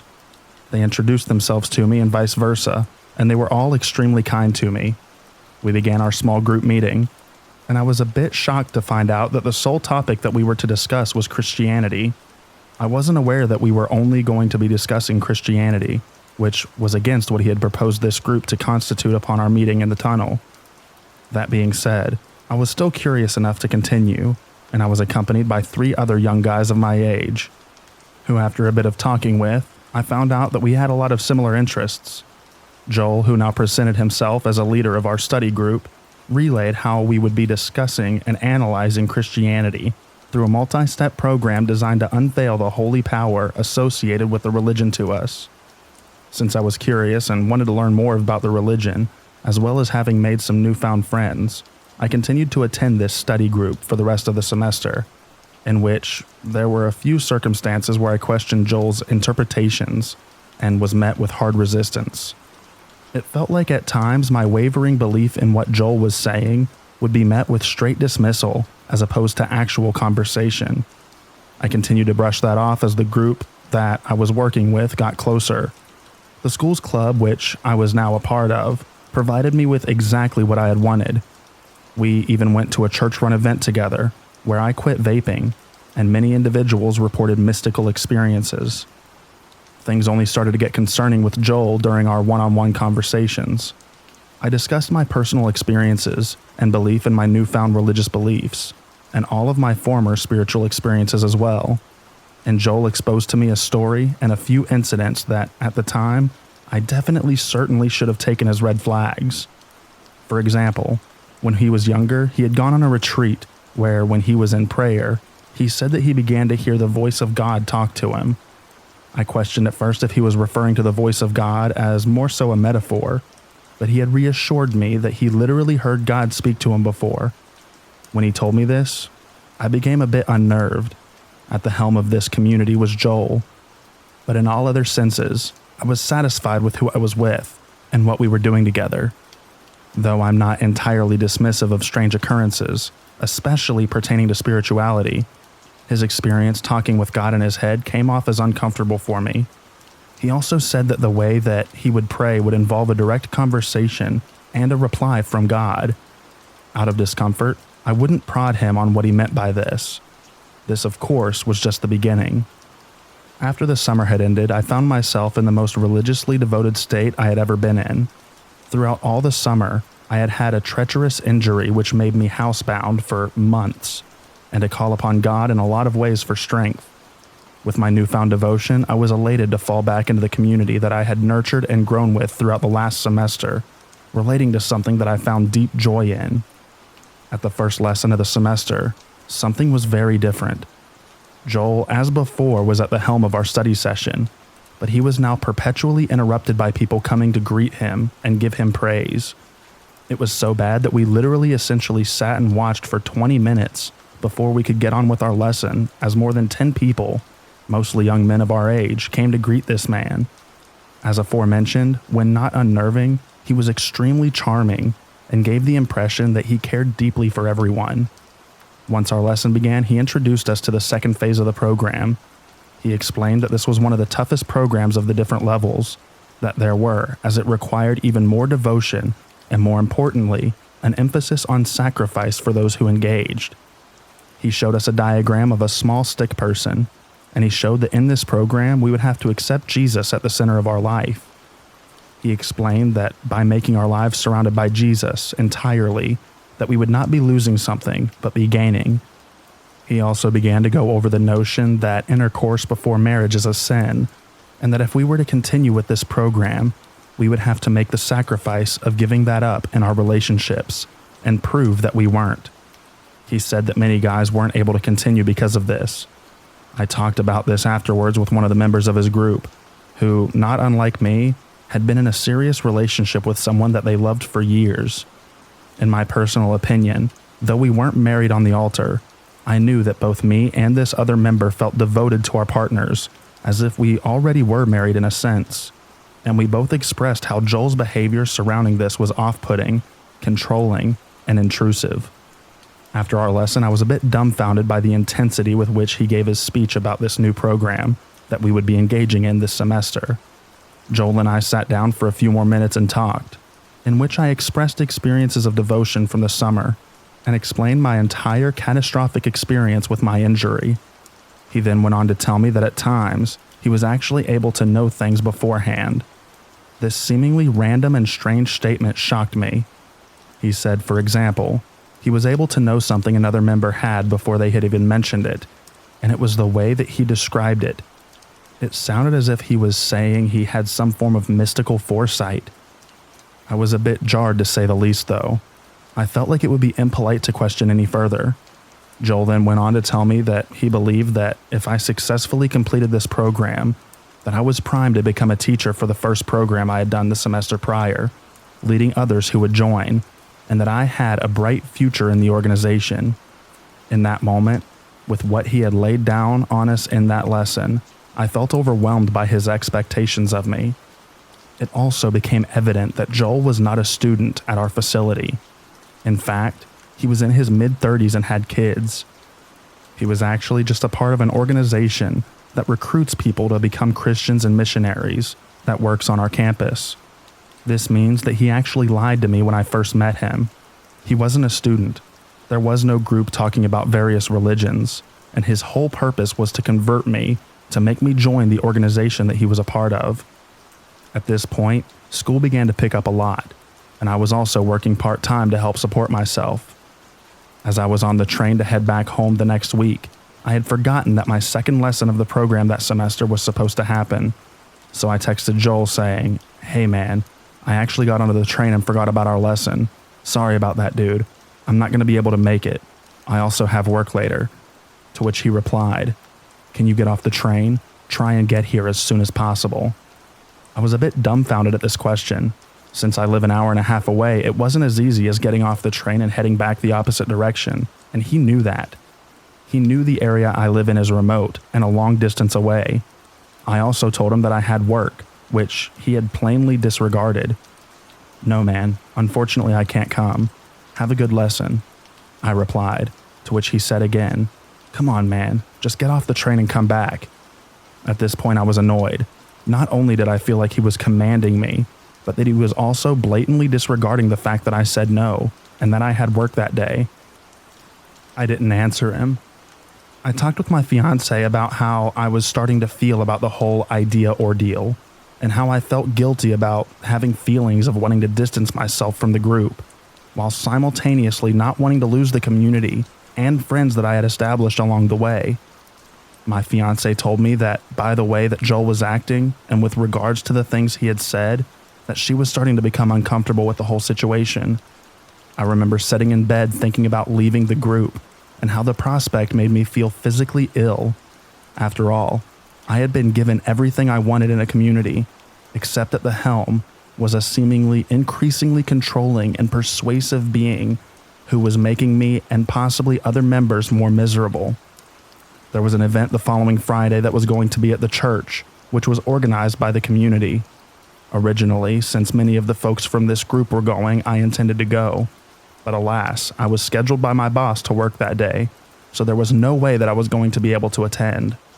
I knew that Joel would be insistent upon me coming anyways, so when Joel texted me reminding me that the event was Friday, I told him that I wasn't able to go because I had work. To this, he replied and simply said, "What? Bro, no way, you've got to come. Take work off and find somebody to take your shift. God wants you there." I was expected. He dismissed my decision and also said that I had to be there because God wanted me there, as if he was his mouthpiece. I went on to text him again and inform him, "No, sorry man, I can't do that. I just got a promotion and I have to be there. I hope you guys have a great time anyways." To which he then again replied similarly to what he had before. This was my personal breaking point. He knew the importance of my financial situation, and his dismissal of my personal boundaries as well as his commanding made me decide to text him explaining that I was done with the group and that I wanted to pursue my own religious exploration without the group from then on. I felt as if he was slowly but surely increasingly controlling me and trying to take what he could, commanding me as if he were the leader of my life in any way possible. It was even up to him if I was allowed to have relations with my fiancé. He replied with a long paragraph persisting in this sort of overly kind manner that I had to continue with the group and that it was God's will for me to show up to this event, even though I was completely unable.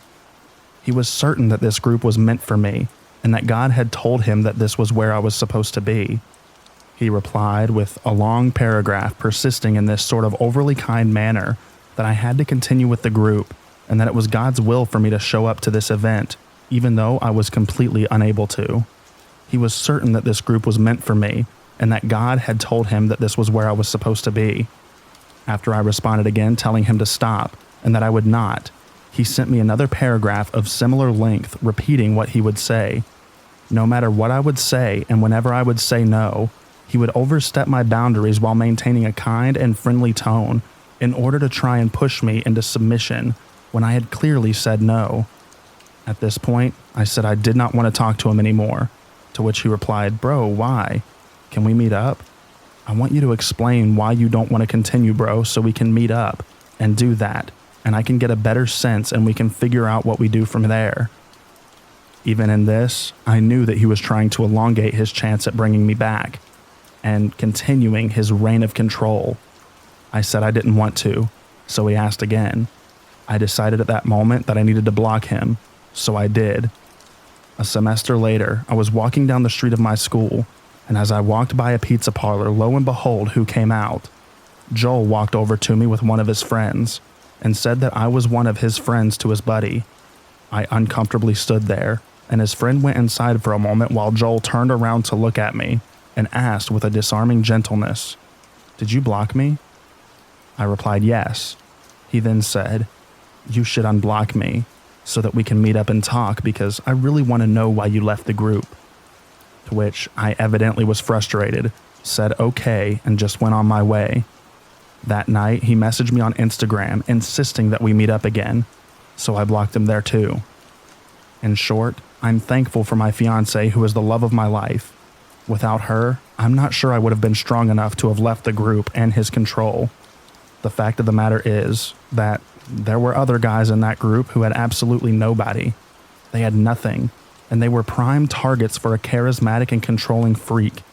There were members of that group who were in higher levels, so to speak, who had done all the programs, who seemed as if they were emaciated, but they had become such restricted fundamentalists that their lives and their openness to new experiences were significantly thwarted. Beware of who you let into your life. And just because somebody is nice to you does not mean that they might not have ulterior motives.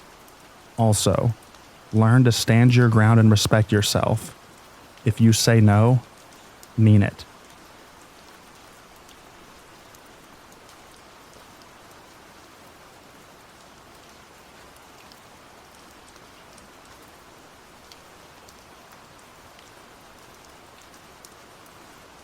My story takes place 2 years ago, sometime between the first 2 lockdowns in France. I was home alone in my small apartment, working on something for my internship that I was really stressed about. It was the beginning of the afternoon, around 2 p.m. Someone knocked on my door, but I wasn't expecting anyone. I went to open up, and it was a guy that I knew. Let's call him Jim. Jim and I had slept together a few times a few weeks before, until he pushed me away without explanation. We were still friends, but I was a little hurt. Was I that bad?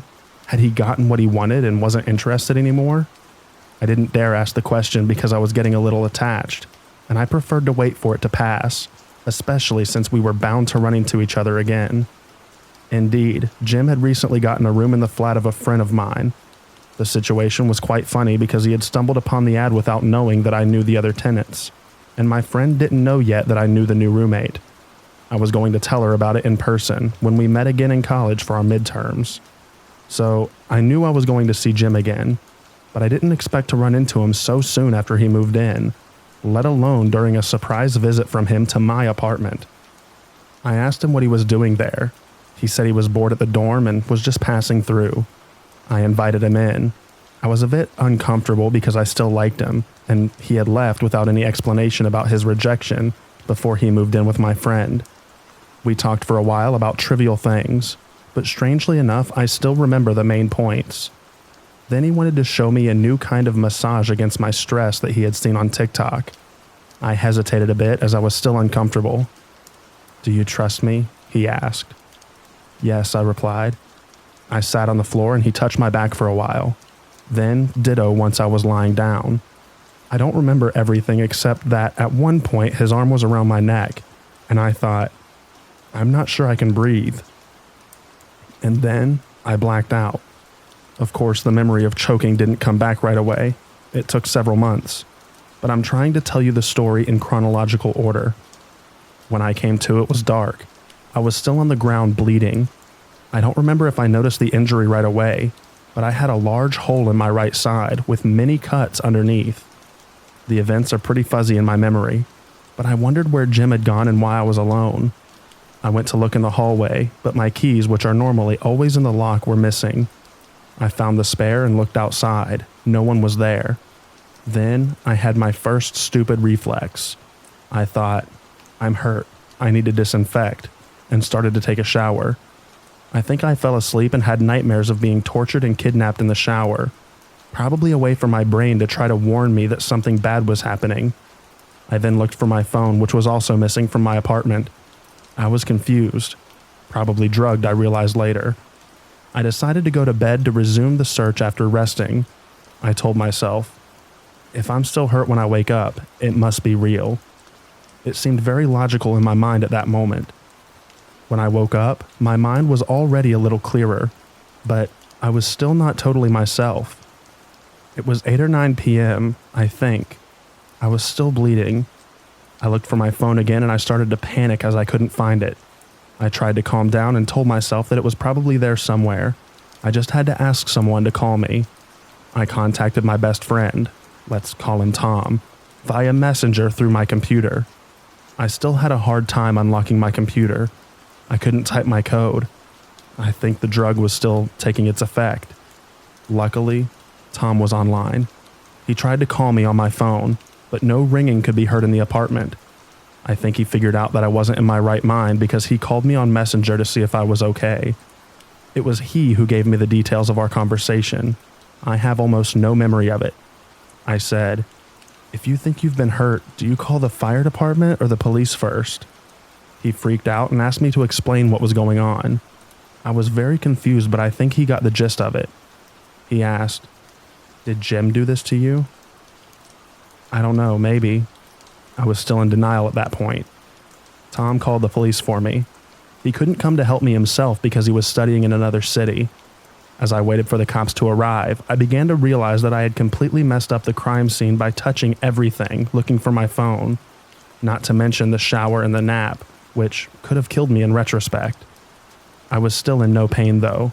The hole in my side started to hurt when I was taken care of by the paramedics that the cops called when they saw the extent of my injuries. I had to undergo surgery as a result of this assault, which took me months to accept as an attempted murder with a knife. I had a hole in my liver, a pneumothorax, and was bleeding a lot. Luckily, my other organs were not affected. While I was in the hospital, the cops came to take my statement and took Jim into custody.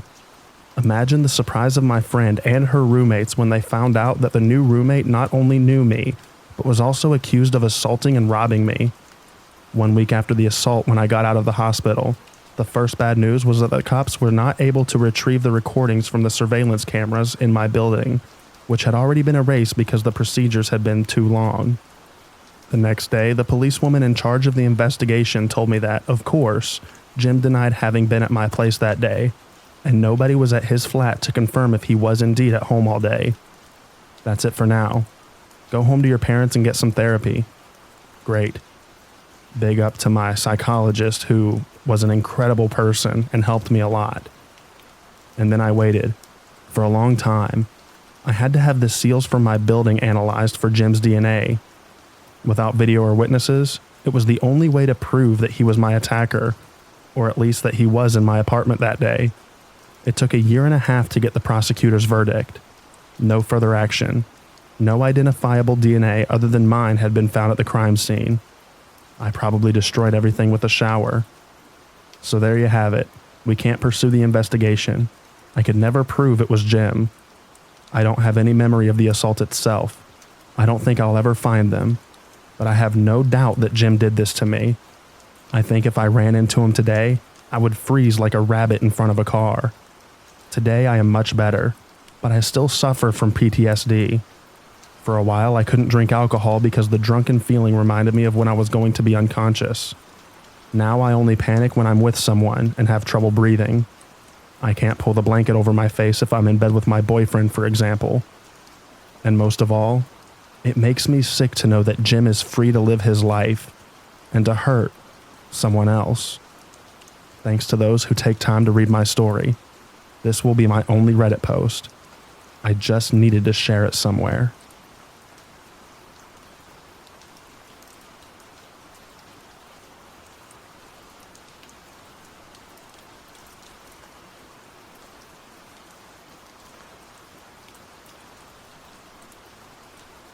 Alright, I spent my entire slow day at work yesterday reading through this sub, so now I want to share my own little story. My childhood best friend, Mary, and I were around 11 or 12 years old at the time.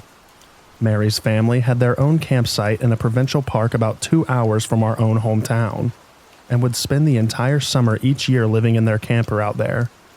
This particular summer, I was able to go and stay with them for a week, and we were excited to spend our time adventuring around the forest. On the last night that I was there, we decided we wanted to hurry down to the ice cream shop by the lake before it closed.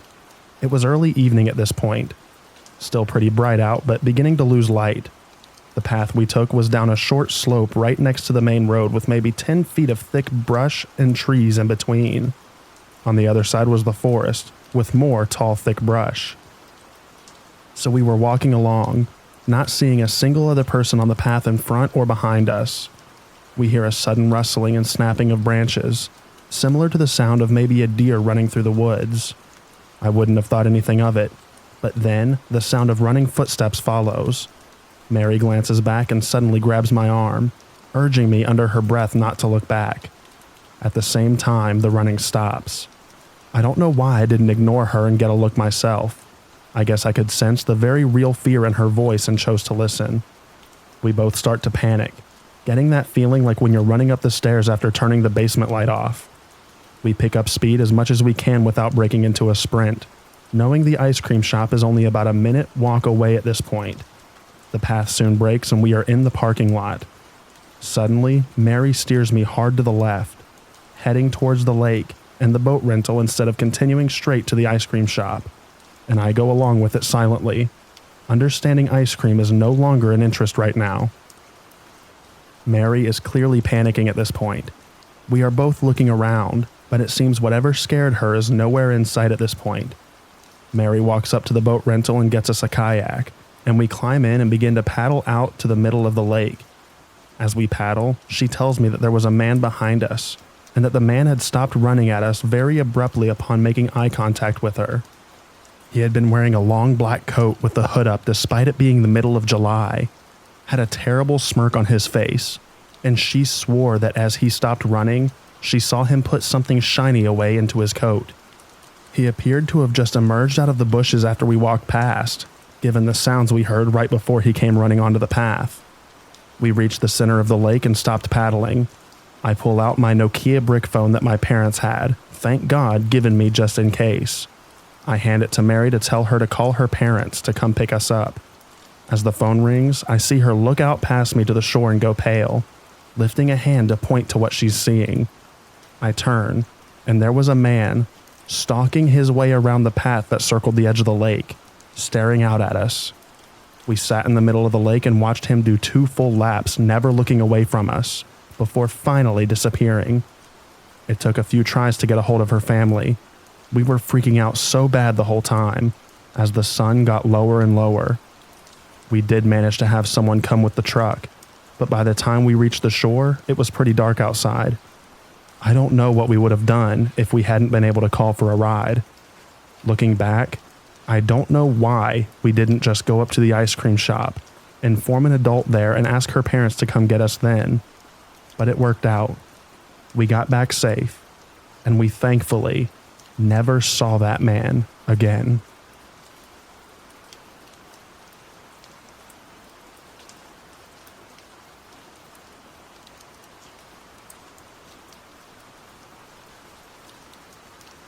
Back in 2013, I had just started on an education, and after the first school period, I had to go out and find an internship to be able to progress.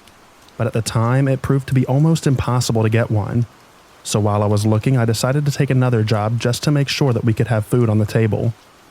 After searching for a while, I found out that a friend of my fiance's family had his own handicap bus company, a kind of taxi service for wheelchair users or otherwise disabled people, and he needed someone to cover the night shift, since it was a bus that would be on call at least 22 hours a day.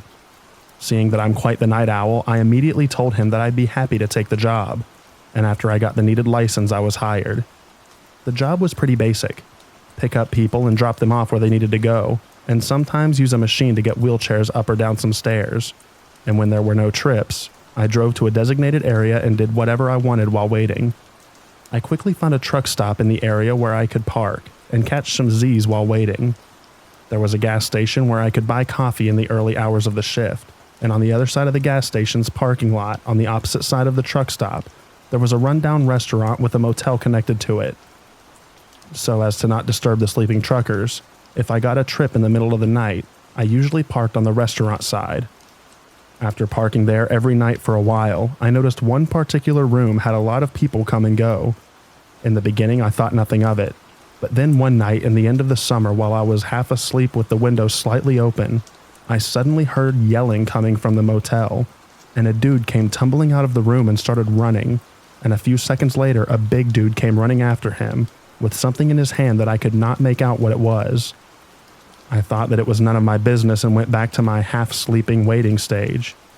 Not much time passed and my phone went off. I had a trip about an hour's drive away, so I turned on the bus and was leaving the parking lot when I saw the big guy coming around the corner. The rest of the night, I had back-to-back trips, so I didn't park until I got home. The day after, I didn't get a return to home zone until 2 or 3 a.m.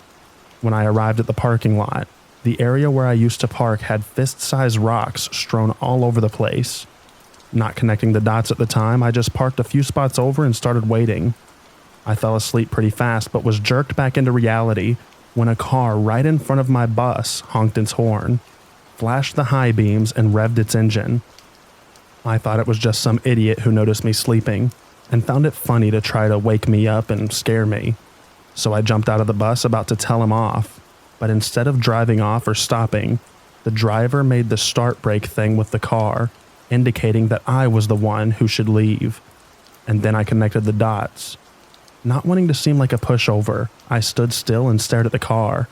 Not that I could actually see anything with the high beams almost blinding me, and after what seemed like a really long time, but must not have been more than 30 seconds, the car drove off. After that, I decided to park near the trucks from then on. A month or so passed and nothing had happened since the car episode, and I figured that nothing more would if I just kept parking by the trucks.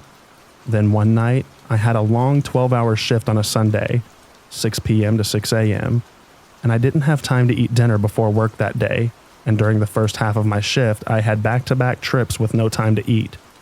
So when I finally got to return to home zone, I quickly parked in the far end of the almost empty truck stop and got ready to eat my now very late dinner that my fiance packed for me.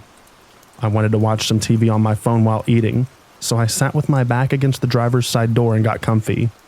While turning my back to the door, I had accidentally hit the door lock with my elbow. But that was my luck. As I was sitting there scrolling Netflix on my phone, I suddenly felt the bus rock and heard the clack of the door handle behind me smack back in position. I quickly turned and saw a dude with a hood over his head, quickly crouching and proceeding to lay down on the ground and crawling under the bus, with a big kitchen knife in his right hand. I quickly got up and made sure the other two doors were locked, and then I looked in all directions to see if I could spot him. He was still under the bus, and I was sure not jumping out this time since the knife made his intentions pretty clear. I turned on the engine, turned on the spots on the back of the bus, and looked around to see if I had scared him off. And lucky for me, it did. I saw him run off and into a brushy/woody area at the end of the truck stop. I never parked at that truck stop again after that night, and I made sure that all of my doors were locked every time I was parked.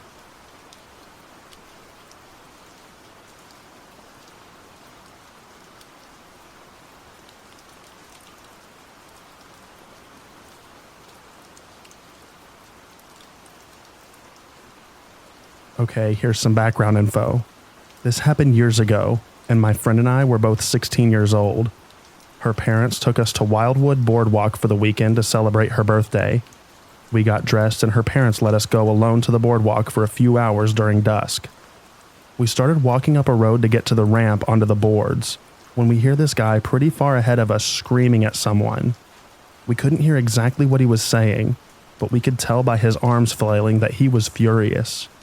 At this point in time, there wasn't really a sidewalk, so we were on the road, and we would see him jump in his car and take off. As he approaches, he almost runs us over. We jump out of the way. Me, being the tough 16-year-old girl, I throw my arms up like, what the heck? Well, he sees this and immediately slams on his brakes, pops his trunk, and jumps out of the car. We were frozen in terror. He starts saying, "Come here, come here." And then he pulls out a gun out of his trunk and points it directly at us. I could feel my legs weaken and my heart is in my throat. Right in front of us was a little intersection, so we book it down that side road as fast as our legs could go. We ran for a bit before I had the courage to look behind us. Luckily, he wasn't there, so I assumed that he didn't follow us. We were so shaken up that we went right back to the hotel to tell her parents. Unfortunately, everything happened so fast that we didn't have much to go on, so nothing ever came from it.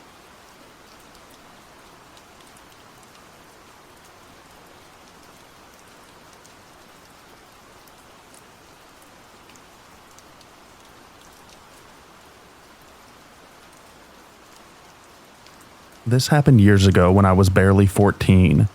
My middle school and middle school of my best friend at the time organized a trip abroad to Great Britain, London to be exact. It was supposed to be a few days looking at London attractions, museums, and shops. It was fun. Until it wasn't. For the day before we were supposed to leave and go home, we were brought to the streets with some interesting shops. From there, we could see Golden Freddy. and we received free time for shopping. And then our teachers and guide had a brilliant idea. They told us after the time for shopping ends, we have to meet at different streets than this. In retrospect, it was like 100 meters away, but they still should do that. Most of us never been in London. We were barely speaking English. We didn't have a map of the city. Roaming services don't work correctly. 90% of the students got lost. I got lost with my best friend because we went in the complete opposite direction.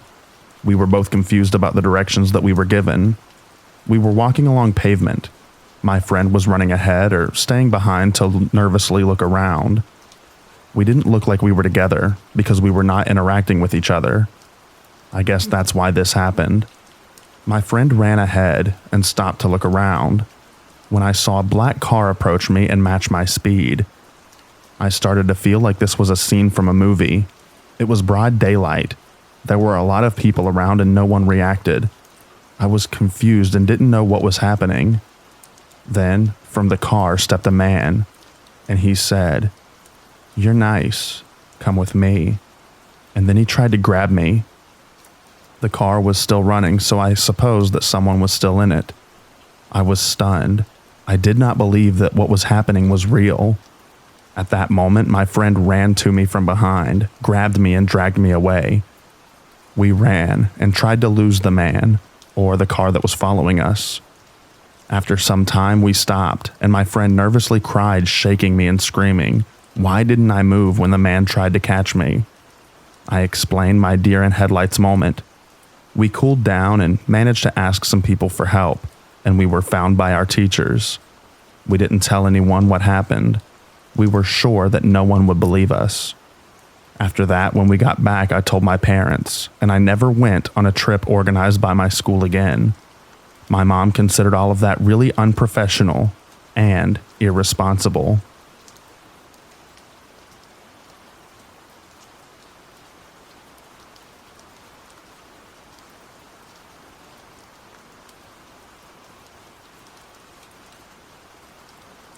This story kind of creeped me out. It happened about 9 years ago and sometimes comes to my mind. And still to this day, it creeps me out. So I was on an adult dating site, one of the fetish types. I know, don't judge me. I was just looking for some fun. Anyways, I was stupid and gave out more information than I should have. I was chatting with a guy. He had asked me at some point what I did for work. At the time, I was working at McDonald's, so I told him. He asked which one. I stupidly told him which one. We chatted off and on. We hadn't been chatting for too long. I also stupidly gave him my phone number at some point. He would talk about how he wanted to meet me on my break and give me some fun on my break. I told him no thanks. I don't bring my lifestyle to my job. Anyway, so I checked my messages just before I was due to clock out of work. Luckily, I did. He mentioned that he was at my job and told me what he ordered. I think it was the Big Mac meal.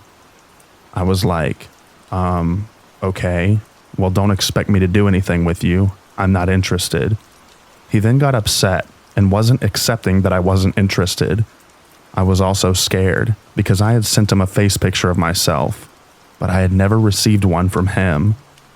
I really wasn't too interested in him, so I decided I didn't need a face picture since I likely wasn't going to be meeting up with him.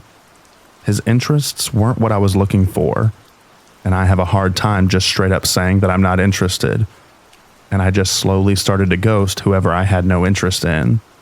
Now, luckily, I hadn't told him my work schedule, so he didn't know that I was about to clock out. So, I, after clocking out, told one of my managers that I was on a dating site, and some guy just showed up to my work, and I have no idea what he looks like, and that I was going to hang out in the back in the break room for a bit. Luckily, she didn't judge me and was just like, "Oh, okay." So I waited about a half an hour before I left. I didn't have a car at the time and had to walk home, and I was afraid that he would see me and try to pick me up in his car. Luckily, no one followed me, so I was in the clear. I don't think he ever messaged me, or maybe I ended up blocking him or something. I don't know if this is really all that creepy, but it creeps me out that some random person just decided that he would show up to my job and expect me to want to meet up with him. So yeah, now I give vague responses as to where I work. I don't work in the same town that I live in, so it would be hard to pinpoint my exact location. This opened my eyes and made me more aware of the information that I give out to strangers.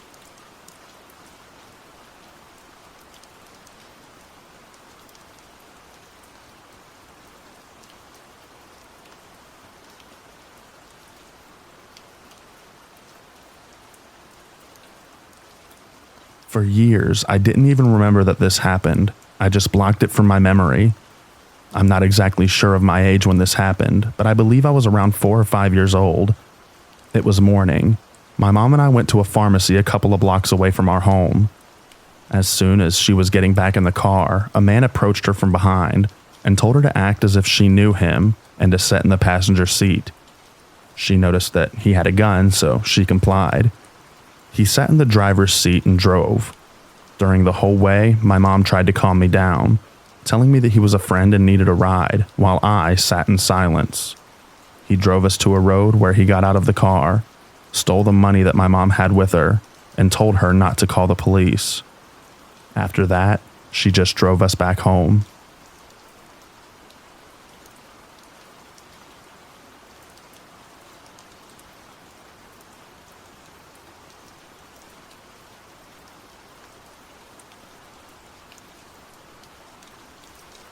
Almost a year ago, when I was an opener at a resort, clocking in before 5 a.m. each day. The resort is located inside of an affluent neighborhood in a very wealthy town/suburb. Employees had to park in one of the 2 parking lots at either ends of the property, and the lot that I chose was adjacent to a long and windy road outside the resort, which led to the rest of the neighborhood.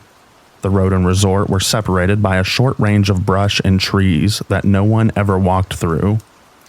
I'd arrived one morning per usual and put the car into park with my headlights still on. The lights in the lot weren't ever on in the morning since no one else really showed up before 6 a.m. when the sun was out, so it was usually always dark at the start of my walk. Save for security, I was one of the first employees to arrive on property each morning, and was usually completely alone in this particular parking lot at this time. This morning didn't seem any different. I had my hand literally at my keys, my brain in the process to turn off my car, when I noticed a young girl, maybe 14 or 15 years old, come scampering. Her body language was the exact definition. Run with quick light steps, especially through fear or excitement, through the span of trees that separates the resorts from the outside road. She was directly in front of my car, and my headlights illuminated a clear view of her in the pitch black. She looked like she was in high school, had long blonde hair, and was wearing a jacket with pajamas maybe. Like she'd just walked out of a house. One thing about her that bothered me was that she wouldn't stop laughing and smiling. I couldn't hear her laughing from outside the car, but she was visually giggling at something that I wasn't aware of or could see, and it was so unnatural. She occasionally glanced behind her as if someone else were there waiting away from the headlights. She then waved at me like it were a normal gesture at this time, and then immediately ran to my passenger side door. This all happened in a matter of seconds, and I wasn't really sure what was even happening besides my anxiety spiking. I know that I simultaneously yanked the aux from my phone to shut whatever song had been playing off, while grabbing for the lock button. I remember feeling panic for never remembering if it's up or down to lock, when the girl began pulling violently and incessantly on the door handle on the passenger side. I realized because I didn't turn my car off that it'd stay locked. She began pounding on the window, and I was screaming at the top of my lungs for her to leave before pressing on my horn. I could see her laughing outside like this were some type of game, as if I were a silly friend not letting her in as a joke. After a few seconds, she stopped the pounding and trying to open my car door. Her face fell flat like I disappointed her, and she started to walk away from my car back the way she came. She waved at me again before squeezing through the trees, out of the view of my headlights. This whole encounter confused me, almost as much as it scared me. Most people I told the story to just chalked it up to her being on drugs, but that narrative hasn't felt right to me despite her behavior. Maybe she was just being an extremely out-of-touch teenager whose parents needed a firmer grip on her. My first thought was possibly human trafficking, but I'm not sure if that would fit this scenario as I'm not the most well-versed with the subject. I told someone when I made it inside, but they didn't seem to care much. I didn't call the police and I regret that. I'll never get out of my brain, though, how off the feeling was watching a stranger, seemingly alone, pop out from the trees in the darkness laughing, and then try to violently enter my car in an empty parking lot. I do think the possibility of someone else being present the whole time is a lot more scary, and I wonder who else was there, and exactly where they were.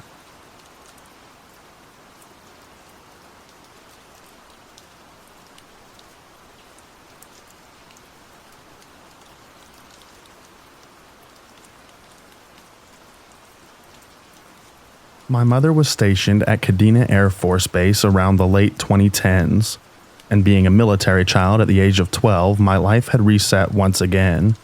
I didn't have friends again, and I had to learn an entire new neighborhood.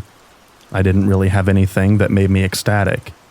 That is, except the Pokemon League held on base.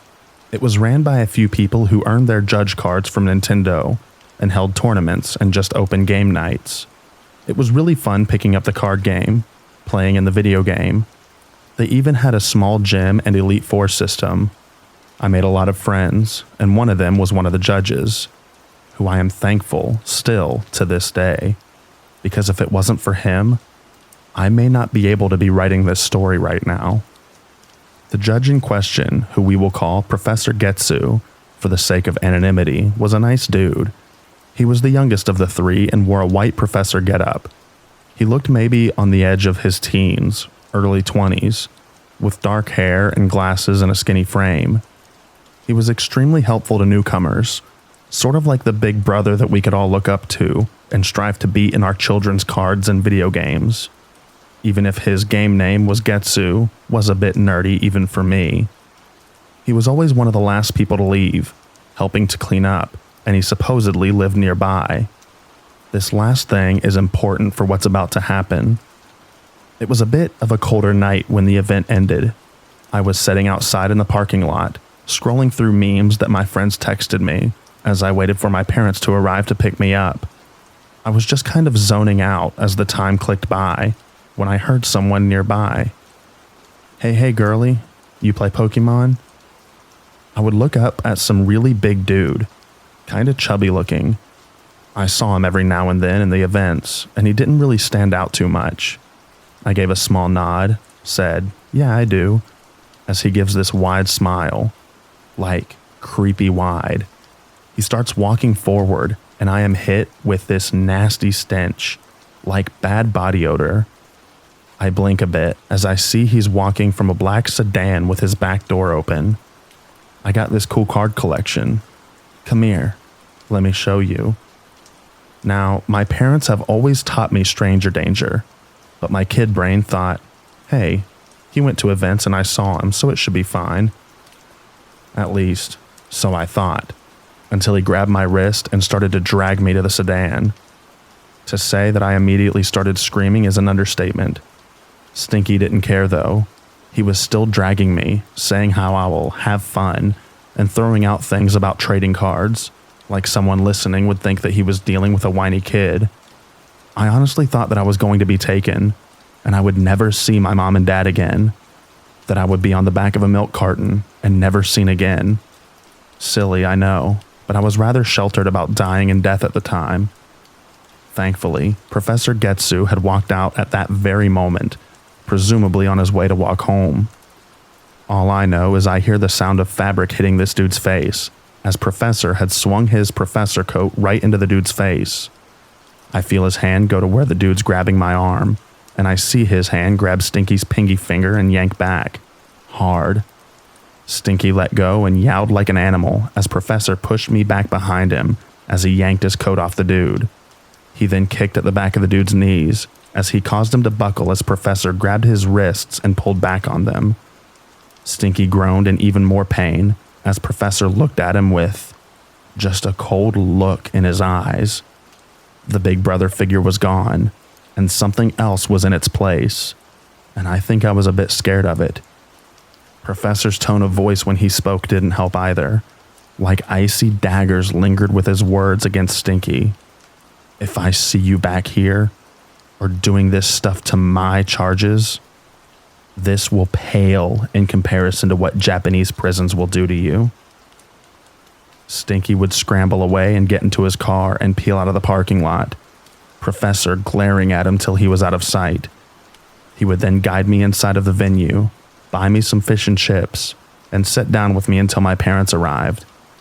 That cold persona he had when he kicked that dude was gone, back to being the big brother that I knew. To be frank, that frightened me. I didn't quite understand why the teenager was so aggro.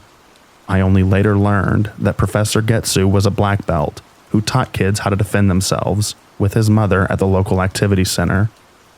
I suspect that he had something of a protective persona or something in his own life that led him to act in such a way. He explained the situation to my folks when they arrived.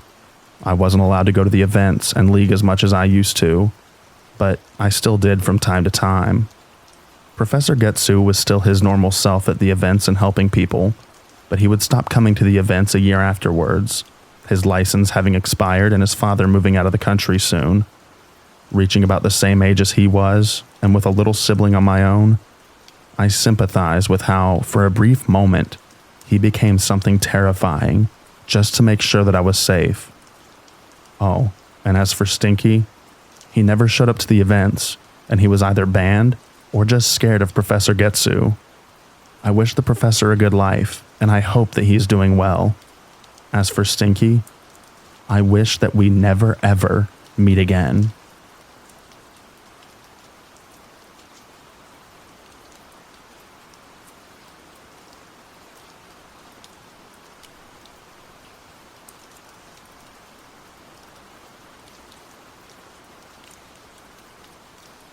Just to preface this story, I have been clean from all drugs since 2019. It took me a while to write this. I never thought that I would be posting because of how stupid I was and the stupid mistakes that I made. I know I'll get a lot of duh comments on here, so don't even say it. I already know. I'm telling this story to remind people that everyone's intentions are not what they say they are. I'm mentally traumatized from this experience, and I get reminders of it every day. I'm grateful to be alive, and I have no idea what would happen if I didn't get away when I did. So, save the rude and cruel comments. Thanks. This story is based in September of 2017, I believe. I'm not 100% sure because it's such a blur. I did whatever I could to survive in this harsh world, so please, no judgment. I was on the streets, no family, with an active crack, soon to be meth addiction. Backstory: I started using crack in 2015 and figured out that if I sold my body, I could make easy money. I know, not ideal, but I was deep in addiction, and at that point I didn't care about anything. But in January of 2017, I met Ty, who also smoked crack, but worked every day, so I no longer had to do that. I was going on like 8 months free from selling my body and soul. Also, when I met Ty, he had a place in this big city, and he did a lot of work for people in this city. I was left on the street by the man that I thought I had loved at the time. I must have said or did something wrong, because he flipped out and left with everything that I owned in his truck.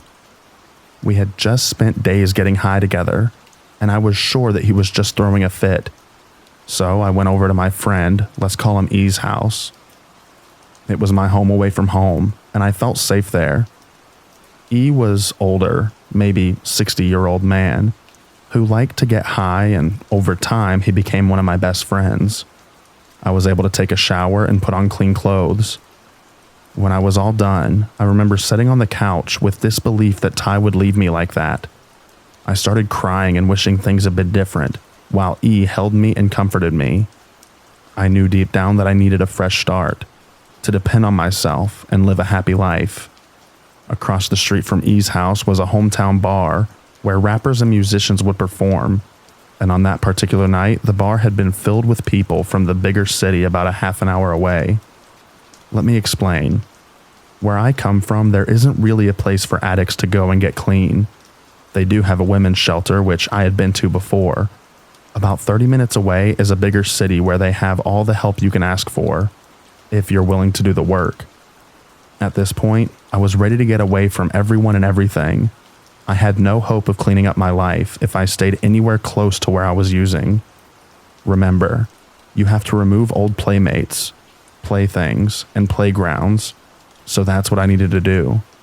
I went right over to the bar and found a semi-good-looking guy heading back to the city that I needed to go to.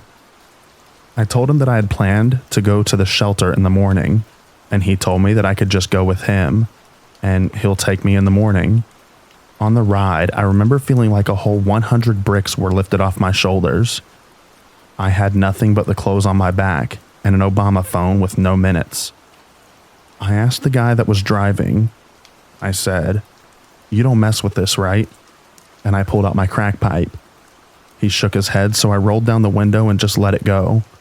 I knew that was going into this shelter. I had to get better. Not just for me, but I had kids and a family that at that time still hoped I would get better. I wanted to start over. I just didn't know how hard it was going to be. Me and this random dude go to his friend's house. We smoke a blunt and I don't remember anything after that. I woke up on the floor of a clean room. I mean clean. There was nothing in it. It smelled like paint as I looked around. I realized this was the place the dude was talking about moving into and renting. I got up and he took me to get a coffee and right over to the shelter. I was so terrified of what I was walking into. I had no idea what to expect. All I knew was I needed to better my life, and I needed to do it now. As we drove into downtown, I got a little nervous because I knew downtown was full of crime and drug dealers. Big buildings and confusing signs. Tons of people in traffic. I then realized that I was going to have to work really hard to get my life back. We pulled onto the street, and before I knew it, he was dropping me off. There I was, standing in this big, beautiful, clean lobby, just feeling lost and broken. I had been with Ty for almost 7 months, and this was the first time he left me like this. So I was still kind of hurt over that. I knew he had been seeing someone else in our recent month breakup, and he wasn't afraid to show it. It smelled like lime with spotless white walls. I walked up to the desk, and I was asked if I was homeless.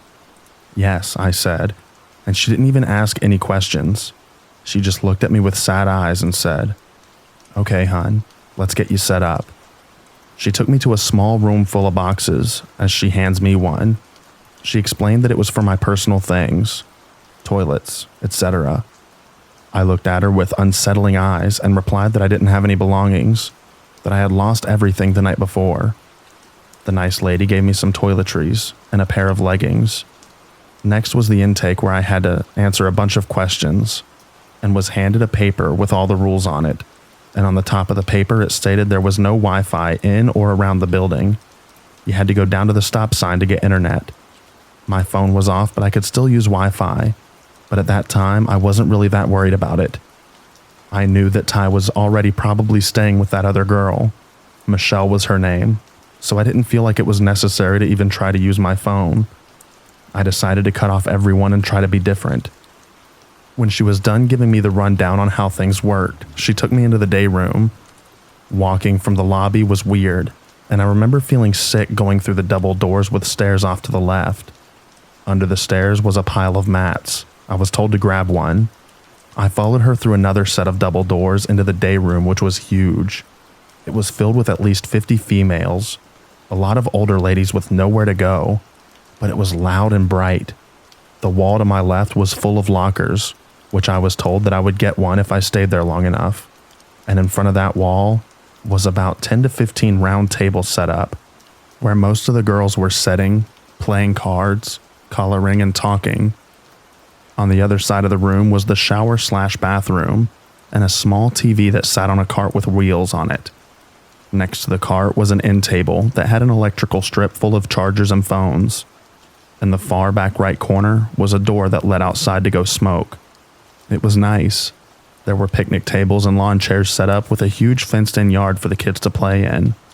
When 7 p.m. hit, the whole dynamic of the room changed. Everyone was moving around. People were running in, and then you would hear it over the speaker. Roll call. Then we were instructed to go and get one mat to sleep on. They passed out blankets and pillows to those who were without any, and they just let us keep the TV on. The first night was scary and lonely. Here I was in a strange place, not even 2 full days clean off a week-long crack binge. I was up half of the night with my head just racing. I finally fell asleep when the other girls started to get quiet.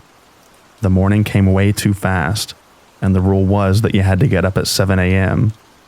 You didn't have to leave, but you did have to get up. A lot of the older ladies didn't even leave the shelter. They knew that they had a place to stay and had nothing else to do all day, so they hung out together at the shelter all day long. I had to go upstairs for breakfast, which was okay. I'm not really a breakfast food person, but that morning I was starving. I had the whole deal: eggs, bacon, and milk. After breakfast, I went out to smoke, and I noticed this tiny girl with cornrows in her hair had some cards in her back pocket. I had been playing cards since I was a kid. My dad taught me a few games. I played with friends, and I also had done some time in jail in the past. I was lonely. I didn't know where anything was, and it was obvious that I needed help. I asked her name and if she wanted to play cards, and after 2 games we had a connection. She was cool and she liked me, so I was okay with that. I can be awkward around new people, and females tend to not like me, so I find it hard sometimes to make friends. She asked me after we played a few more games of rummy if I wanted to go to McDonald's with her. I was cool with that because I needed to learn the area anyway. On the walk there, as we were talking, something caught my eye, so I looked up, and there he was, Ty, with all of my belongings in his truck. He drives right by us. I tried to call, but he ignored me every time. I guess he was done with me for good this time. That crushed me. I wanted to fall to the ground and just sink until I disappeared. But instead, I had about 10 different emotions running through my body all at once. I was so angry that he was just looking for a reason to leave me since the month before when we broke up, and I stayed with my dad for a while. He started seeing this Michelle. I was just absolutely devastated. We continued our walk to McDonald's, and I was silent and broken. That night was easier to sleep because I was exhausted from not having any sleep and just feeling done. I slept like a baby, to be honest. The next day, Mish wanted to show me this place that she goes to get a good free lunch. The only thing was it was a church, and we had to sit through a 30-minute sermon, but that was cool with me. We were standing outside, waiting on the church to open their doors, when this blacked-out Mercedes-Benz with a trailer hauling a really cool Harley pulled up and parked in front of the church. I then heard my loudmouth say, "Dang, that's a nice setup."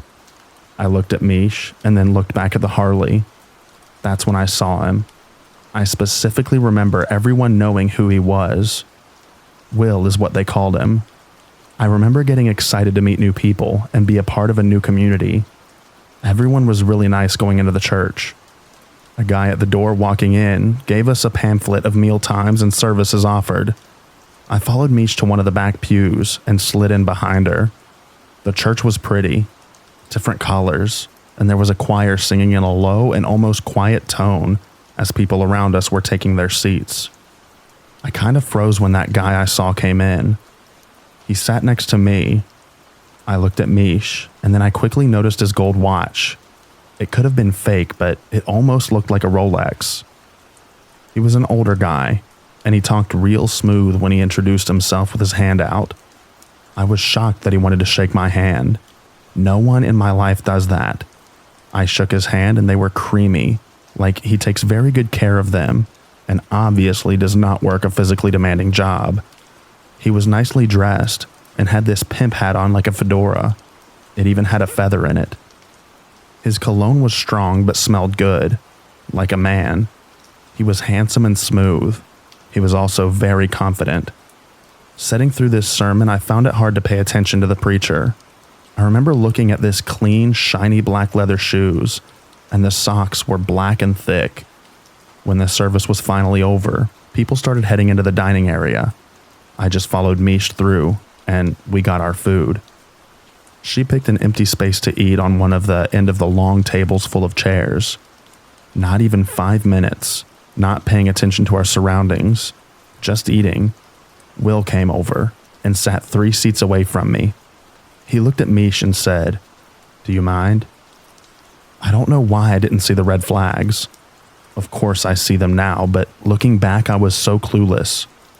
He hardly said a word the whole time we were eating, and when he was done, he got up and threw his stuff away, and I assumed that he left. Mish and I decided to go home, play some cards, and go to a clothes bank that she knew about. We were walking home and talking when he pulled up next to us. He rolled down his window, and he asked if we needed a ride home, but he was looking at me with a deep stare. I looked back at Mish and she refused. Smart girl. But I went with him. Dumb girl. I think I was more curious than anything. I had to know how he made that kind of money, and I really remember wanting that. We drove around till my curfew and just talked. I don't know what it was. I think we had a lot in common and we related a lot.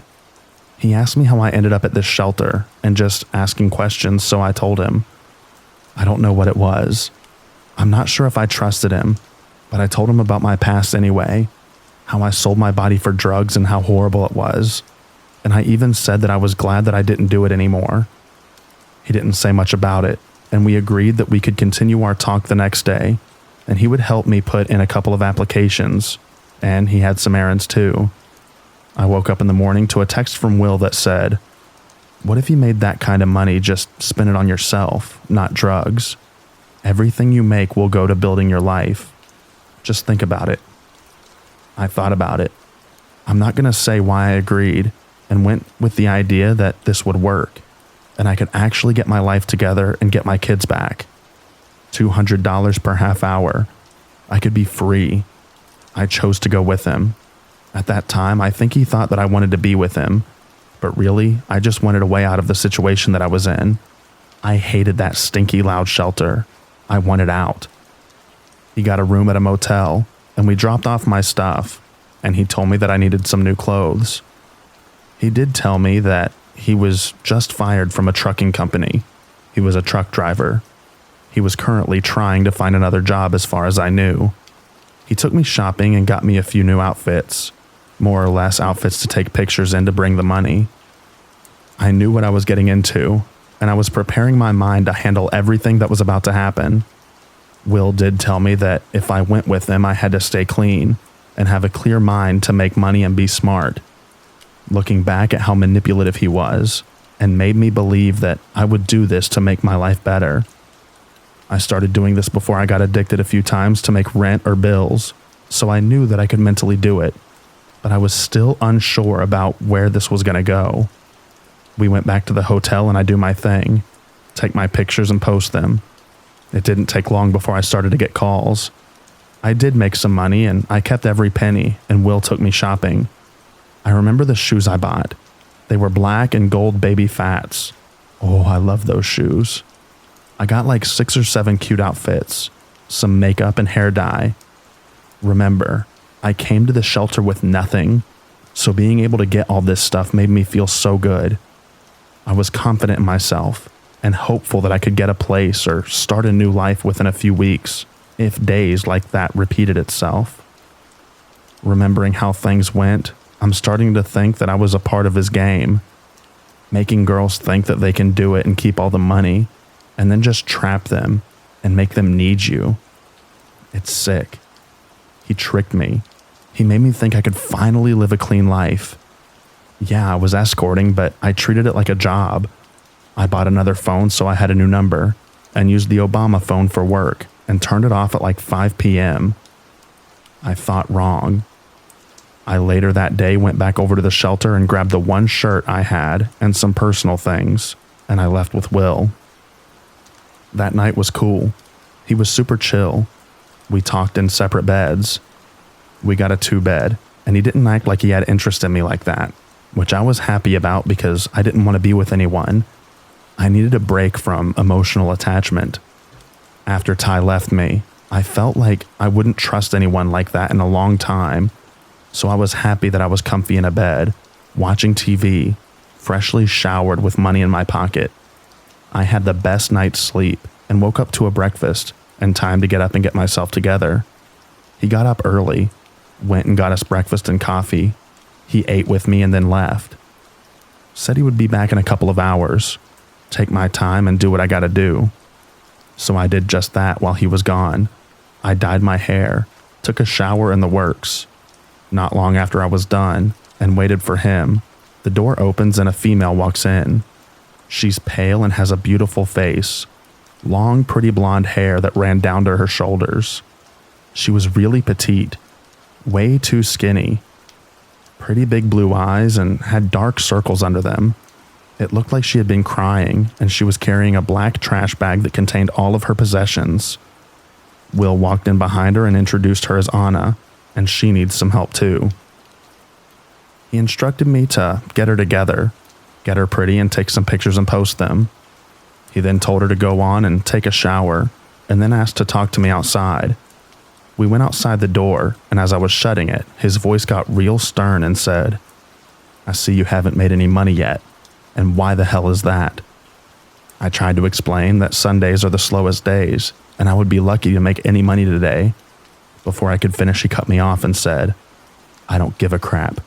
You need to make some effing money. What, you think this hotel pays for itself? I'll pay for it tonight, but from now on you pay half and half of all expenses. Now go make some effing money." I couldn't even believe that he was talking like this. I had never seen him so angry, and his voice scared the hell out of me. I looked at him when he cut me off, and I could see him get angry. His eyes got wide, and the white just disappeared, and they became all black. I was scared, but I did what he said. He then left me alone with her while he went out and got food and whatever he did. When Anna got out of the shower and her skin was more exposed, as she walked out of the bathroom in a small towel, I knew she was addicted to IV use. I assumed heroin.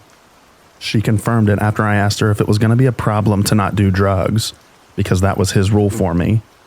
Why wouldn't it be a rule for the other girls? After my kid's father passed away from an overdose, I didn't like to surround myself with girls that I knew I could get close to, try to help, and something happen. So I cut all of that out, and when she told me, I was like, "Okay, no girl, I'm sorry. You're going to have to make some calls because you can't stay here." At that point, I didn't even care what Will had to say. I didn't want her here, period. As soon as he came through the door, I stopped him and took him outside. I just told him I didn't think that I could work with her. I didn't want to be around a heroin addict, or any kind of addict for that matter. He did make her pack her bathroom and clothes up and took her home. I think he was trying to please me for some reason, looking back. Will and I then took a ride to Main Street, where all the girls walk and work. It was so weird. Remember how I said that he knew everyone at the church? He knew all those business owners, police officers, and other men who drove drug dealer cars. I don't know why I didn't just run then. I'll never know. About an hour or two of driving around talking to a bunch of different girls, this random girl jumps in the car. It was crazy. They had known each other for years, I guess, and she had been looking for him and wanted to make some money. She was quite a bit older than me, but still really pretty, like beautiful. She had long, thick, curly jet black hair. I didn't really get a good look at her until we got back to the hotel. Will told me that he wanted to get a few girls together and make some big money. I was always going to be number one, and I will never post with another female because I am number one. He told me I was important, and we were building our own family. Amy was tall and thick, but she was gorgeous. Big blue eyes, pretty skin, small waist, and she was a straight up B word. She took benzos. They were prescribed to her, so I guess he allowed it. It wasn't long before I couldn't help but watch her. She was popular, and then like at night, she would be falling out and nodding off. It drove me crazy. I think I even started a fight with Will about it once. I didn't think it was fair, honestly. Like, she can get high, but I can't? Yeah, right. What Will would do was during the day, he would leave me at the hotel to make money, and he took Amy to the street and worked her. Well, it wasn't 2 days before they came home with another girl. Young one. 18. Her choice, no family. I only know what they tell me. Her name was Amanda. She was short like me and a little chunky, which was okay. Guys like chunky too. She had blonde long hair and a cute face. She was sweet and didn't say much. I tried to get to know her a little better, but she wasn't around for long. I posted her with Amy, and she didn't get much of a feedback. More people were calling for Amy. Amanda stayed with us for a few days before she decided she wanted to go home. Will, Amy, and I didn't stay at the hotel for long before we ended up deep into the city, the farthest away from my hometown. Bigger room and a little nicer hotel with a view of the whole city. It had a crappy little microwave and a drive-up entrance to your room. Will and Amy brought home 2 girls that night. I don't remember them much because I wasn't involved much with them. I posted them, and the next few days we made money. Every time a girl would make money, they would give it to Will because he had them believe that he was saving it for them and getting them anything they wanted. I continued to make money on my own, and I also gave him my money. I got conspicuous, and I will never forget the moment that I knew I was not safe. I was outside smoking a cigarette. I wasn't out there long, but when I came back into the room, Will had all 3 girls posing on the bed as he was coaching them on how to pose and taking pictures of them. I didn't say a word and closed the door slowly. I don't know why I felt the way I did, but it just didn't feel right. I don't know if he heard me open and close the door, but I heard him yell my name and said he needed me. He handed me his phone and told me to post the pictures. When I got on the website and tried to post the pictures, it now wanted money instead of posting ads for free. Will unhappily ran to wherever and put money on a card. When I tried to put the card in, it wouldn't accept it and said it wanted Bitcoins. I informed Will and even showed him the page that it wasn't going to post. He got furious and yelled at me. He turned and walked out of the room. I looked at everyone else and tried to apologize for his actions and to stay calm. It'll be okay. He came right back with his gun in his hand. I didn't even know he owned a gun. He hit me in the face with it and said I needed to find a place to post the ad. Do it or I'm done, and then left. I don't know if he realized that he did that in front of the 3 other girls, and I didn't know what or I'm done meant either. I was terrified, and that's when I knew that I had to find a way to escape. I learned real quick that I wasn't able to just leave anytime I wanted anymore. After Amy got involved, Will changed. He started talking about taking us girls to New York and make big money and travel and go here and there, and that alone scared the hell out of me. I wanted to build a life to get my kids back, not leave the state to trick and maybe get killed or abandoned. No, F that. I got fearful for my life when he hit me with that gun. I have been hit before, punched like a man, but I have never been hit with a gun. That night, I had a couple dates set up, and Will knew he had to take the other girls and leave. I decided to try and make a plan to get away. The first date, I made $200. I put $50 in my purse, and then put $50 in a pocket in a bra hidden away, and I left the rest on the table. The second date, I made $150, put half hidden away and the rest on the table. Will came in the door not long after I was finished and grabbed the money off the table. My purse was sitting right there, and I didn't see him do it, but he took that money out of my purse and said he had to do something and left again. That was when I made my escape. I made 100 calls before I finally reached someone who was willing to help me. He had a friend come pick me up and bring me to his house. I will never forget the feeling I had when I was running out to the car with a trash bag full of stuff I have collected in the past 3 weeks. I was scared to death that he would come pulling up and see me. That feeling didn't leave me until we hit the highway. I wanted to tell this story because I have never been able to get through telling it. I couldn't help to think where I would be if I stayed, and if I would even be alive. So, to Will, let's never meet again.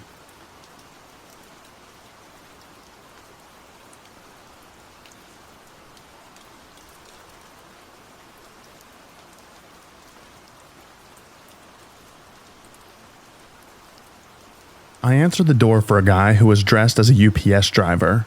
He had the logo on his jacket and everything. I assumed my parents had ordered something that I needed to sign for, so I answered it. After opening the door and greeting him, I realized that not only did he not have anything for me, but there wasn't even a UPS truck in sight. He told me his name was Tony and that he was selling lawn care services around the neighborhood. I started to figure that maybe he was just a UPS worker who forgot to change clothes before starting his second job as a landscaper or gardener. But then he started asking me weird questions, like if we have any security cameras or large dogs in our house. We do have security cameras, but they're quite hidden, and I told him that we did not.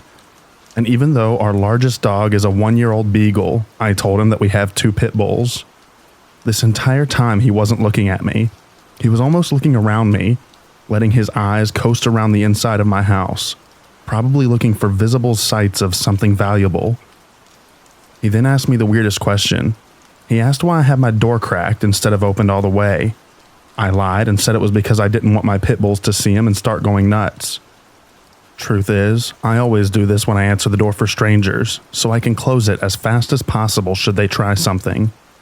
He then gave me a poorly made flyer for his supposed lawn care business and went off down the street to the next house. I shut my door and locked all of the locks on it. Tony, I hope I don't see you on the news anytime soon.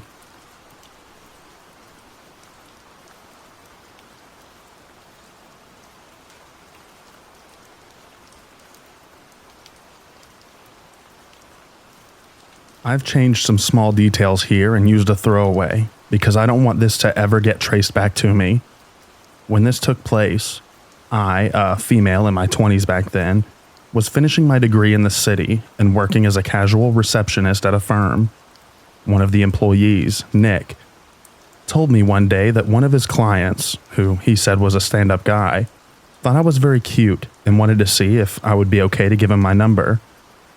We went to dinner, and he was charming enough. He was in the medical field and was about 7 years older, but I didn't mind as my own parents had a similar age gap between them. We talked about my studies, and he told me he thought my rather run-of-the-mill family life was amazing because his life was so different. He was adopted as a baby, and his father was abusive. When he was 15, his mother left, and he never saw her after that. He was kicked out at 18 and ended up in a terrible car accident in his early 20s. For a long time, he stayed at a relative's house and worked to support himself. Yeah, heavy conversation on the first date. But all I felt was this overwhelming compassion for this poor human who had been through so much. He seemed nice. He was smart, handsome, and though he was just a touch too serious, given his life, I figured that was understandable. We ended up dating, but by the 3rd week, things started to feel a bit weird. He refused to introduce me to any of his friends because his last ex had left him for a friend. He also hated that I had male friends because of the same reason, and he would insist on reading any text that I sent or received from them. I made excuses in my head for him like, people need to heal, or sometimes they need a crutch before they can learn to trust.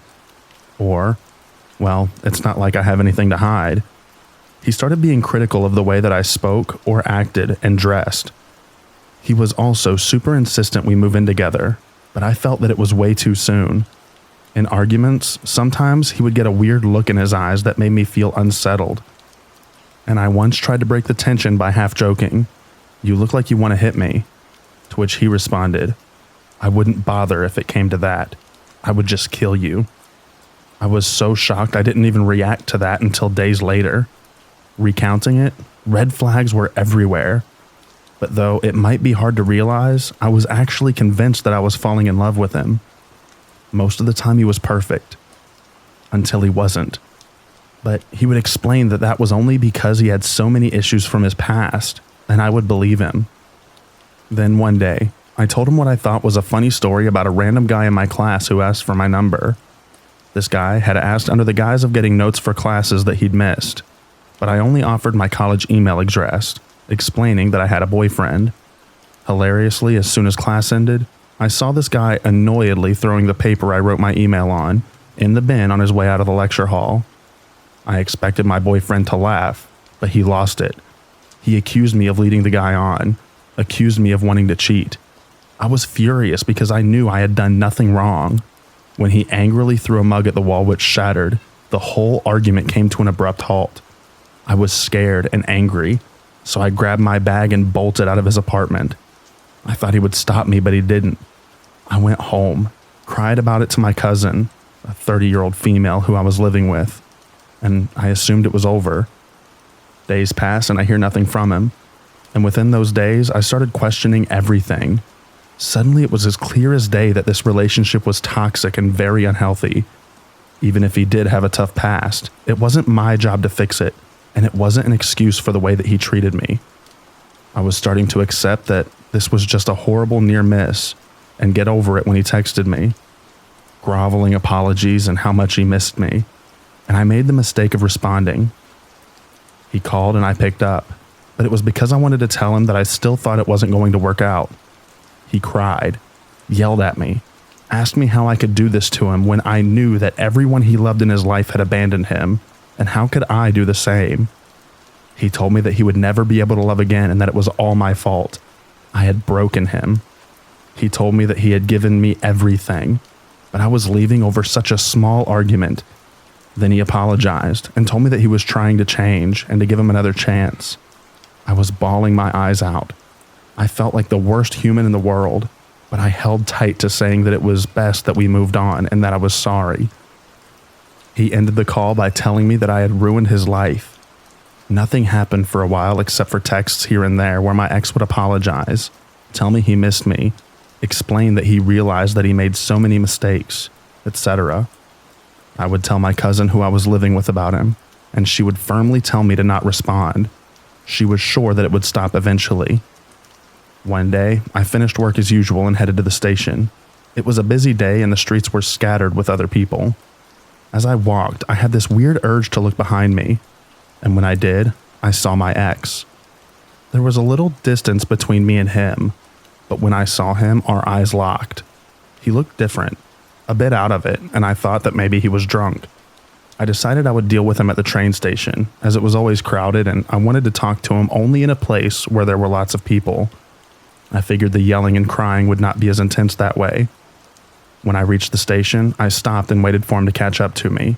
He stopped about 2 feet away and I expected him to start apologizing again. But he said nothing. He just stared at me. Awkward seconds passed and I said, "Look." But that's all I got out, because his arm moved slightly as he took his hand half out of his pocket and I saw that he was holding a very small knife. I froze and vaguely remember thinking that I wanted to run, but it was like my brain and body shut down. I can only describe it as if there was a fog in my brain and I just couldn't move for what felt like ages.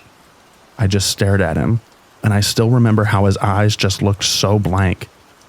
I don't know how long that lasted, but then, without saying anything, he just turned and left. Nobody else had noticed. I remember numbly getting on the train. I started second guessing if that even happened. Hindsight tells me I was in shock. As soon as I got home, though, I burst into tears.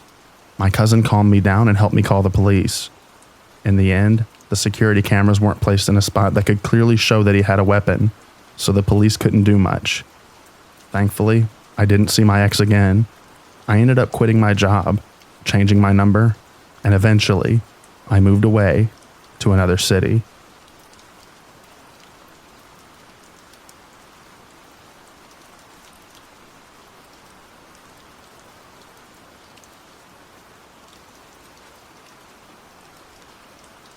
Okay, so bear with me. This happened when I was a kid, and I double-checked the story with my family. So this was in the mid-'80s. I was about 7 at home with 2 of my older sisters, around 8 and 11-ish, and 2 cousins, 7 and 8-ish. All 5 were girls. My sister, who was 11, was in charge of babysitting us 4 younger girls. You have to picture what our house looked like to understand what happened. It was a 2-story box house with a flat roof and a small box front porch, also with a flat roof. I can't remember what we were doing, but we were all in the house. We kept hearing noises coming from the roof, like walking and what sounded like rocks being dropped down the downspouts. You know, kids. We thought of a squirrel or something, but it kept happening. Then my older sister said something about how maybe someone climbed the huge tree beside the house and got on the roof. We were all scared, because we knew there was a roof access point in the bedroom that I shared with one of my sisters. What if he could get inside? My older sister told my other sister and one of our cousins to walk across the street to the corner store, across an empty gravel parking lot, and on the way back, look up and see if they could see someone on the roof. So the girls, both about 8 years old, walk halfway across the parking lot, and being curious, turned around, looked up and saw a guy in one of those totally 80s guys, crop top football jerseys. Think Johnny Depp in A Nightmare on Elm Street. He was crouched down on the roof. The girls came running home freaking out and told my sister about the guy. My older sister, freaking out, first went to the neighbor's house to use their deck to see if she could see on our roof, but couldn't see anything. She came home and then called the police. It felt like it took them ages to show up. When they got there, I don't think they believed a word we said. They thought a bunch of little kids are making up this story for attention. One cop drove down the road, up a hill about a block away, to see if they could see anything, but the way the roof was, you couldn't see a person if they were laying down. Then the cops tell us kids that we had to go upstairs and check everywhere to see if we found anyone. 5 little girls from ages 7 to 11, sent upstairs, scared crapless, crying to look for this man, knowing about the roof access. We all cried not wanting to go, but they said that we had to. To this day, I remember how scared I was. I remember looking, but how well do little kids look, right? The cops didn't listen to us, didn't check out the house, inside or out, and left. We were so scared to be left home alone with a guy out there. Who knows where? We didn't know if he was just laying down on the roof or jumped down or somehow got in and was hiding. My mom finally got home a few hours later, and we told her what happened, and my mom explained to us that there was a lock on the roof access, and no one could get in, but she checked anyways. Then she went outside to check. There were clear footprints in the dirt, dug in good from him jumping off the roof, onto the porch, and off into the flower bed. Oh, my mom was so steaming mad when she realized that we told the truth and weren't believed by the police. We went to the police station the next day and were all separated and interviewed. We all told the same story. My mom went up one side of the cops and down the other. We never found out who the guy was or why he was there. Did he know it was a house with 5 little girls home alone? I guess I'll never know. Thank you for reading.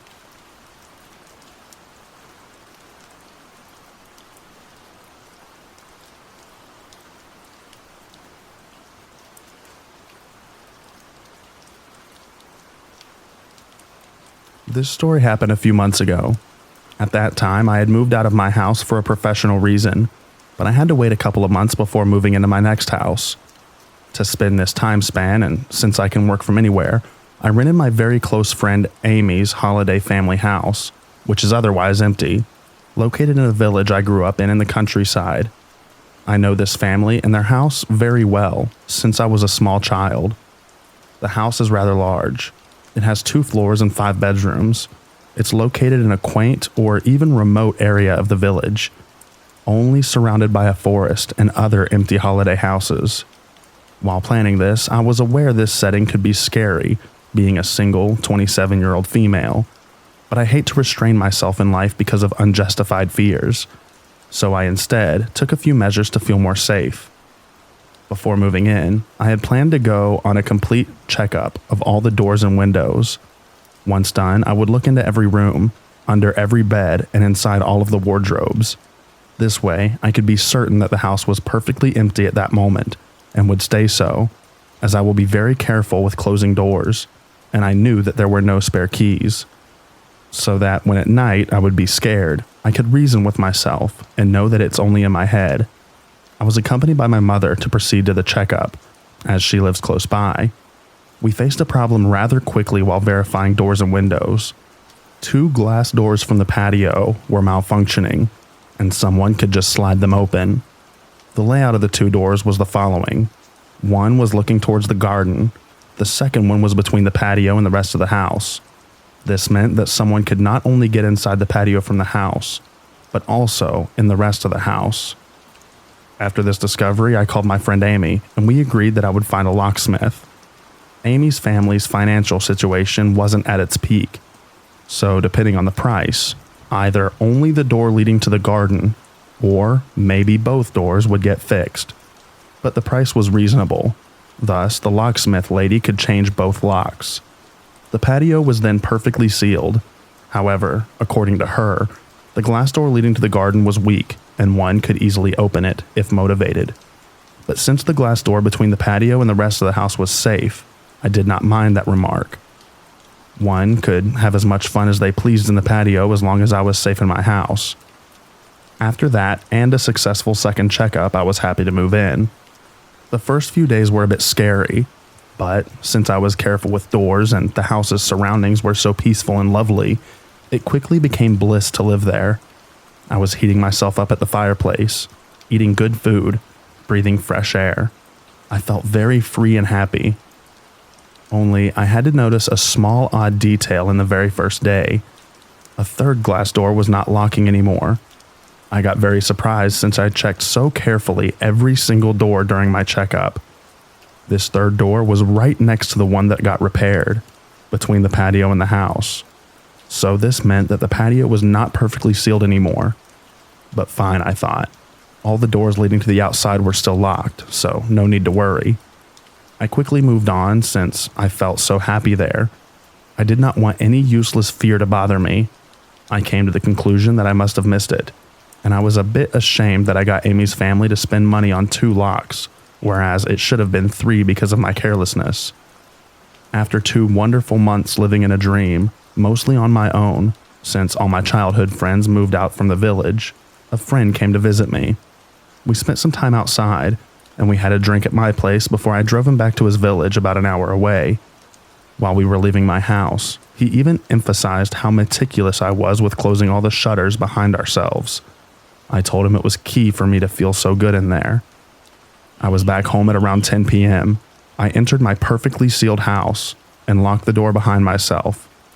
While turning the key, out of the blue, sudden and intense goosebumps ran all over my scalp. I had never experienced such a feeling, and I was not even aware that a human body could get goosebumps into the scalp. With that came a very instinctive feeling of danger and being on my guard. I felt all of this so intensely that I was not able to ignore it, yet I knew that my house was kept perfectly closed. So I stayed cautious, but I walked through the entrance and came into the kitchen. There, on the floor, was lying a rectangular plastic bag. It was small and blue on the orange floor. I was surprised. I recognized it being a plastic bag to be filled with water to make ice cubes. It had nothing to do here. I had already seen these bags earlier, once I was looking for freezer bags to put my food and mistook them. I knew they were stored in a drawer at the very other side of the kitchen, and I knew that we did not use them, nor anything from that drawer with my friend earlier. This uncanny discovery confirmed my gut feeling, and I began to feel very uneasy. I sent a picture to my friend asking if he had touched or used these. He said, "No, keep me in touch." I grabbed the knife and I started walking to the living room. Usually, whenever I would feel afraid in this house, I would go on a little checkup tour in every room to reassure myself. That is what I had on my mind at the moment, but this gut feeling was literally forbidding my body to do so. Instead, it walked me out of the house. I drove to my mother's place and slept there. A few days after, during a sunny afternoon, my mother and I came back and did a checkup thoroughly. Nothing was missing, nothing was broken, and no one was there. Everything stayed perfectly exactly as I had left it. With such evidence, I came to the conclusion that it must have been my friend who, by accident, took those bags and forgot about it. Then they must have fallen on the floor while I opened the door, or something like that. I came back in and kept living in a dream in this beautiful place for another month after that. Then, something else happened. For a few days, I had been hearing unusual noises which began to scare me, so I decided that it was time for a checkup. It was around 9 p.m. I began going in every room, looking under every bed. Downstairs all clear. I walked upstairs, opened the first bedroom. and surprise, the light was on. This caused me a small flinch. I never go to these rooms upstairs, and they remain closed at all times. Nevertheless, I walk towards the wardrobe, but before opening it, I get a second flinch as an unknown object is now laying on top of the furniture. I open. Nobody. I close, and I look at the object. It's an elongated black fabric sheath, rather big, with a hook to carry it on a belt. A terrifying idea crosses my mind that it may be a knife sheath, but I brush it off, as I don't need my imagination to get crazy in such a situation. I finish my checkup, but despite nobody being found, I could not help but feel weird about the sheath and the light. I went to sleep at my mother's place that night too. The day after, I checked with my friend Amy. No family members came into the house while I was away, nor did they recognize this object as belonging to any of them. I dropped it off at the police station, and according to them, it's likely a hunting knife sheath indeed. Then I started thinking again about the patio's third door. It had been on my mind for weeks, but I had been dismissing the idea to avoid unnecessary fear. Reflecting back at my thorough entrance checkup, it is very unlikely that I would have missed a door. As well, the locksmith had changed the lock of the door right next to this one, and even stared at it to see how a well-functioning lock looked like. With Amy, we had first imagined that an old Airbnb tenant could have made a copy of the keys, and the locks had to be changed. But more and more I was sure this person was coming in and out of the house from the patio. Another locksmith came and looked at the third door's lock. She said, "Ah, yes indeed." The lock part screwed on the door frame, where the lock embeds itself, had been screwed off. She also checked the door leading to the garden her colleague had pointed out as easy to open. She said, "Ah, yes, that's obvious. Ah, yes." Meaning in her laconic way, there was very little chance for all that to be a coincidence. I left the house for good after that. I believe a person had their little habits in this house, using the way I shut when I arrived, and they made sure to be able to reach inside the place despite my changes. Thinking that all this time I was living my life peacefully, reasoning with myself not to be scared, that the place was safe and locked. It actually was not.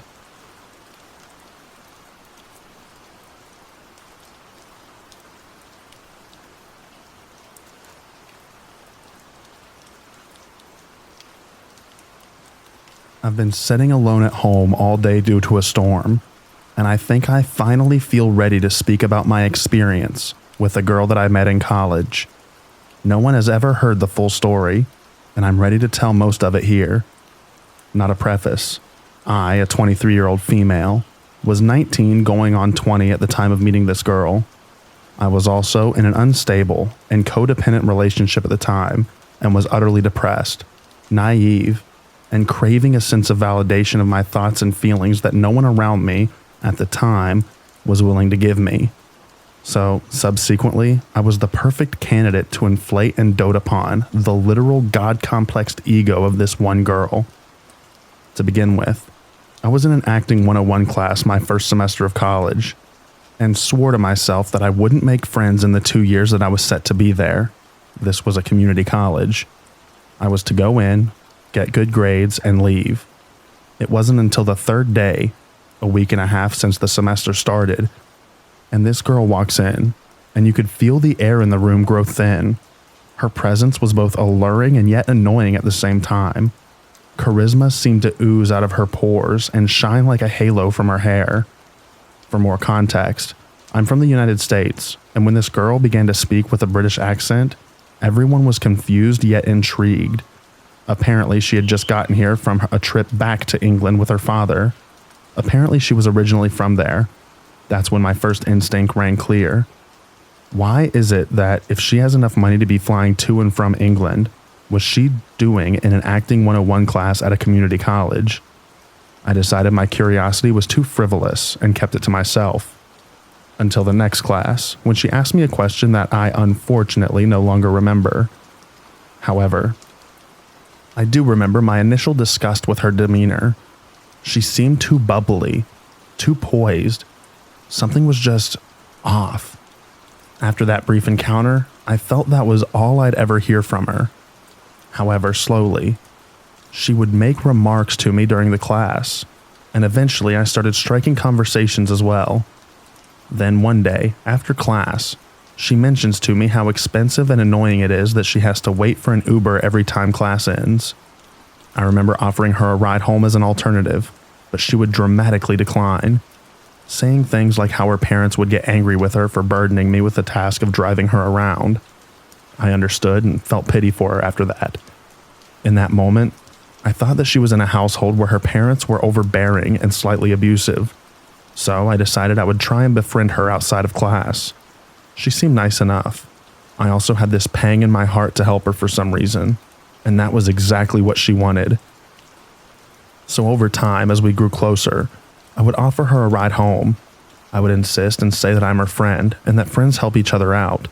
She seemed to enjoy these gestures. She'd compliment me and then go on to say how tough her life is without a license. Eventually she agreed, and I took her home. It was honestly really nice to have someone to talk about class with outside of class. Soon enough, after driving her home the past few classes, she invited me in for tea. I thought it was adorable, having afternoon tea and gossiping with a friend. She was British after all. We both eventually opened up about ourselves and spoke on things besides class. She told me she was my age. She graduated the same year as me and also took a gap year. She said throughout school she'd traveled to and from England, and I found it so fascinating. She was adopted from a third world country and was brought to England, and then moved to her current town as she was 6. She told me about past relationships, and I opened up about mine. She always seemed to be the same as me, like she was trying to emulate me in some way. It was so subtle, it was difficult to notice at first. But I told her about the apprehension I felt in my current relationship. She'd sympathize and tell a story about how her ex hurt her even worse. I would always take note of the things she said, because I was not only her friend, but we seemed to share the same experiences. However, hers were always more severe than mine. In hindsight, I know why it was like that, but at the time I just thought about how unlucky this girl was and how bad I felt for her past. Soon it became tradition to drink tea at her house after class, but I had to be out before her mom got home, and if I were to meet her mother, it would be bad. One day her mom got home early and was surprised, yet delighted to see me. She introduced herself and I did the same, all while my friend sat and sulked in anger. Her mother seemed delightful, and I was surprised at how welcoming she was. She offered me food and gave me some crackers to take home. I eventually confronted my friend, asking why she would paint her mother to be that way. She said she was just kinder to guests than to her. I was confused, but I also fully understood. I have a mother who is similar to that, so I shook it off. One day in class, we got our midterm assignments. We were to prepare a nonverbal monologue in front of the class. We each get our assigned stage directions and are asked to prepare it in 2 weeks. One of the stage directions was that a girl comes home crying after having been SA'd. Another girl in our class received this one, but was uncomfortable doing it, and rightfully so. A boy in that class criticized her for not wanting to do it, and she ran out of the classroom. My friend and I followed her. The 3 of us opened up about our past assaults, and eventually calmed our classmate down. Time passes after that class, and a few classes later, when I was walking with my friend to my car, she all of a sudden runs away from me. I follow her and I'm laughing at her. She had fallen ungracefully to the ground and was in the grass on her knees. I asked what she was doing, asked why she was being a weirdo. What she did was related to our conversation. She looks up at me with some kind of strange fear in her eyes and says that she saw her assaulter just then on the campus. I was shaken at this point because I don't remember seeing anyone walk anywhere near us. She said he walked by and stared at her evilly. I was very confused and said that she must have imagined it, but she was adamant. I was also even more confused because she had told me she had filed a restraining order against him. How could he be allowed on campus? If he really wanted to go to this same school, there were 2 campuses in 2 different towns, so surely he could have gone to the other campus. I asked all of these questions and was met with very little answers, obviously. She said she'd talked to her mother and handled it accordingly. It took weeks to even hear anything about it. I wanted her to bring it up, but she never did. So eventually I asked, and she gave me a story about how she went to the dean's office after a class and fixed things. I remember being confused because I had driven her after all of our classes, and she said that they went after I left. But that couldn't have been because the school offices closed after 5, and I would always leave at 5. Many of my questions were met with strange excuses, but I remember just letting it go. This was a sore subject after all, and I didn't want to upset her any more than she already was. Weeks pass and my friend and I eventually become inseparable. We seem to know the ins and outs of each other. We even hosted a Friendsgiving together at her house, with some of the people from our acting class. Then the end of the semester came, and I could feel the rift grow between us. I was confused and hurting. She said she wasn't going for a degree, and was just there to take the acting class. I remember being confused. I thought she was a theater major like me. She had said she was, but I guess she changed her mind. She said that she was going to be auditioning for LAMDA, London Academy of Dramatic Arts, in New York City early next year, and she was probably going to get in and was never going to see me again. I remember feeling confused. Why didn't she tell me this sooner? Why did she even get close to me in the semester? Then I thought about how it was probably my fault, that I pushed her to be my friend, but I just felt so bad for her. It was like she was asking for a friend without telling me.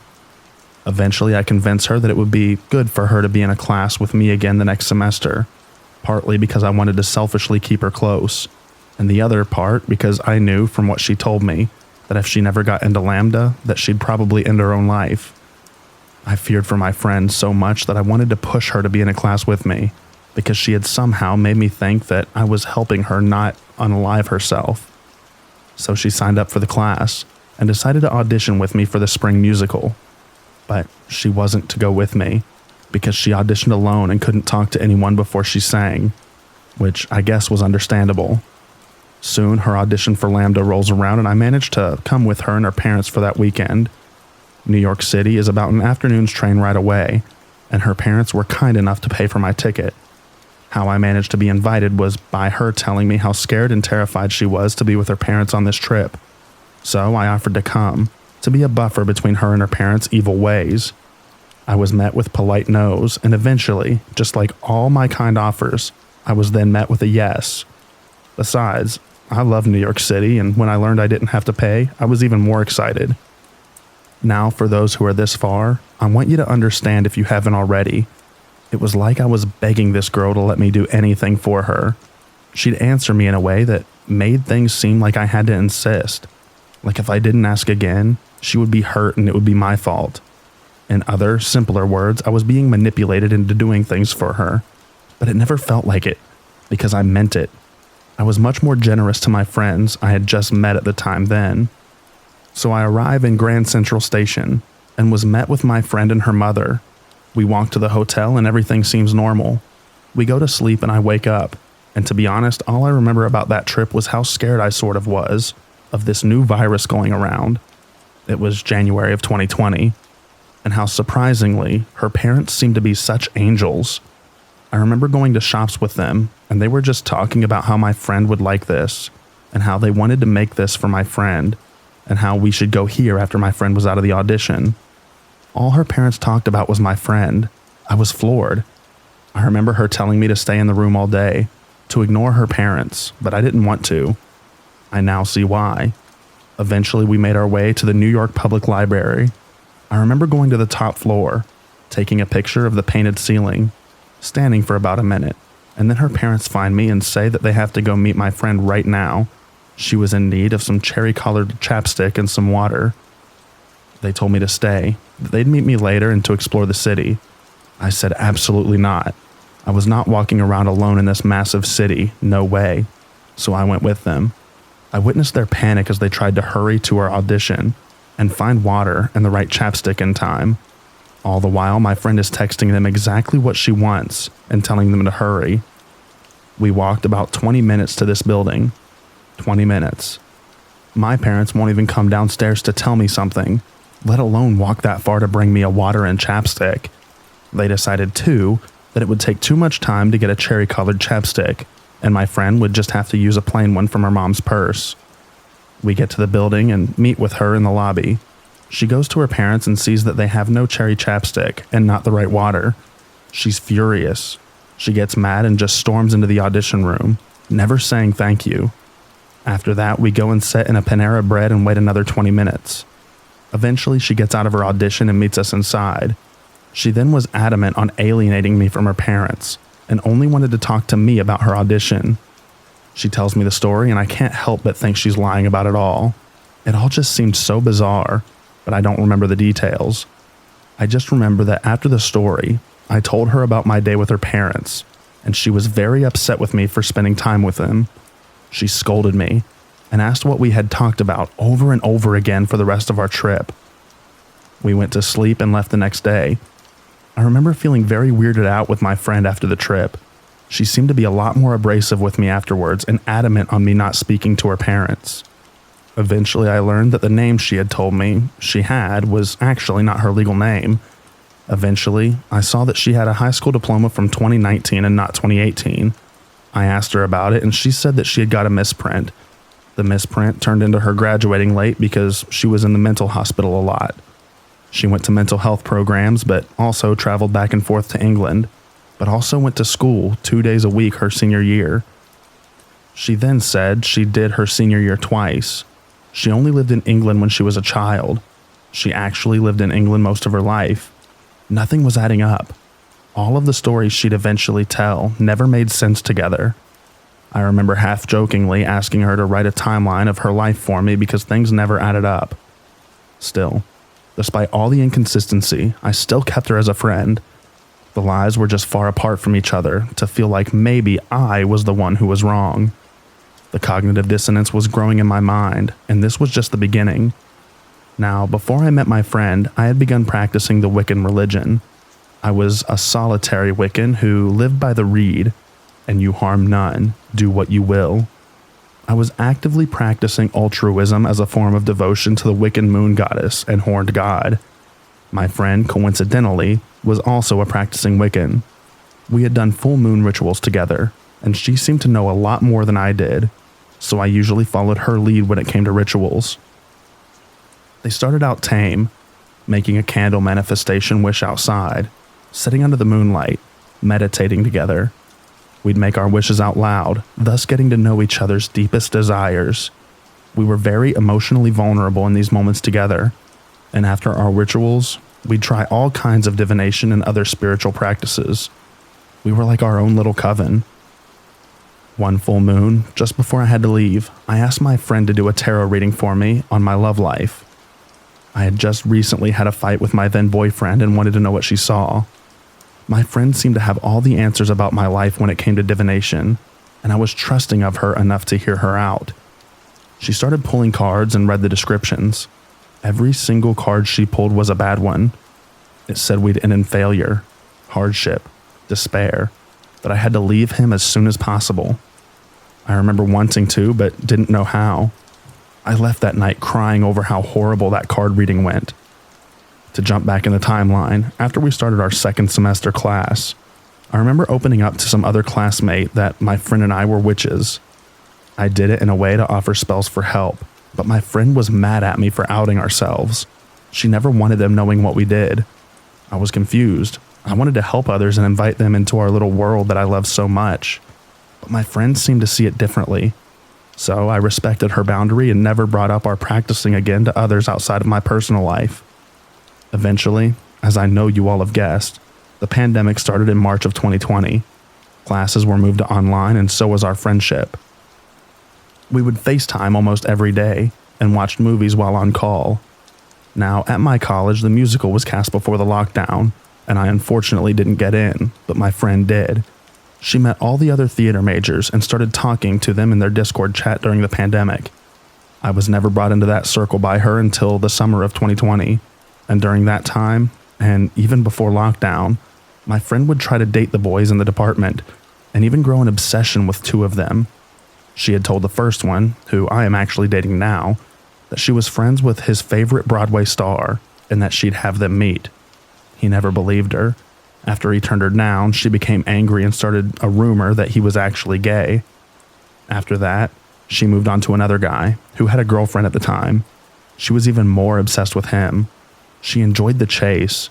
The fact that he was her friend and stayed up late and spoke to her all night made her so happy.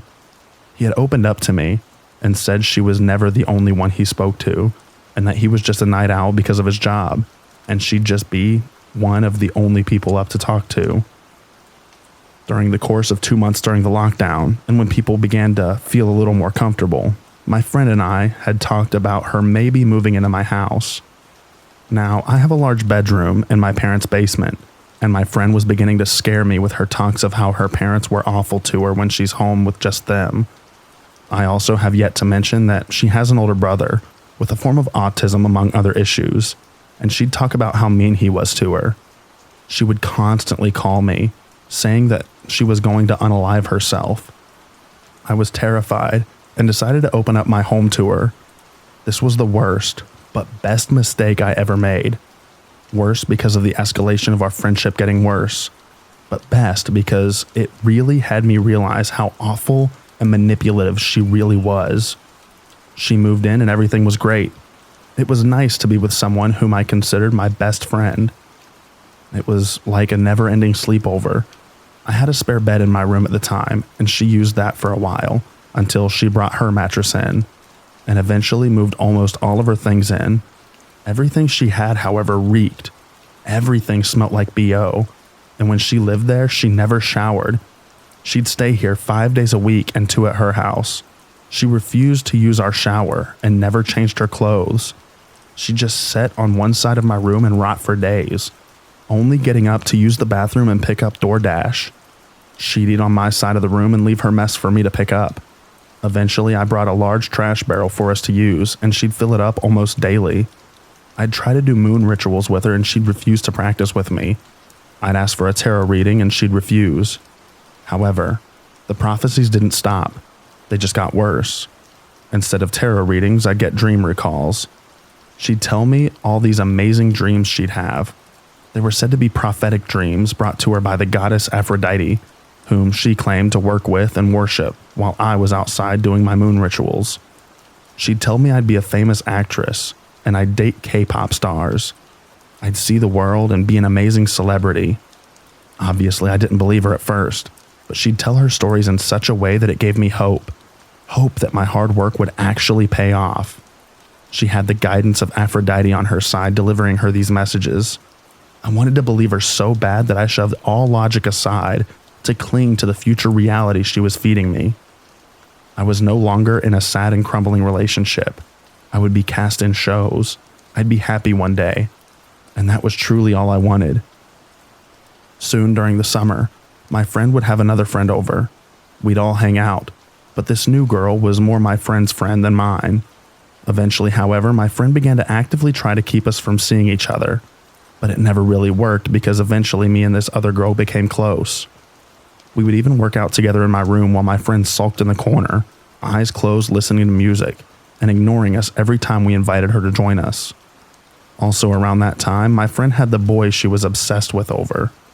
Now, this is not my story to tell. Despite the anonymity, I just don't feel comfortable sharing the exact details of this boy's encounter with my friend. But what happened was later told to me by this boy, and it was on a night that I was out at my then boyfriend's house. This incident happened in my bedroom, however, and its details still haunt me to this day. Though, rest assured, nothing too horrible escalated. But if it weren't for some sort of intervening that I can't remember the details of, I don't know what my friend would have truly done to him. I remember after that night, despite not knowing what had happened, my friend grew even more malicious towards me. She began to sow the seeds of the fear of the Greek gods into me, saying they were angry with me, and that was why I was having bad days. That was why my boyfriend and I were always fighting. I was always doing things wrong, and it was driving me wild that I didn't know what it was exactly. All I knew was that I was upsetting the powers above me by just existing, and that was why my life was currently a mess. So one night, one desperate and hollow night, I asked my friend again about my future and what I was doing wrong. She looked to me and said, "Do you want it from me or Aphrodite?" I looked to her and said Aphrodite. My friend enters a meditative state and then looks to me in an evil, sadistic way. Her demeanor had changed entirely. I have never seen and have yet to see anything quite like it. I was told that the reason I was having such horrible days was because I had to break up with my boyfriend. I had to do it soon, or else nothing in my life would become true. No fame, no success, no happiness. If I didn't do it by the next full moon, that my life would be stagnant, that I'd amount to nothing. It was so convincing. I can still feel the primal fear that I felt right then and there. My friend took the bracelet I had been wearing, that was from my boyfriend, off of me and held it. She told me, still through the persona of Aphrodite, that I was being held down by this bracelet, that in order to rid myself of my boyfriend once and for all, I had to get rid of it, soon.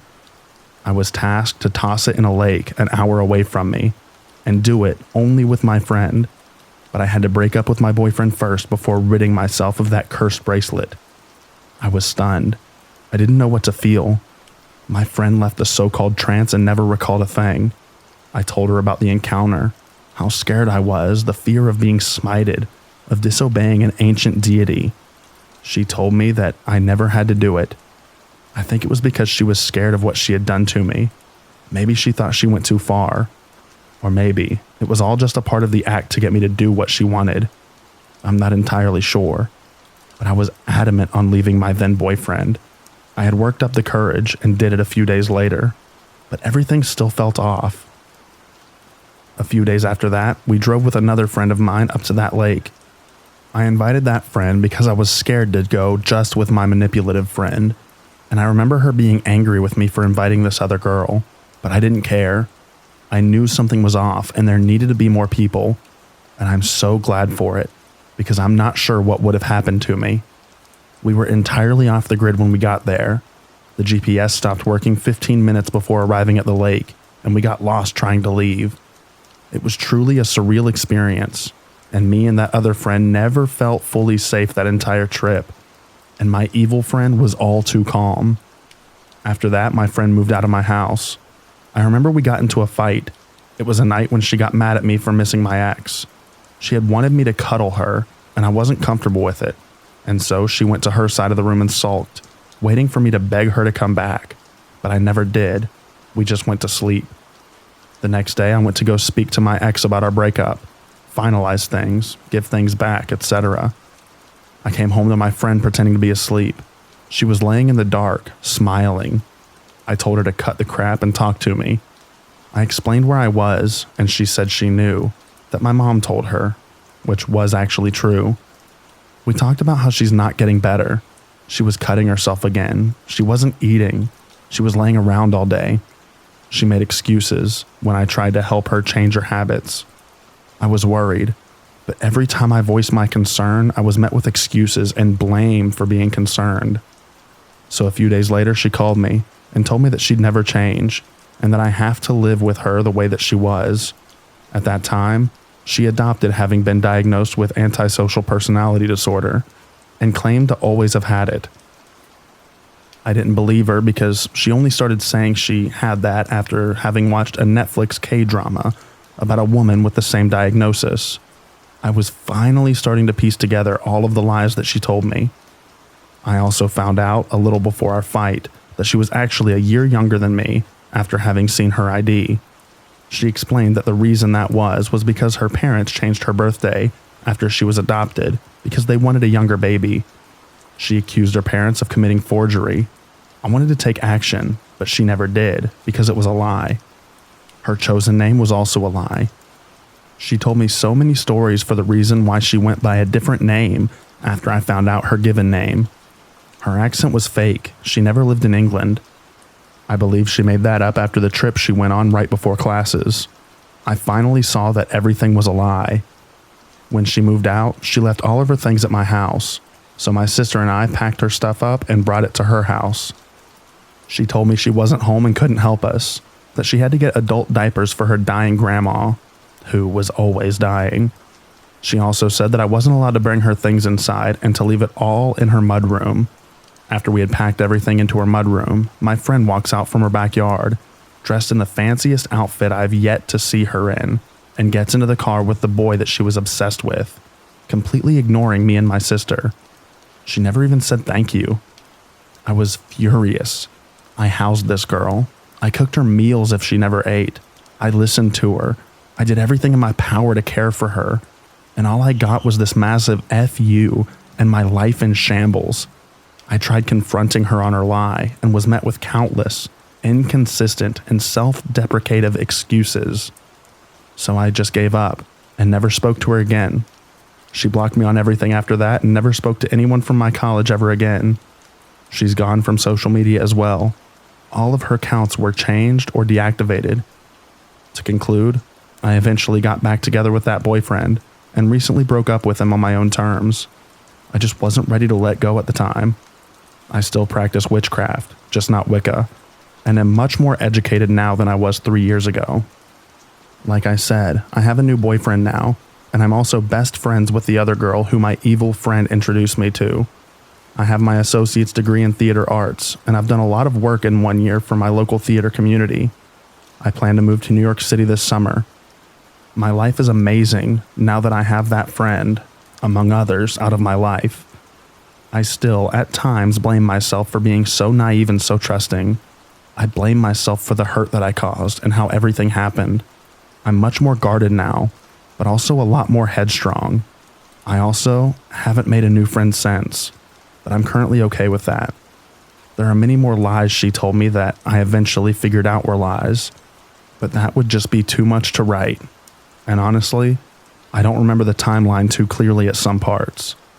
But I wrote here, what I do know is right.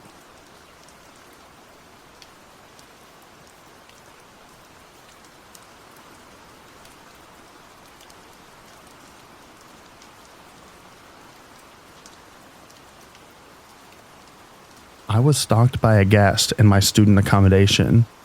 I'm 19 years old and living far from home in a studio room. I'm often up late, and last week I was just doing some laundry at around 11 p.m.-ish. I saw a man sitting in the lobby. I saw him around a bit at night, but didn't think much of it. I'm in the laundry room. I just put my clothes in the dryer, and I hear the laundry room door beeping. It meant someone was coming in. There was the man, standing there with no clothes to wash, just staring at me. I maneuvered around him and headed to the lifts. He followed me quickly and cornered me and asked for my Snapchat. I was tired and just wanted to get back to my room, so I stupidly gave it to him. I figured he'd message and try to flirt. I'd say I have a boyfriend, sorry if you thought this was anything else, and that would be the end of it. Anyway, he starts messaging me. It's kind of normal. Then he starts saying weird stuff like, I saw you a month ago and I was impressed. I've been visiting a friend and staying here, and I've been watching you. I noticed that you mostly come out at night. He told me that he was only visiting for 5 more days. Then it gets worse. He says, I love you. I can't help it. And then I say I have a boyfriend. He says, I only want you, and continues to completely ignore that. He asks to come to my room and I said no. Then he wanted a hug. He asked me if I live alone and if I was a virgin. He kept saying he loved me and that I was perfect for him, that I impressed him. At that point, I recorded all the messages on Snapchat, spoke to him a little bit more to gather evidence so that I could take it to reception in the morning. He's been watching me for a month.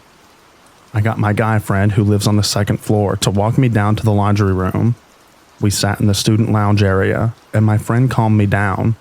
I was shaking with adrenaline and fear. We saw him around the laundry room again looking for me, but luckily I'd already picked it up.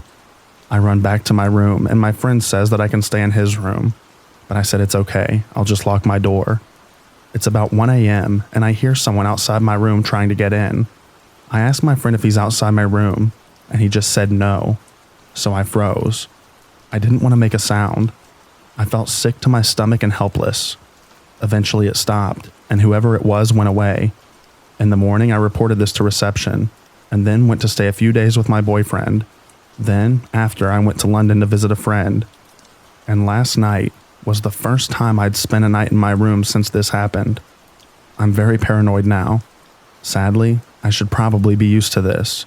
It's not the first time I've been harassed. But anyway, I'm terrified to go outside my room after dark. and I'm constantly looking over my shoulder and feeling paranoid.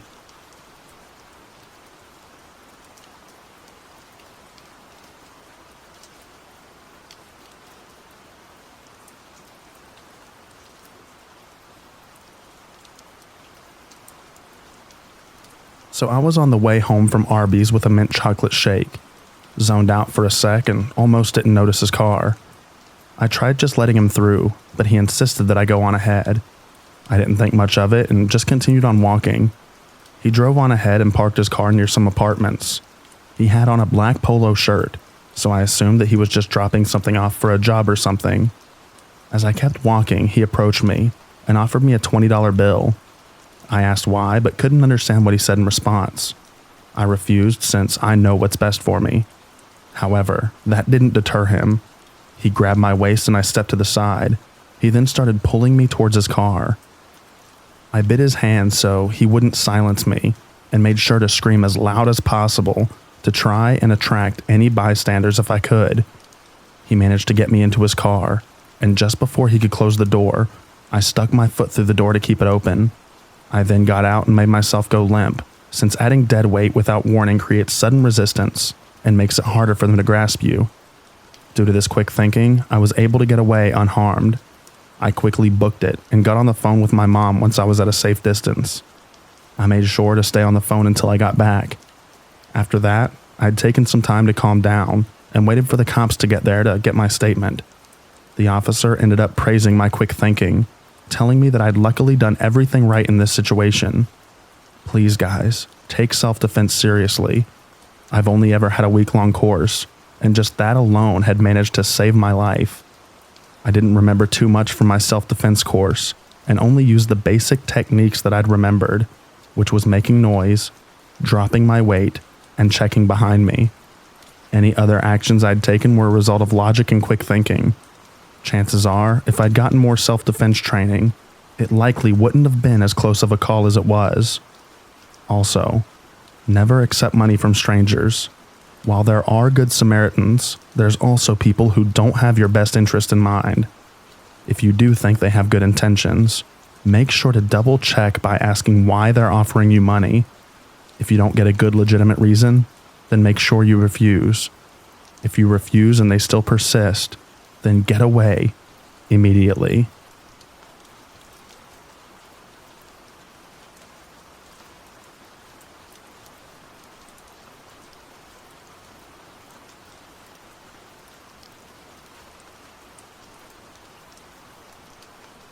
I was around 9 or 10 years old when this happened, but I remember clearly pretty much everything that happened.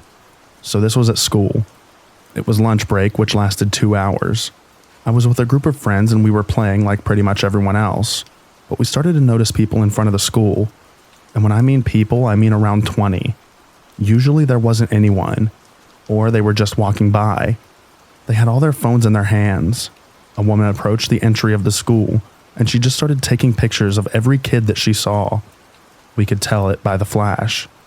An adult of the school went to see her and told her to stop, but she didn't. Instead, she just smiled terrifyingly at him and said something that I didn't hear, but it looked kinda like when a mother comforts you in a "it's gonna be okay" way. So he started to get mad because, well, taking children in photos like that is super weird. Eventually she went away, but that didn't really change anything if you want my opinion, because everyone else in front of the school was taking pictures of us. Literally everyone. I especially remember a guy that was pretending to call, except that he didn't talk, and he also had his flash on, so we quickly understood that he was also taking pictures. Us kids thought it was fun and a sort of game, so we started playing hide and seek with them, being like, "Oh, he flashed me, I'm gonna die," or stupid stuff like that. But we really started to understand that there was a real problem when one of them tried to open the entry. That was kind of useless since the barriers weren't high enough. So if he wanted to get in, he could just climb it up a little. And that's when the headmaster got totally mad and went to see everyone, yelled at them for around 10 minutes, called the police, and when she calmed down, she asked to explain to someone why they were doing that. The headmaster told us herself that all these people pretended to be doing some sort of voodoo and that they could sell pictures of us. make us suffer, etc. To be honest, everyone mostly laughed, but the adults didn't seem amused at all. To this day, I don't know if what she said was true. I don't know if some people were arrested. I don't know what became of the pictures. The thing I remember the most is just that woman's smile that absolutely creeped me out. To this day, I'm scared of having my photo taken, even by friends. And when it's a family member or very close friends, I'm just really uncomfortable.